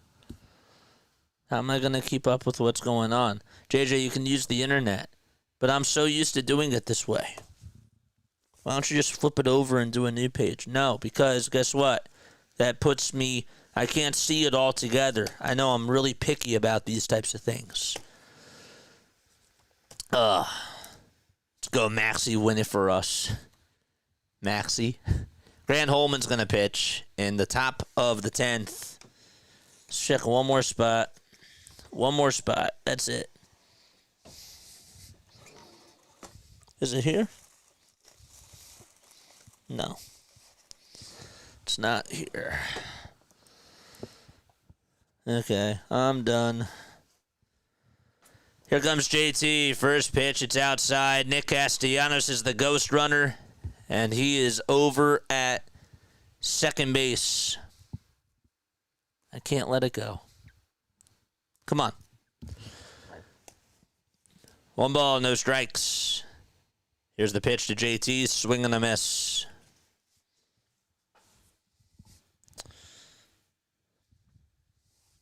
Still can't let it go. 1 ball, 1 strike. Holman gets set again at the letters. Looks back at second. And the 1-1 is up high again.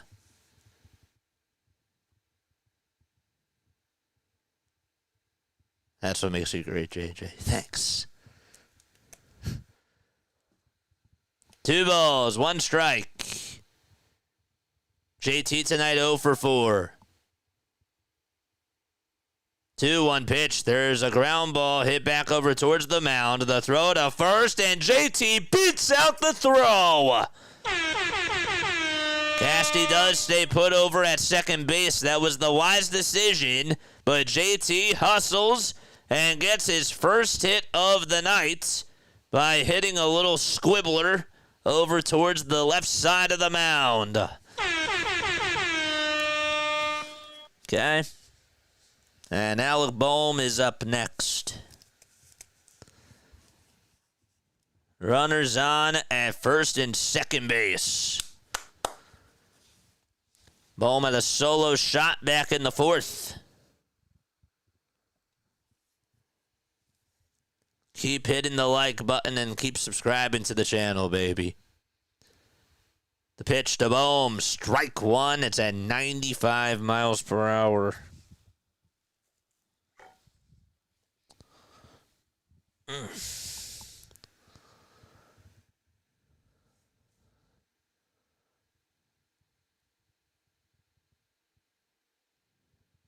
0-1 to Alec. The next pitch. Ooh, that's a strike according to the umpire. And it's now an 0-2 count. That was close. But according to pitch tracks, it was just a hair outside. 0-2 pitch to Alec Bohm. And it's down low for ball 1.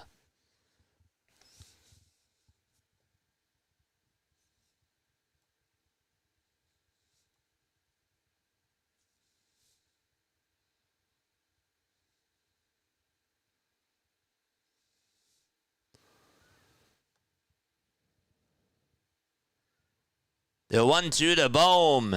And he protects home plate and fouls it off. The pitch was a little bit outside. JJ just paused everything. Just pause everything. No. No. No. No.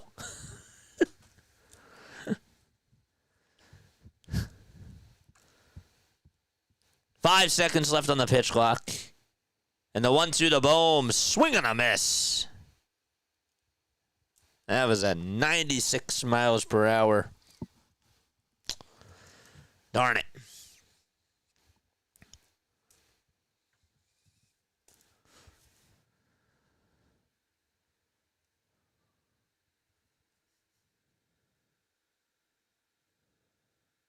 JJ, you just lost your head looking for that scorebook.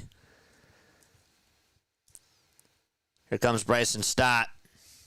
And he takes a splitter at the knees at 88 miles per hour.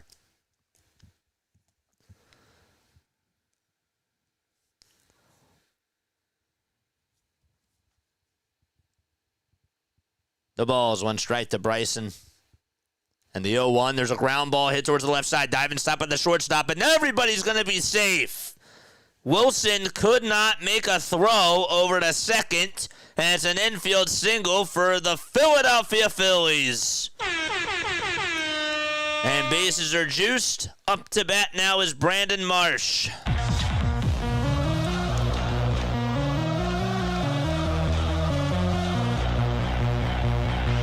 That did save a run.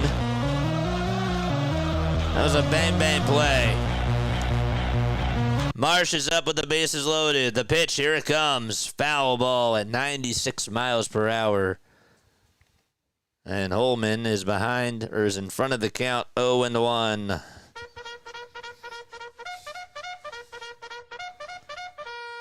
Charge! $150 the Phillies win. This is ID 5. I'll believe it when I see it, man. I've had other people say that to me, and they just dip. 0-1, foul ball.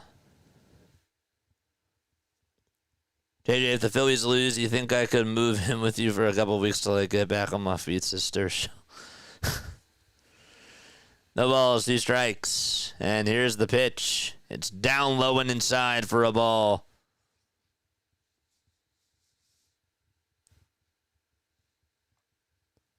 Sean says you have to score here. You do. You have to score here. There's no doubt about it. The 1-2 to Brandon Marsh. High and inside for ball 2.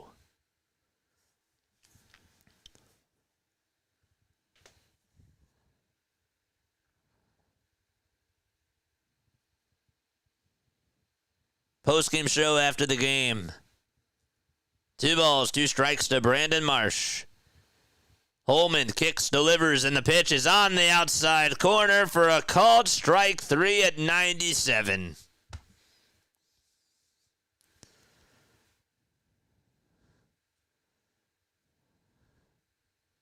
Damn.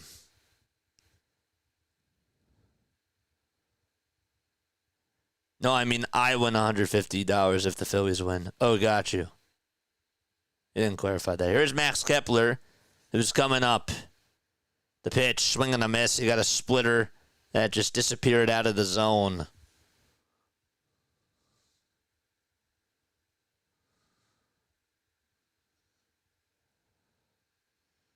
The ball is 1 strike to Max. Bases loaded. 0-1 pitch. Up high for a ball.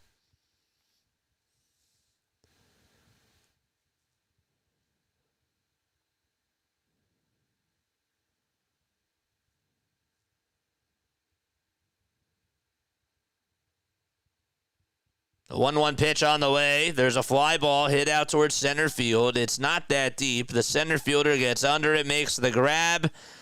And, well, we're going to the bottom of the 10th. It's 6-6. And Alexander, Wilson, and Rooker are coming up.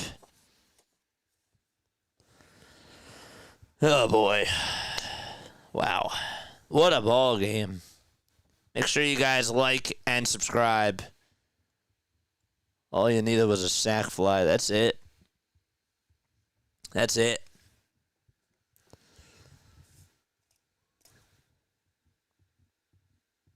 Darn it. 391 people tuning on in. Did we get to 300 likes yet? Did we get to 300? Did we? What are we at? 230. Still got a ways to go. Hit the thumbs up button, man. Hit that thumbs up button. Gotta keep it tied. 4 more subs away till we get to 5852, by the way. I will take that.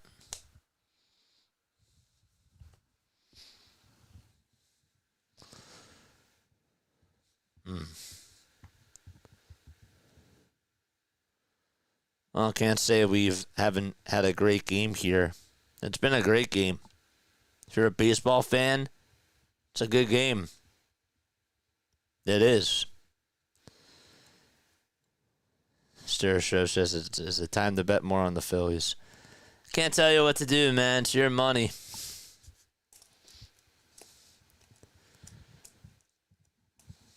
Can't tell you what to do. I don't know.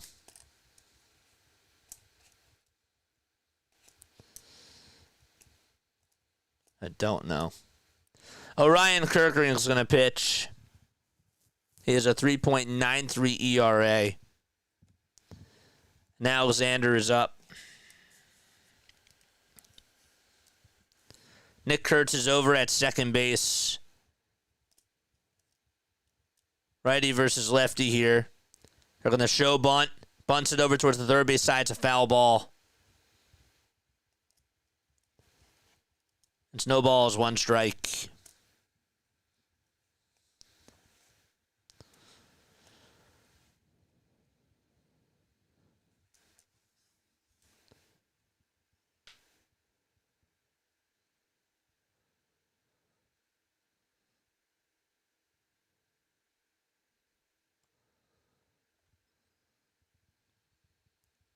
CJ Alexander is up. Came on into pinch hit in the 7th. 0-1 pitch. That's on the outside corner for strike 2. And Alexander couldn't believe it. So now do you bunt here if you're Alexander? We'll see. A call for time.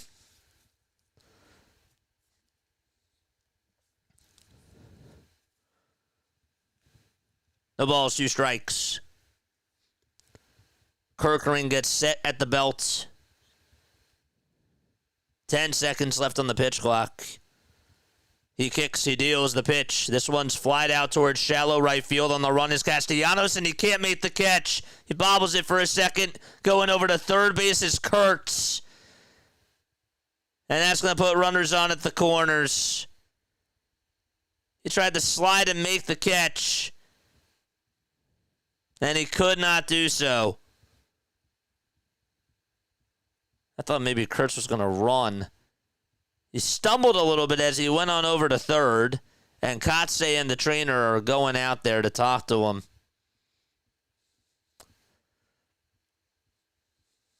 Damn. That was Casty's ball. He took his eyes off of it.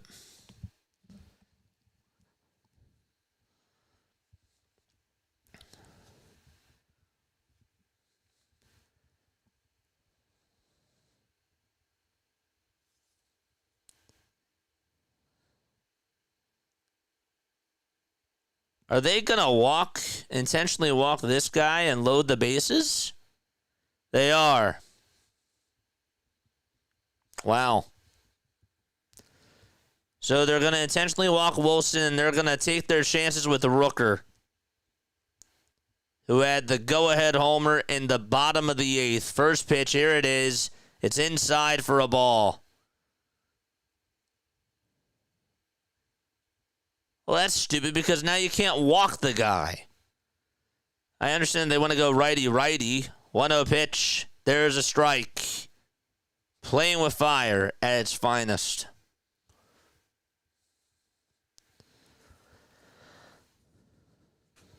One ball, 1 strike to Brent Rooker.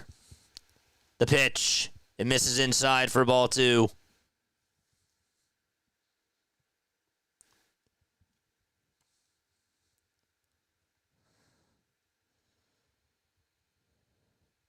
Two-one pitch, inside again for ball 3, and the Phillies are down to their final ball. Rooker has 2 career walk-off hits. 3 balls, 1 strike. The pitch on the way, strike 2. It's a fastball at 98.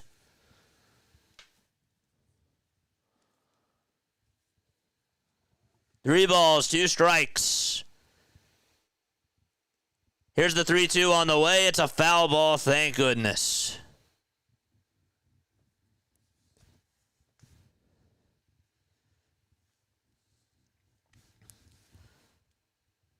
10 seconds left on the pitch clock.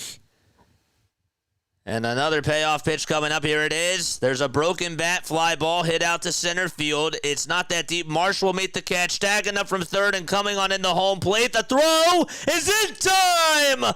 Brandon Marsh with a beautiful throw to home plate. And they call it a double play. There's 2 away in the bottom of the 10th. Oh, what a throw by Marsh. Let's see if Kotze will challenge this. Let's see. He tagged up from third. And the throw, did it get him? I think it did. What an incredible throw by Brandon Marsh. But did he get his hand in there? Let's see. It's close. Oh, it's close. And the Athletics are challenging this, I assume. It looked like from that angle he was out. But that doesn't say everything. Let's see. We're waiting for a call. Nonetheless, great effort by Brandon Marsh. The call was that he was out at the plate.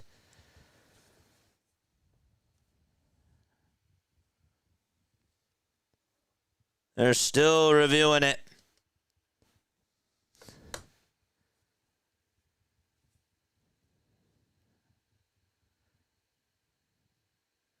The call is confirmed, and he's out at the plate.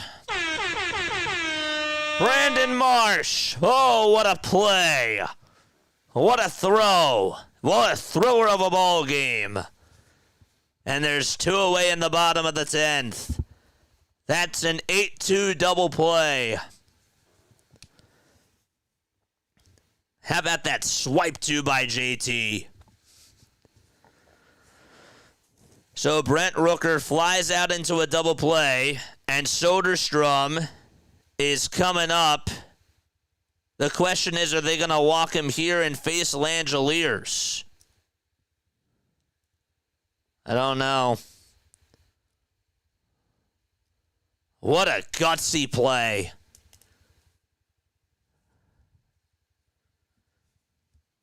Two outs. They do load the bases. They will face Shea Langeliers. So now they just got to get an out. The pitch. Strike 1. It's a sweeper right down the middle.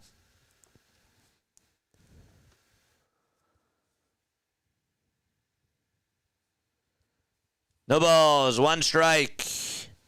Langeliers in the box. The pitch. They try to appeal to see if he went. Did he go? The pitch was outside. They say no, he did not.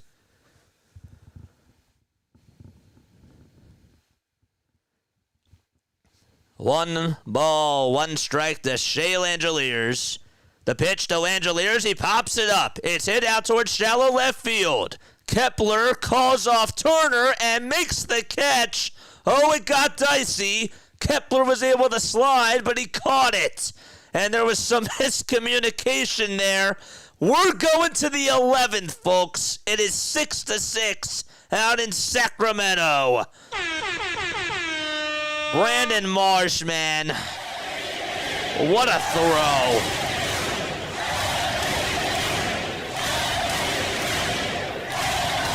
Let's go.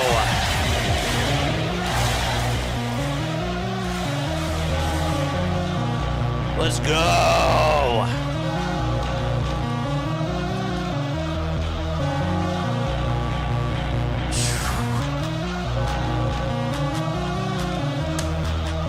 Let's get the W.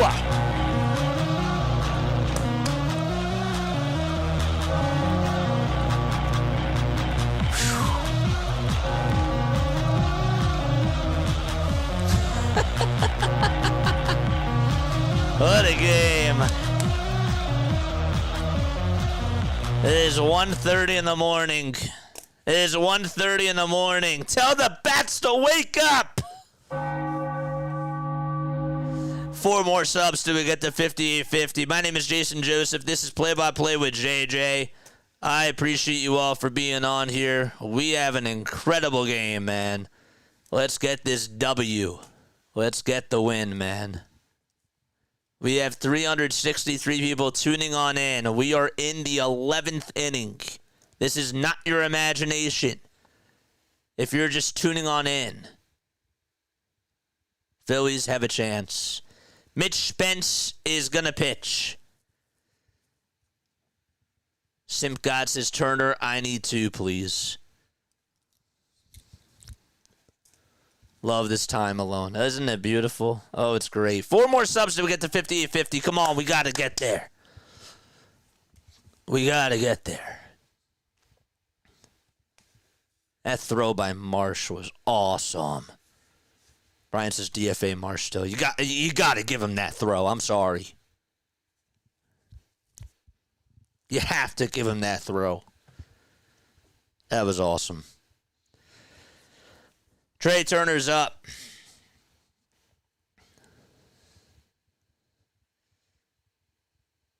Kepler's the ghost runner. Turner today 0 for 4. The pitch to Trey. Fly ball hit out to right field. It's a foul ball, and it goes out of play.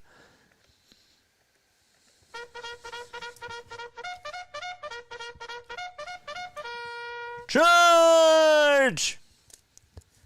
The ball's 1 strike. Top of the 11th. Nobody out. 6-6 is the score. There have been 5 ties in this game. 0-1, and it's outside and low for ball 1. Let's get the 300 likes. It's natty ball. I like that. 1 ball, 1 strike to Trey Turner. And here's the windup in the pitch. And Turner gets a piece of it and fouls it off.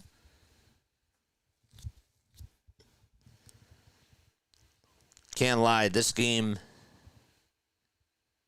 has been awesome.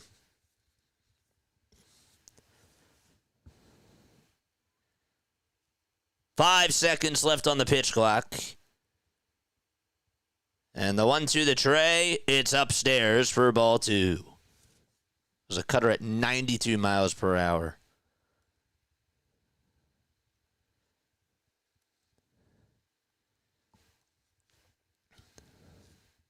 Two balls, 2 strikes to Trey Turner. Spence looks back at second, now back to the plate, and the 2-2, it's outside and low for ball 3. Trey in his career against Spence, 1 for 3 with a homer and 2 RBI.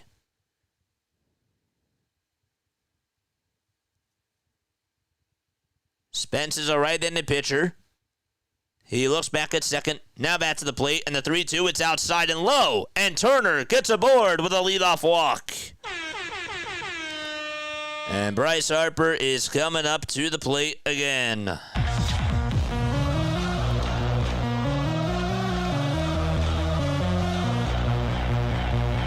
Can the Phillies take the lead?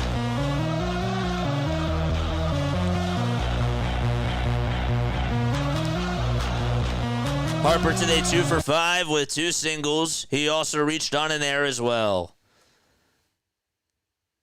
Spence kicks, delivers, and Harper swings and misses at the curveball. Harper did tie the game once upon a time. That was back in the top of the 7th when it was 5-5.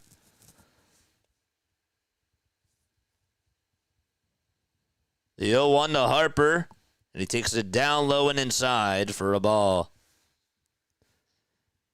Keep the subs coming.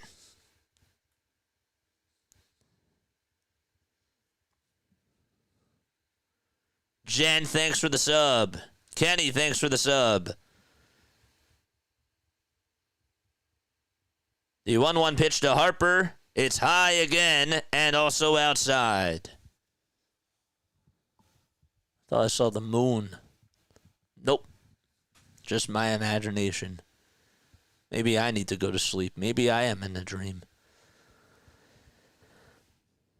2 balls, 1 strike to Bryce Harper. And the windup and the next pitch to Harper. Fly ball hit out towards right field. On the run to make the catch is Alexander.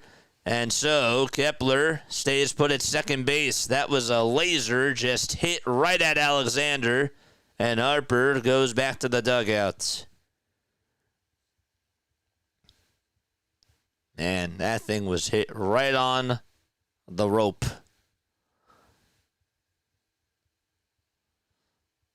According to whatchamacallit, they said that it was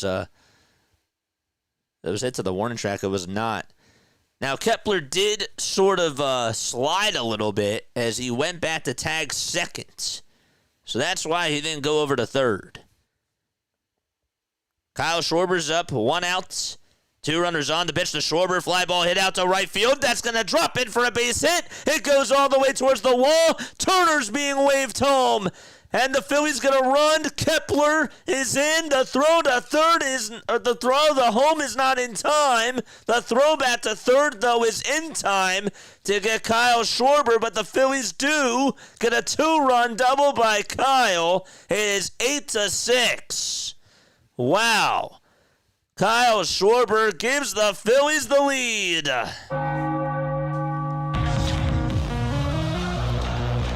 Thought that they said that he was out at third. Let's see again. Oh, they're saying that the first baseman got in the way of Schwarber running. Yeah, the first baseman was in his way. And Kyle Schwarber is safe at third because of that. Wow, interference. Interference with Kurtz at first. And he gets a 2-run triple. Way to go, Kyle. Castellanos is up. I was thinking, why is he going? But that makes sense now. The pitch. There's a foul ball. And the count is 0-1. I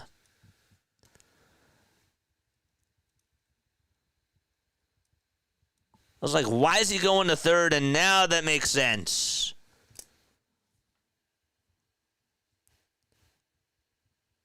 No balls, 1 strike. They call it a double, and Schwarber advanced to third. 1 ball, 1 strike to Nick Castellanos. Spence gets set above the belt.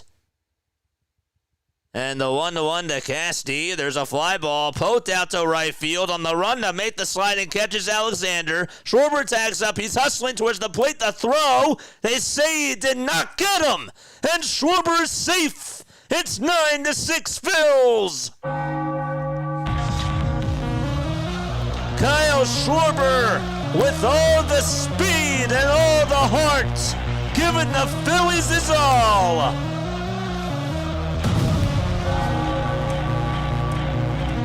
Oh, he was running for his life. And he just avoided the tag, and he did a little fist bump as well.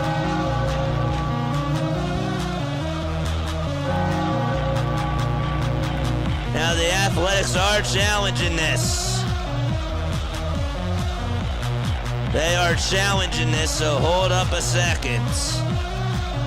Hold up a second. They are challenging this. I don't think that they got him. I don't think that they got him.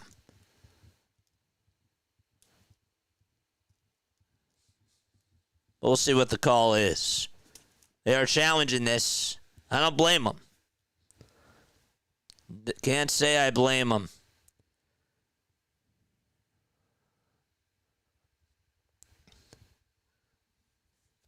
Two outs in the top of the 11th. The question is Kyle out at the plate? The call's confirmed again, and Kyle Schwarber gives the Phillies a 3-run cushion.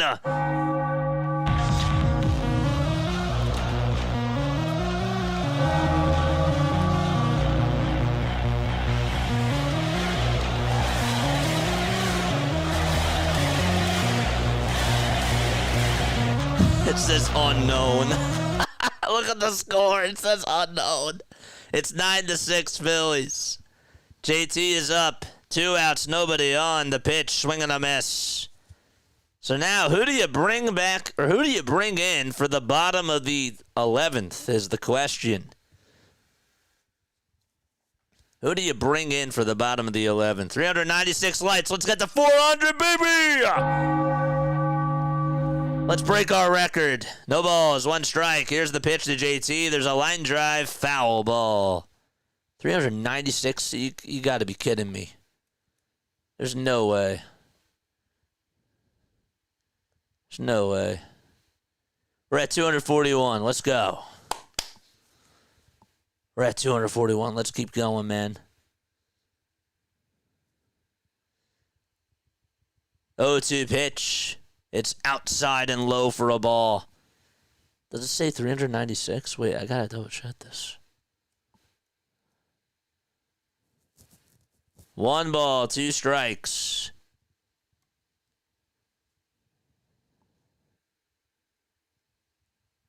Here's the pitch to JT. There's a ground ball back up the middle. Shortstop has it, shuffles his feet, throws over to first, and it's just in time to get Real Muto. Bottom of the 11th coming up. 9-6 Phils, thanks to Kyle Schwarber and his 2-run double, and scoring on the sac fly by Nick Castellanos as well. 3 outs to go, baby.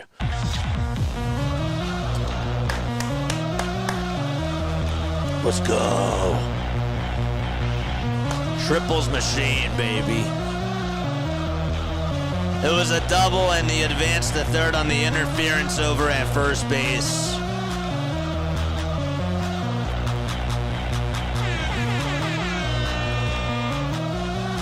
What a game. What a ball game. Defense!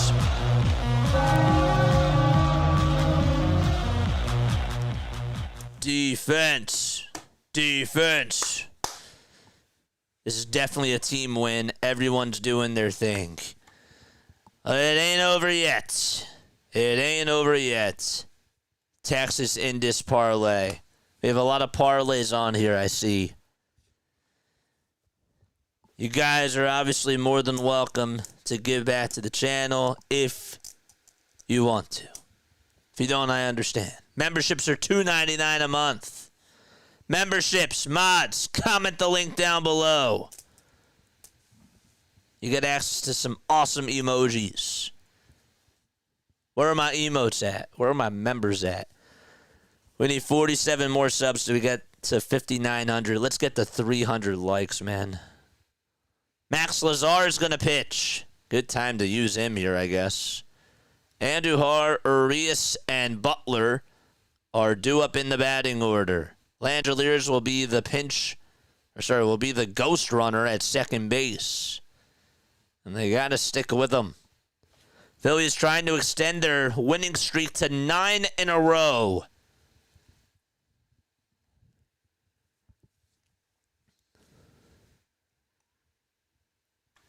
There we go. PJ with a membership. Whoa, whoa, whoa. Memberships. We got gifted memberships. Let's go, baby. Thanks so much. PJ and Dante. The pitch. This one's popped up towards the right side. Second baseman Stott has it and makes the catch. There's one away. I don't trust Lazar. I don't trust anybody in our bullpen. I'm with you. Larry. But it's the best spot for him to be in right now. They weren't going to have Strom available, so 1 out, bottom of the 11th. Luis Urias is up at the plate. He's 0 for 4 with a walk in the second and a run scored. The pitch, it's at 96 right down the middle. Thank you so much.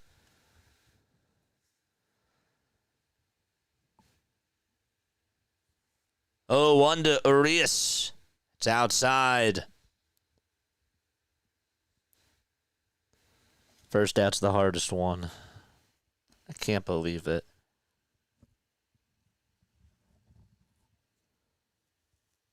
Here's the 1-1 pitch. That's in the dirt for ball 2. Bryce Harper at one point tied the game up with an RBI single. Max Kepler, once upon a time, hit a solo homer against Mason Miller in the 9th. Brandon Marsh had an incredible outfield assist. 2 balls, 1 strike. Here's the pitch. Swing and a miss. A lot of highlights in this game. And we're in the bottom of the 11th with 1 out. Lazar comes set above the letters. Kicks, deals the 2-2. It's bounced foul again. We'll talk all about it on the postgame show. 610-314-0844. That's how you call on in.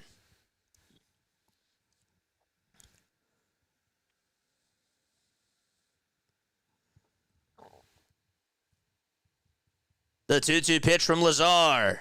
Check swing. Did he go? No, he did not, says first base umpire Roberto Ortiz.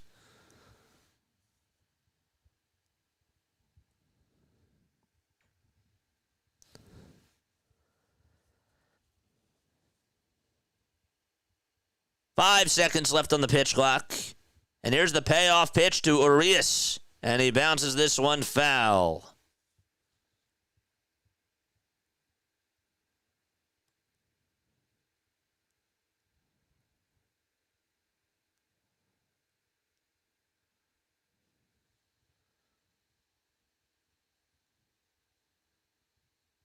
One out, bottom of the 11th. 3-2 on the way. This one's popped up in foul ground. Harper gives it a look. Does he have room? He just could not make the catch. It was in front of the rail. How many times has that happened tonight? JT had one of those plays, and now Harper has one of those, and he goes back to first not happy. Must have lost it in the lights or something.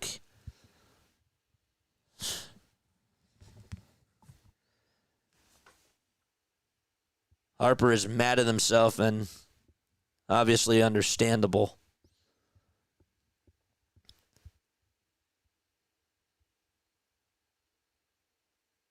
Lazar comes set above the letters. Here's the 3-2, and that's on the ins. Oh, it's called a ball. Oh, man. That was on the inside corner. It should have been called a strike 3. And Chad Fairchild said, let the game continue.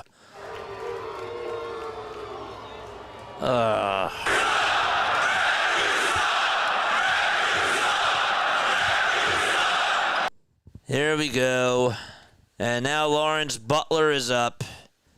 And here's the pitch. There's a check swing, ground ball hit over to third base. The throw to first is in time. But the runners from first and second head over to second and third.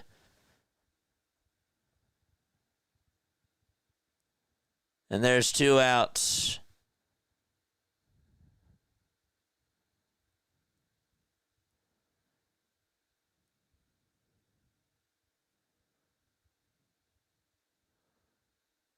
Now on the NBC Sports score, it says 9-7 Athletics with 2 runners on. Here's the pitch. There's a foul ball. That's not right. It's 9-6 with the bases, with the runners at second and third. Athletics down to their final outs.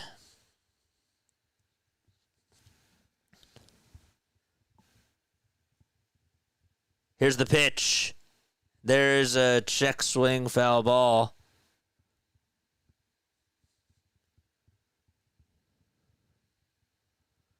And the A's are down to their final strike. Backs against the wall. Phillies trying to get their 9th win in a row. And are 1 strike away from doing so. It's Davidson that's up at the plate. Lazar comes set, kicks, delivers, and it's down for ball 1.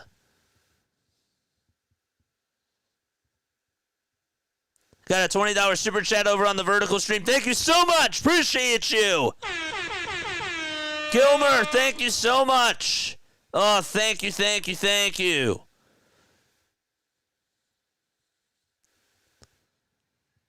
Here's the 1-2 pitch on the way, just a hair outside. And Lazar was walking back to the dugout thinking he would get the call. He did not.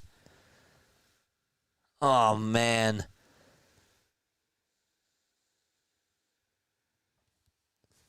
Two balls, two strikes. And here's the windup and the pitch. Swing and a miss! And that's the ball game. 9 wins in a row for the Phillies. They scrapped, they scratched, they clawed, and they did everything that they could to hang on and get this W. Ring the bell. The Philadelphia Phillies win. Let's go.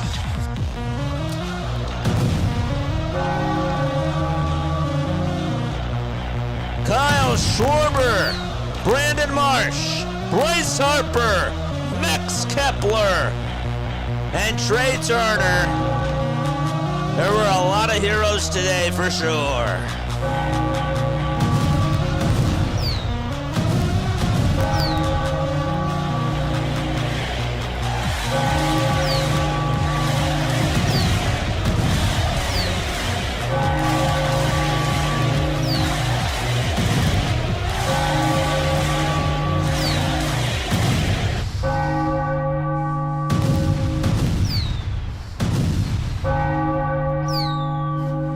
Let's go.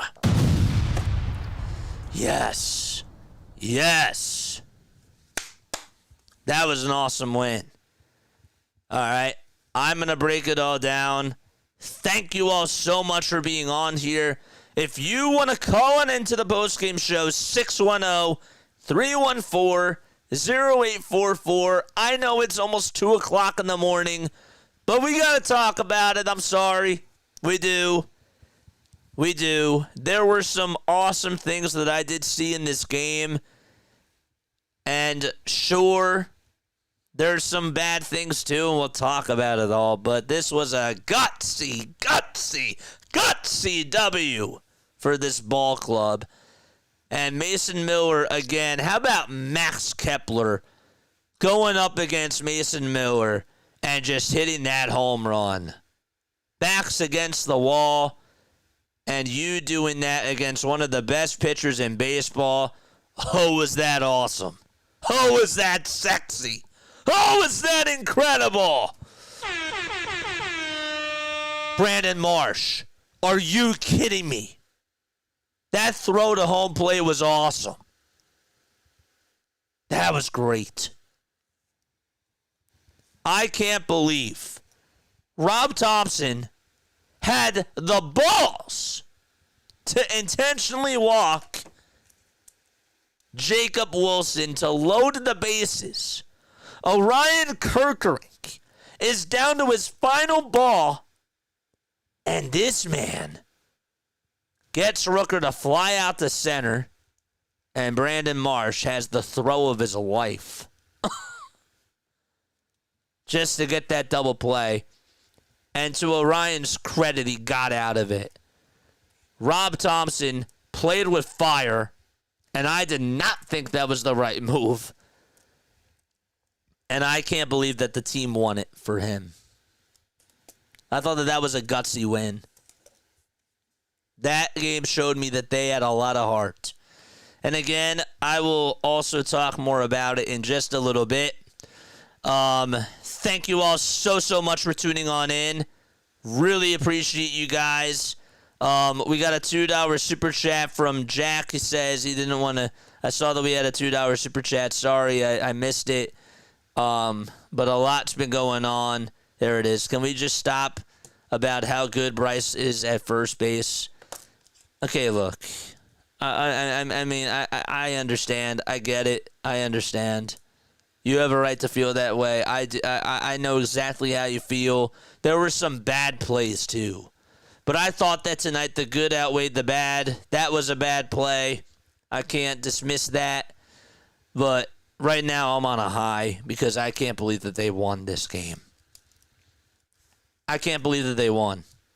I can't believe that they took this game. They had heart tonight. They had heart tonight against that team. I will see you in just a little bit. Give me 3 minutes, and you guys can call into the show. We got gifted memberships. Thank you so much. Who just gifted the memberships out there? Who just gifted the memberships? That's awesome. Let me see who gifted those memberships. I'm waiting for chat to catch up. Zungvu, thank you so much. Appreciate it. The winning streak is alive, man. Let's go.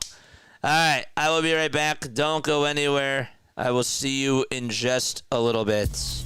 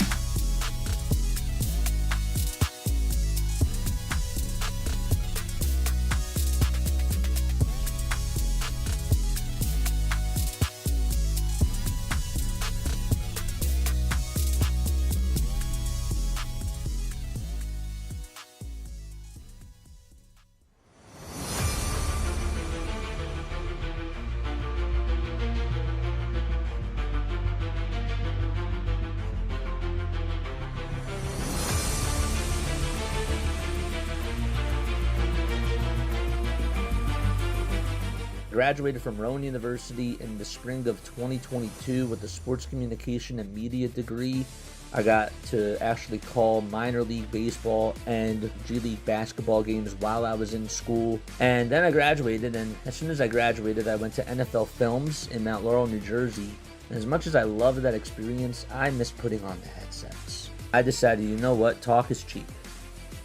I have a laptop that's in my house, and so 21 months later, here we are, still on YouTube, calling games and building an incredible, loving community on here with the people that I call my Philly freaks with a capital P and a capital H. We go live for every single Phillies, Sixers, and Eagles game, and we do it like old school radio play-by-play style. I'm Jason Joseph, and this is Play-by-Play with JJ. I showed a swung on, barreled out to right field. Bye-bye baseball. That baby is long gone. Wow. Wow. How did they pull this out? Oh my gosh, was that game a thriller? Oh, if you were to tell me that on a Saturday night, I would have to watch this ball club go up against the the Sacramento Athletics. They're called the Athletics now. They're just called the Athletics. They don't use a state name. They had to go to Sacramento, and they played this team. And if you were to tell me that I would be this fired up after a win like this, oh, you call me crazy. That was guts. That was gutsy. The Athletics are 22-31, JJ. What are you talking about? JJ, Christopher Sanchez pitched awful today. He didn't pitch well at all. They did it against a team that's under 500. Okay, if you watch this game, with all the lead changes that there were, my biggest takeaway was that the bats executed when they had to, except for in that 10th inning, and we'll break it all down. But this team showed heart. They showed absolute guts, heart, poise, and they were not going to lose this game. Brandon Marsh. You know what? Orion might be down to his final ball here, and Yohan Rojas may have a very good arm, but you know what? I'm worth something. They wanted me to come on in and play center field. Yeah, you're going to run off of me? You're going to run off of me? I don't think so.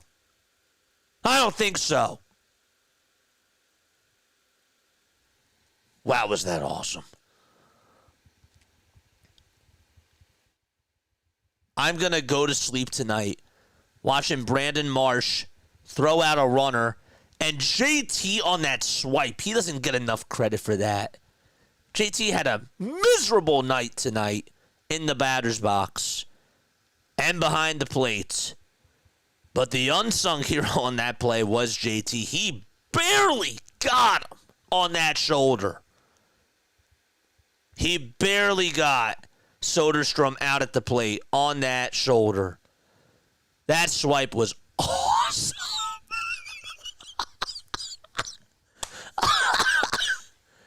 Oh, it was great. Max Kepler. Holy crap. 9th inning. 101 miles per hour right down the middle, and you just say, Mason. No, Mason. No. I'm belting the you-know-what out of this. I'm tying the game up, and I'm giving my team a chance here. Balls.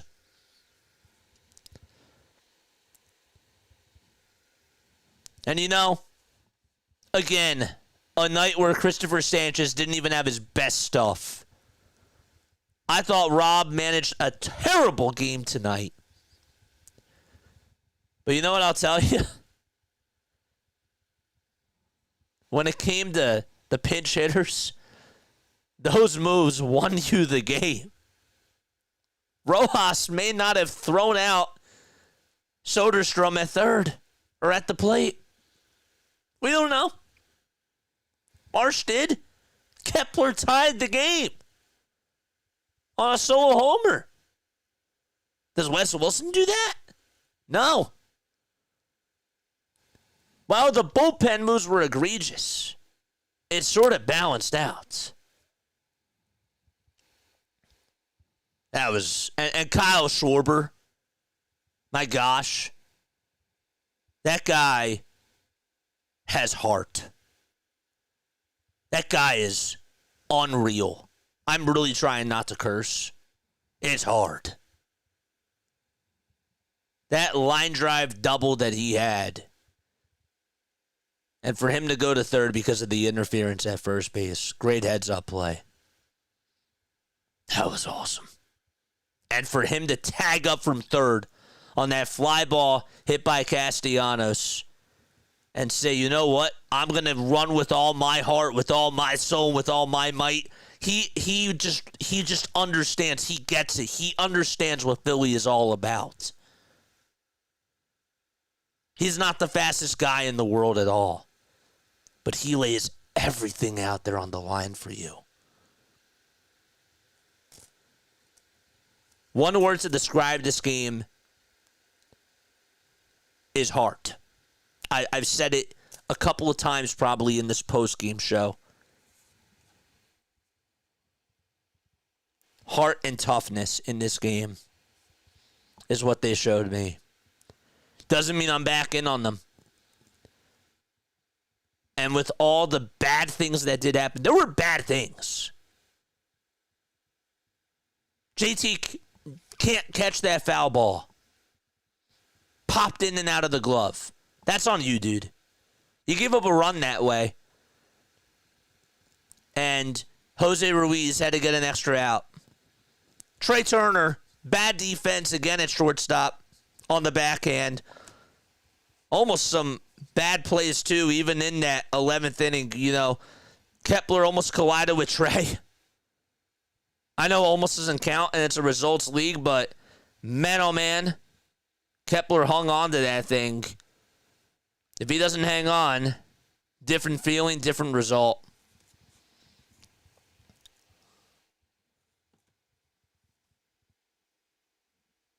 Your bullpen today, you needed everything to go your way in that bullpen. And with the moves that Rob made, even the ones that I didn't like, I look at the overall bullpen outing today. This bullpen pitched you 6 1/3 of an inning and just gave up 2 earned runs. That's it. That's it. Orion Kerkering. Again, why the heck does Rob decide to intentionally walk Jacob Wilson but face Brent Rooker with the bases loaded and 1 out? I don't understand it. I never will. But for Orion Kerkering, that's like the ultimate disrespect in my opinion. Because now bases are loaded and you need them to not throw balls, as well as not give up a fly out to center field. But to Orion's credit, it's 3-1, bases loaded, tie game. To his credit, he battled in there. The defense helped him, but he got out of it. Wow. Wow.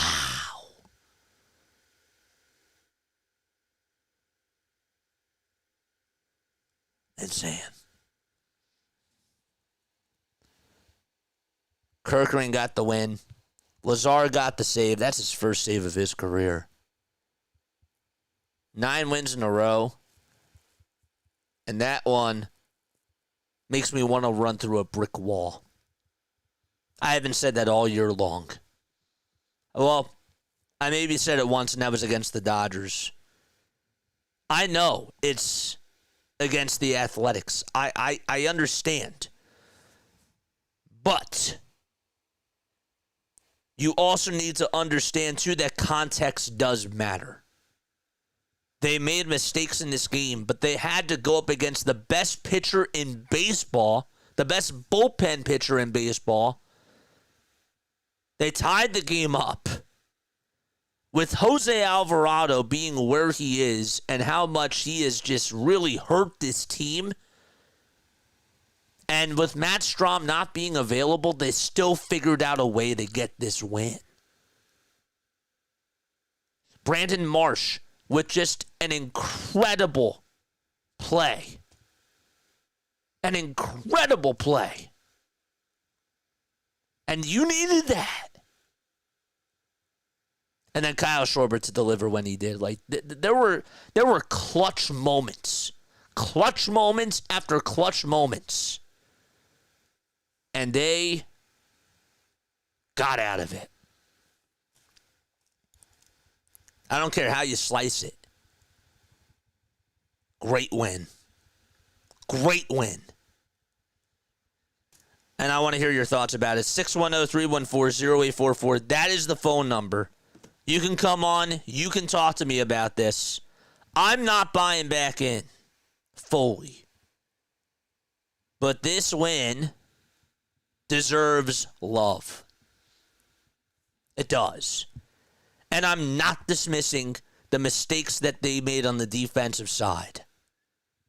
But for the bad defensive plays that they made, for the egregious errors that Harper, Turner, and JT had. And there's probably others that have sprinkled in that I can't even think of. But for all the bad plays that there were some gems. And I'll take that.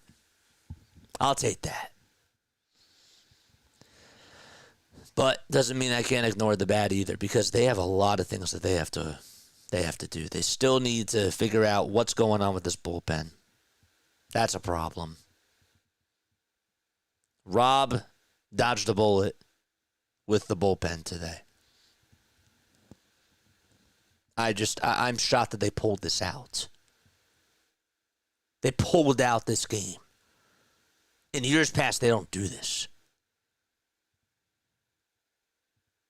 They don't do this in years past.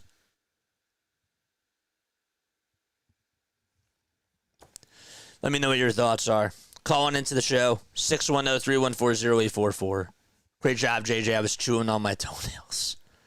Thanks. What else do we have?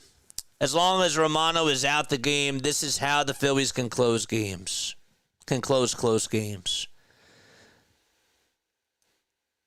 I thought Joe Ross was left in there an inning too long. I would have went to Strom, obviously, in the 9th. I know that they gave him a night of rest. I would have done it tonight and let him have the day off tomorrow. That's me. But I'm not the manager. And Orion, credit to him. Really. Credit to that guy. Scrappy. I like that word. Sign of a good team is winning ugly, says Doug. Again, for every mistake that they had, they played hero ball. They had heroics. That was Saturday Night Baseball right there, says Marco. Yeah. I didn't think that was what I was going to watch tonight. I did not think that this was the game where I would actually get excited for once. Doesn't mean I'm bought back in. I don't want you to get it twisted. But with what was presented to us tonight, did you guys think that they were going to win this game?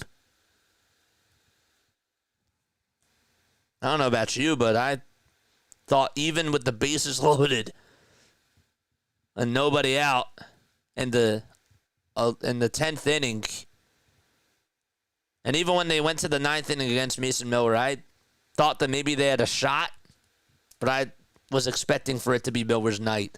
Brent Rooker hits that go-ahead home run. That's a stab in the heart in years past.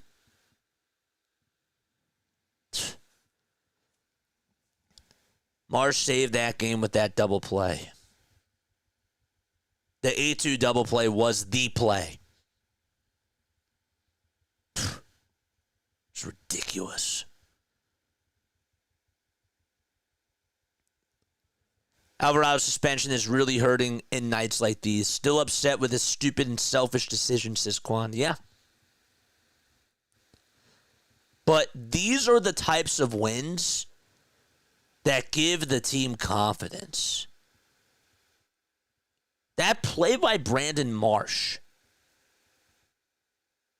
might actually, and I don't want to get ahead of myself here, but we could be looking back and saying, you know, even though the Phillies are on this winning streak, that one play by Brandon Marsh could be the difference to just absolutely help this team just annihilate opponents, because you need confidence. You understand what I'm trying to say?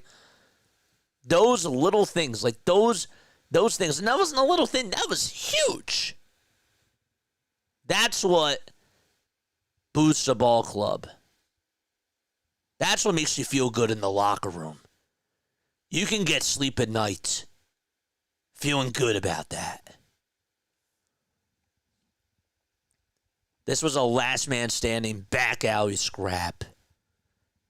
Deja Vu says one of the more resilient wins. The great way to put it. I still feel we need bullpen help, and there were defensive errors, but they still won that game. Sheesh. You summed it up perfectly there, Deja Vu. You did. It was a resilient win. Their backs were against the wall. They didn't quit. That's what I learned tonight. Now, my next question is, can they do that against the Braves? Can they do that against better ball clubs? To do it against this team with the circumstances that were presented to them, that was a big step. I didn't think that this team had that. And with the manager pressing all the wrong buttons in regards to the bullpen, and with the roster being, the bullpen being flawed the way that it is, gosh, testament to Orion Kerkerink, testament to Tanner Banks and Max Lazar, and a testament to Rob at least for pushing the right buttons with the pinch hitters. If Wes Wilson and Johan Rojas play, the rest of that game they lose.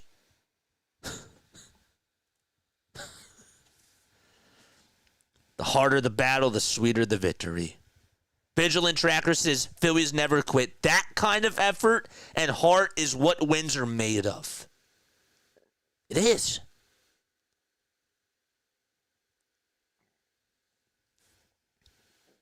Heart of steel. Doug P says, I thought that they were cooked. I just love seeing 3 games above those Mets in the NL East. After a night like this, New York is probably slamming their fist on the table if they saw that game. Oh, it's such a great feeling. It's a great feeling. 8 for 11 was an absolute thriller. We first had to tie it, then they loaded them. Thriller. And Quan, you're right. maybe this game can spark some confidence for Brandon Marsh with his hitting. Now, I don't know if I'm going to buy into that, but that is a possibility. There's no doubt about it. It's a mental game. That's a feel-good moment. That's going to go down as one of the best defensive. And now, Rojas' catch last night was awesome. And Edmundo Sosa's catch out in left field to take away a home run was absolutely incredible. But this play, the play that was shown tonight might go down as one of the best plays of the season for the Phillies. Just regarding the circumstances. The Rojas catch was awesome. Like, that was incredible. But this one, you saved the game there. You saved the damn game.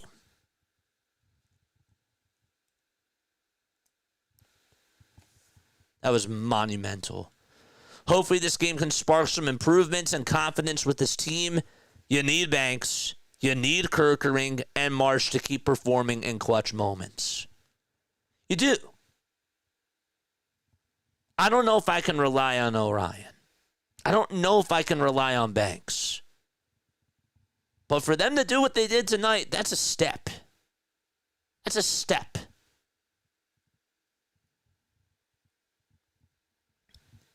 I did not think that I was going to take any stock in this series. I'm happy to be wrong. I want to enjoy this team winning. I want to feel the wave. I didn't really feel the wave. The only time I felt it was when they beat Paul Skeens, because that was big. Even though they only got one run in that game, you had to win with small ball. And they showed fight in that game. And tonight this is just one of those games where I have to smile. I have to smile. I'm not back. That was good. That was awesome. These wins are going to be important for the long haul for sure. Yeah. And this might be like one of those games when you think about, okay, the Phillies had 102 wins to end the season. I'm just saying, like, the Mets could have had 101. This one game here could have been the difference. This might be one of those games. They don't win this game here. That could be the difference in winning the division. That could be the difference in getting home field advantage. This is where I wish we could all go out for a drink and celebrate. I'm with you, John. That's why they're called the Fightin' Phils. Put a smile on my face. You put a smile on my face. You haven't done that a lot this year. It's been taking me a lot to put a smile on my face. And tonight was one of those times. I feel like that little kid tonight. I do.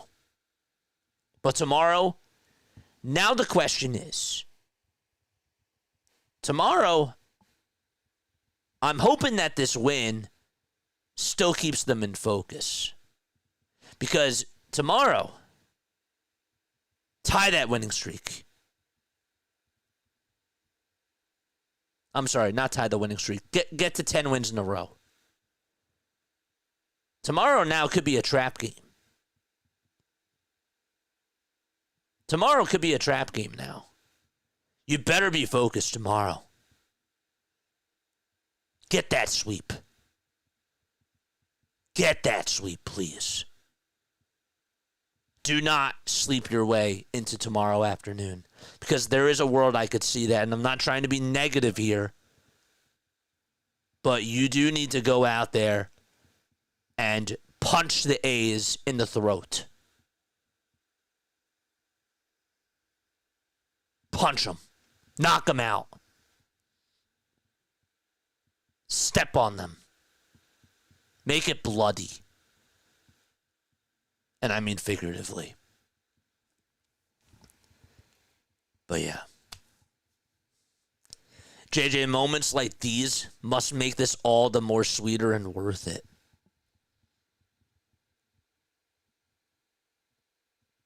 I said it before, when you put a smile on my face, it's been, you know how hard it's been for me to actually smile with this team and actually enjoy cool moments? There have only been a few. One of them was the Mick Abel game on Sunday against Paul Skeens tonight. And the other one was back against the Dodgers. I haven't really been enjoying baseball. I haven't really been enjoying Phillies baseball. And tonight, even though I'm in the moment, this one's up there. This one and Mick Abel, I'd say, are the best. So, one last thing, and then I will let you all go.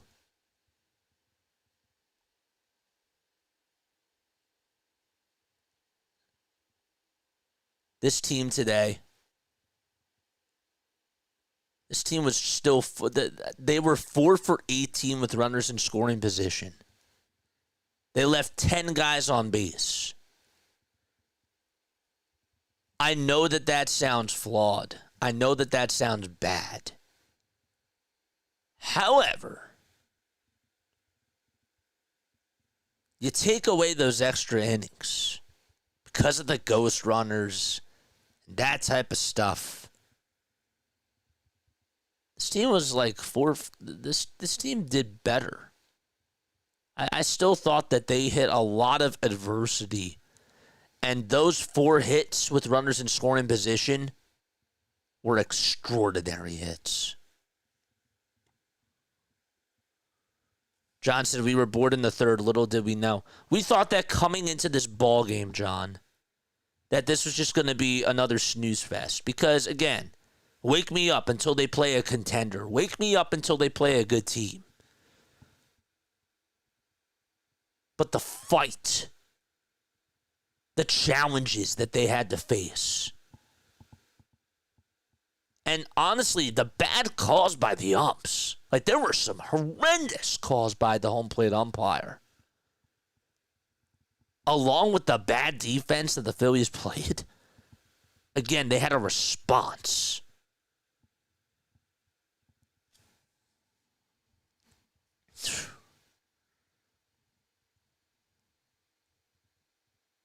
I didn't see that from this team up until today.